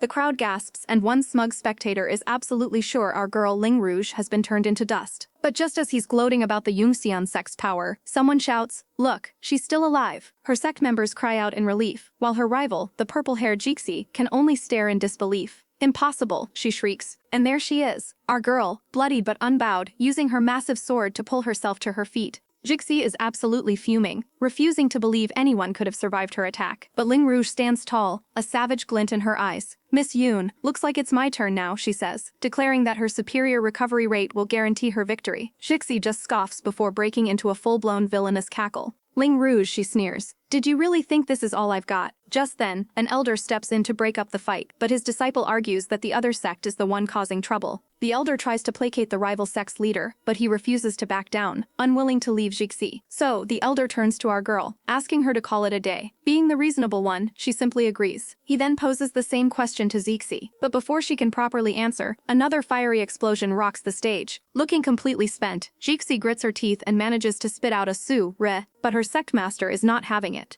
His eyes glow with rage as he summons a massive roaring fire lion. Oh no, he didn't. Our girl's sect master immediately prepares a counterattack, his face a mask of fury. The lion lunges, only to get smacked down by the elder's powerful energy blast. "Alright, this match is now over," he declares, putting a final stop to the chaos. The rival sect master glares, his face still scratched up, while a mysterious white-haired pretty boy watches the entire exchange with cold, calculating eyes. The sect master goes absolutely ballistic, screaming at the purple-haired boy's demonic beast for attacking its owner. He powers up, ready to obliterate the poor creature, while onlookers gasp at the waste of such a rare demonic beast. Our girl knows this is bad, but just in the nick of time, Principal Wan steps in, telling the enraged sect master to hold his horses. But the sect master isn't having it, ordering the old man to step aside. Tanin, Uncle Wan, however, reminds him of a certain agreement they had. He lays down the cold hard facts: the loser of the match gives their beast to the winner, and since our girl won, that beast is now her property. The sect master backs his son, claiming it's a family matter, but Uncle Wan drops a savage ultimatum. Ru is already being generous by letting them off easy, and if they don't like it, the match can continue. The crowd immediately backs our girl, and the sect master is left seething, completely cornered. Defeated and humiliated, he begrudgingly agrees to follow Uncle Wan's judgment.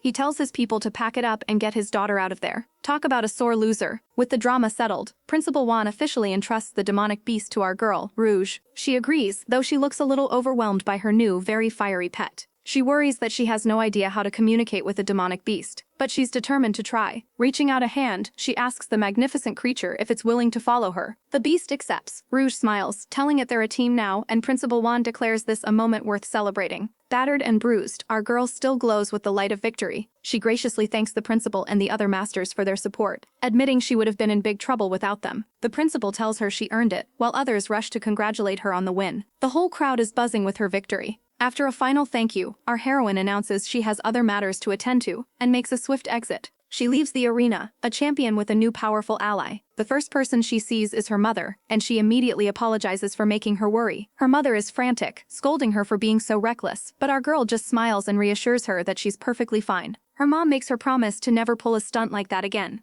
Rouge agrees, but adds with a smirk that she only did it because she was confident she'd win, proving she's not just brave, she's a total boss. Back in her quiet residence, our girl is deep in meditation. She's finally refined the rest of the spiritual energy, leveling up to the martial reverend late stage. But as she summons a swirl of green energy, she remembers a crucial detail: to become a top-tier alchemist, she also needs fire-type spiritual energy. The problem? This forest has zero fire energy, and she needs to find a new spot. Just as she's getting frustrated, a chaotic grin spreads across her face as she gets a brilliant idea: the Fire Mountain. Of course, but while she's plotting her next power-up, the streets are already buzzing with gossip about her rival. The whole town is talking about how that snake, Bai Chuoming, officially became an alchemist and even produced her first pill. These fair-weather friends are already predicting that everyone will have to bow down to Bai, and even our girl, Miss Ling, will have to make way for her. They smugly decide it's time to cut ties with Ling Rouge and start sucking up to the new it girl. After all, getting on Bai's bad side means no more medical pills for them. The loyalty is absolutely non-existent. Our girl Ling Rouge overhears the commoners fawning over her rival Bai Chuming, and she is not having it. An alchemist master? That's barely a step up from being a disciple, and this whole sect is acting like she cured world hunger. Just then, an announcement ripples through the crowd, and our girl's ears perk up. She heads towards the gathering when a familiar voice calls out to her. It's her loyal friend, Hao Cheng, and she gives him a warm smile. Suddenly, a hush falls over the crowd as the sect master makes his grand entrance. He stands before them, stroking his long beard, and announces he has some very good news to share. The big news is that one of their disciples, Bai Chuoming, has finally become an alchemist master, a feat the sect hasn't seen in 100 years. The camera pans to the woman of the hour, looking impossibly smug as the crowd goes wild, calling her the city's #1 girl. And oh, she is eating up every last drop of this praise, practically purring for more. But our girl Ling Rouge is seething. #1 girl? Please. She knows for a fact that she's 100 times more talented than this pretender. The sect master continues, announcing that the generous Bai Chuoming will provide the academy with pills and invites her onto the stage to say a few words. With a sickeningly sweet smile, Bai Chuming gracefully ascends the stage. She shoots a triumphant glare at our heroine, thinking, "I've snatched your spotlight now, Ling Rouge," and our girl looks ready to throw hands. Bai Chuoming begins her fake humble speech, but Hao Cheng isn't buying it, scoffing at the idea that this makes her the city's top talent. As a reward, the sect master declares that Bai Chuoming can enter the treasury hall and choose any treasure she wants. He then casually adds that it's the same reward they gave to Ling Rouge. Bai Chuoming's eye twitches, the same reward as her rival, but she forces a smile and thanks the principal. But just as she's about to accept, a voice cries out from the crowd, "Principal, this isn't fair." One of Bai Chuoming's cronies steps forward, arguing that Ling Rouge just found a flag, while her cousin became a precious alchemist. Surely, she deserves a much greater reward for her unparalleled achievement. The peanut gallery starts murmuring, but our girl immediately shuts them down, telling her cousin to stop spouting nonsense. The principal then turns his attention to her, putting our poor Chuoming on the spot by asking if she's also dissatisfied with her reward. He then launches into a classic politician's speech, talking about future accomplishments and how it's not good to give out extravagant rewards too soon. But the silver-haired rival isn't having it, arguing that it's still unfair, only for our girl's cousin to savagely shut her down. He points out that while Chuming's cultivation is low, she's an alchemist, a rare talent. Another supporter chimes in, saying Ling Rouge could never achieve what Chuming has, but her cousin just smirks, pointing out Ling Rouge is a cultivation genius, and maybe they should wait for Chuming to actually catch up before making such big claims. The supporter is left absolutely fuming, and even the principal seems baffled by the sheer audacity of this family feud. Finally, the principal has had enough, declaring his decision is final and ordering everyone to disperse while he takes Chuoming to claim her prize. The supporter tries to protest, but the principal is not in the mood for any more drama. Our girl, on the other hand, is just happy she gets to pick a treasure, which is a total win in her book. She follows him into the treasure repository, her heart thumping with anticipation. The principal gestures around the room, telling her to choose any one magical treasure she desires. And our girl is absolutely floored. The room is packed with so many incredible items. She ponders her choices deeply, the gears turning in her head. Finally, she turns to the principal and admits she can't decide between an offensive or a defensive treasure because she wants both, asking with a cheeky grin if she's being too greedy. The principal wisely suggests a defense-type weapon, since her current cultivation is basically at potato level. Our girl, playing it smart, agrees and picks the Skyfence sword, and he gives her the go-ahead to open her prize. She gasps, dazzled by how pretty it is, while the principal gives her one last lecture about not getting too cocky. She respectfully agrees, but inside, a fire is raging. She knows exactly who he's talking about, Ling Rouge and the rest of the snakes, and she's not about to let them crush her. The moment she steps out, the vultures are already circling. Her so-called cousins immediately swarm her, desperate to know what she got.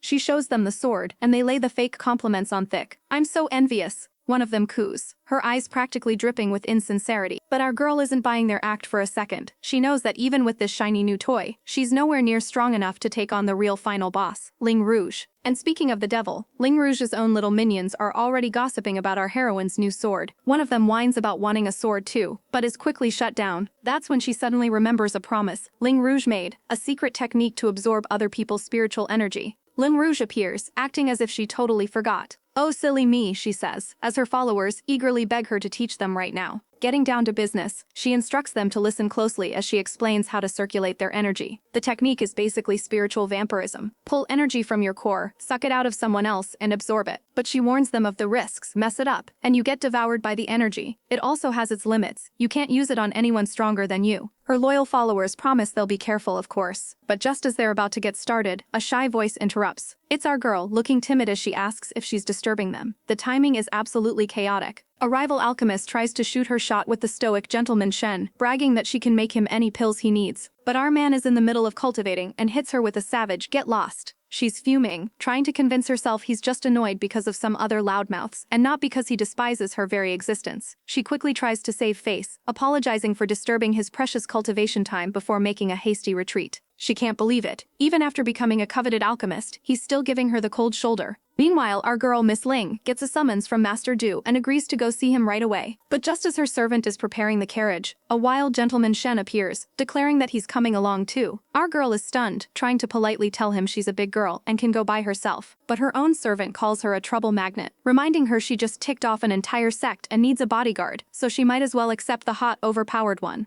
They arrive at the auction house where Master Du greets our girl Rouge warmly. He tells her to take a seat, revealing he has something very important to discuss. He explains that the Medical Alliance is holding a massive alchemist competition, and he wants to know if her mysterious alchemist friend would be interested in joining. Our girl politely declines on her friend's behalf, but Master Du presses her for a reason. He explains what a huge opportunity it is, but Rouge just insists it's not convenient for her teacher to participate. And that's when the penny drops. Master Du freezes, his eyes widening as he puts it all together. Teacher? He can't believe it. She has such high cultivation, and she's a genius alchemist on top of it all. He quickly apologizes for his outburst, still reeling from the shock. He then launches into his sales pitch, explaining this prestigious competition only happens once every 10 years and is the perfect opportunity for a new alchemist to make a name for herself. Our girl listens intently, the gears turning in her head. The old master tries to convince our girl to attend a big alchemy event, but she explains that her teacher is a ghost and can't exactly RSVP. Just then, her spirit teacher pipes up, explaining that since the old man is an alchemist king, he has a few +1s for the event, and she should go with him. He confirms the old man wants to take her and won't refuse, while the alchemist king, sensing her hesitation, asks what's on her mind.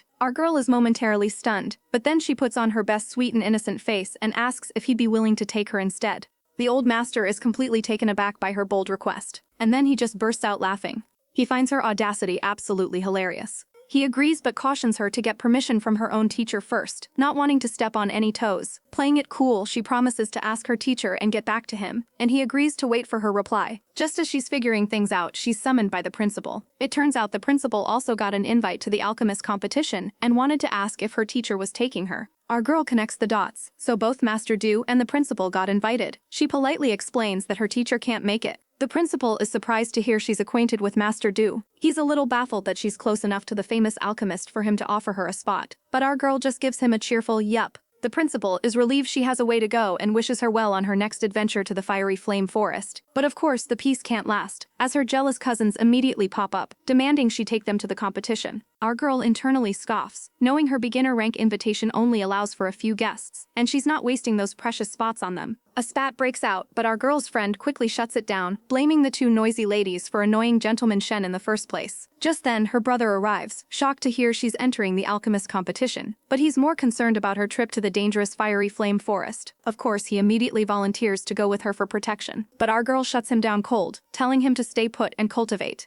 Another one of her admirers realizes that with Gentleman Shen accompanying her, she'll be perfectly safe, while a certain wingman sees this as a golden opportunity for some alone time. He vows to teach his dense master how to actually court a woman this time. The next day, our girl finds herself standing before a massive volcano with the man of the hour, Gentleman Shen himself. He tells her he knows the best place to cultivate peacefully on the mountain peak. He leads her to a hidden cave by a stream, announcing they've arrived. Our girl immediately senses a powerful barrier blocking the entrance, but Shen just calmly gathers his energy. With a single powerful strike, he completely shatters the barrier. She's stunned, realizing this place must belong to someone incredibly powerful. With his eyes glowing a dangerous red, he simply tells her to come in. She nervously follows him inside. She's shocked to find the cave is fully furnished, complete with a bed and table. He explains that he used to come here to suppress his cold poison, and his friends helped set it up for him. Her heart melts as she realizes he's offering her his private sanctuary, promising to guard her while she cultivates. She's completely flustered by how gentle he's being, but quickly tells herself he's just being polite. Our girl is racking her brain for a way to repay this silver-haired dreamboat, but giving him money would just be insulting.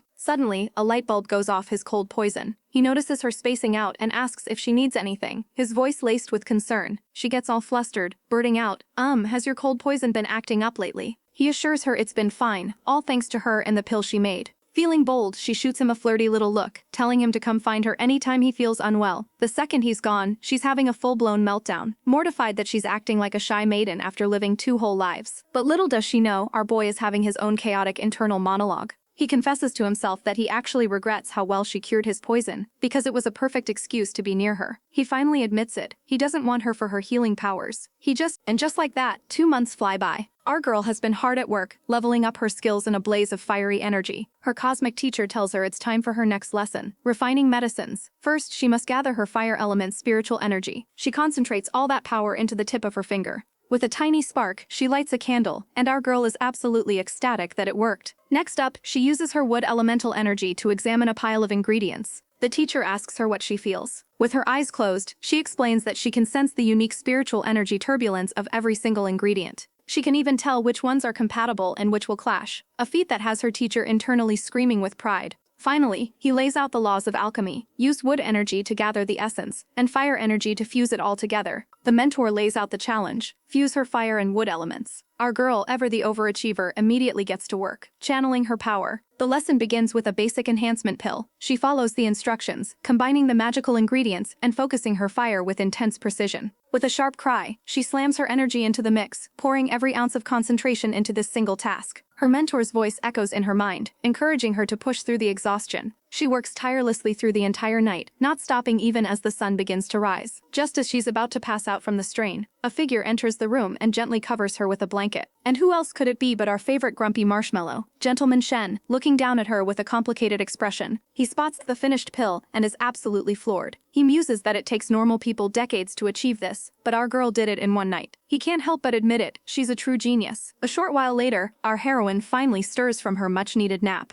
She wakes up completely surprised to find a blanket on her, and even more surprised to see Gentleman Shen standing right there. He holds up the pill with a rare, gentle smile, congratulating her on her success. She's absolutely beaming, thrilled that she actually did it. Noticing her exhaustion, he kindly pours her a cup of tea. She takes the cup, her cheeks flushing. Oh no, her internal monologue is screaming. That weird feeling is back again. She frantically tries to rationalize it. She heard that feeling weird around someone might mean you're in love, but she immediately shuts that thought down. He softly asks if she'd like more, his gaze making her heart flutter uncontrollably. She can barely stammer out a no thank you. Completely overwhelmed by this chaotic storm of emotions, she tells him she just needs to rest. He simply watches her, his expression unreadable, as she tries to compose herself. The prince tells her to get some rest, leaving our poor heroine to collapse onto the bed, completely drained. But as dawn breaks, she wakes up to find him peacefully reading by the window, bathed in the morning glow like some kind of ethereal being. She can't help but stare, thinking that the sunlight makes his normally cold face look almost warm. Peeking a little closer, she finally sees the title of the book he's so engrossed in, and has a full-blown system meltdown. It's a romance novel. The stone-cold male god is reading a cheesy romance novel. Our girl is convinced she's still dreaming. Suddenly he looks up, catching her staring. You're awake, he says coolly. Want to eat something? Without another word, he puts the scandalous book down and walks out, leaving her completely confused about where he's going. A moment later, he returns carrying a tray of food, which he sets down right in front of her. Our girl is speechless. What in the world is happening right now? And when she asks where he got the food, he just casually drops a bombshell. I made it. He even has the audacity to ask if she's feeling unwell, as if he didn't just shatter her entire perception of him. Convinced this has to be a dream, she pinches herself hard. How did this ice prince suddenly turn into a warm, caring person? He immediately notices and asks why she pinched herself. She plays it cool, claiming she just doesn't feel fully awake yet. He just hands her a bowl of rice, urging her to eat something first. Then he admits this is his first time cooking for someone, and he's not sure if it's any good. Our girl is internally screaming. Wait a minute, does that mean she's the very first person to ever taste his cooking?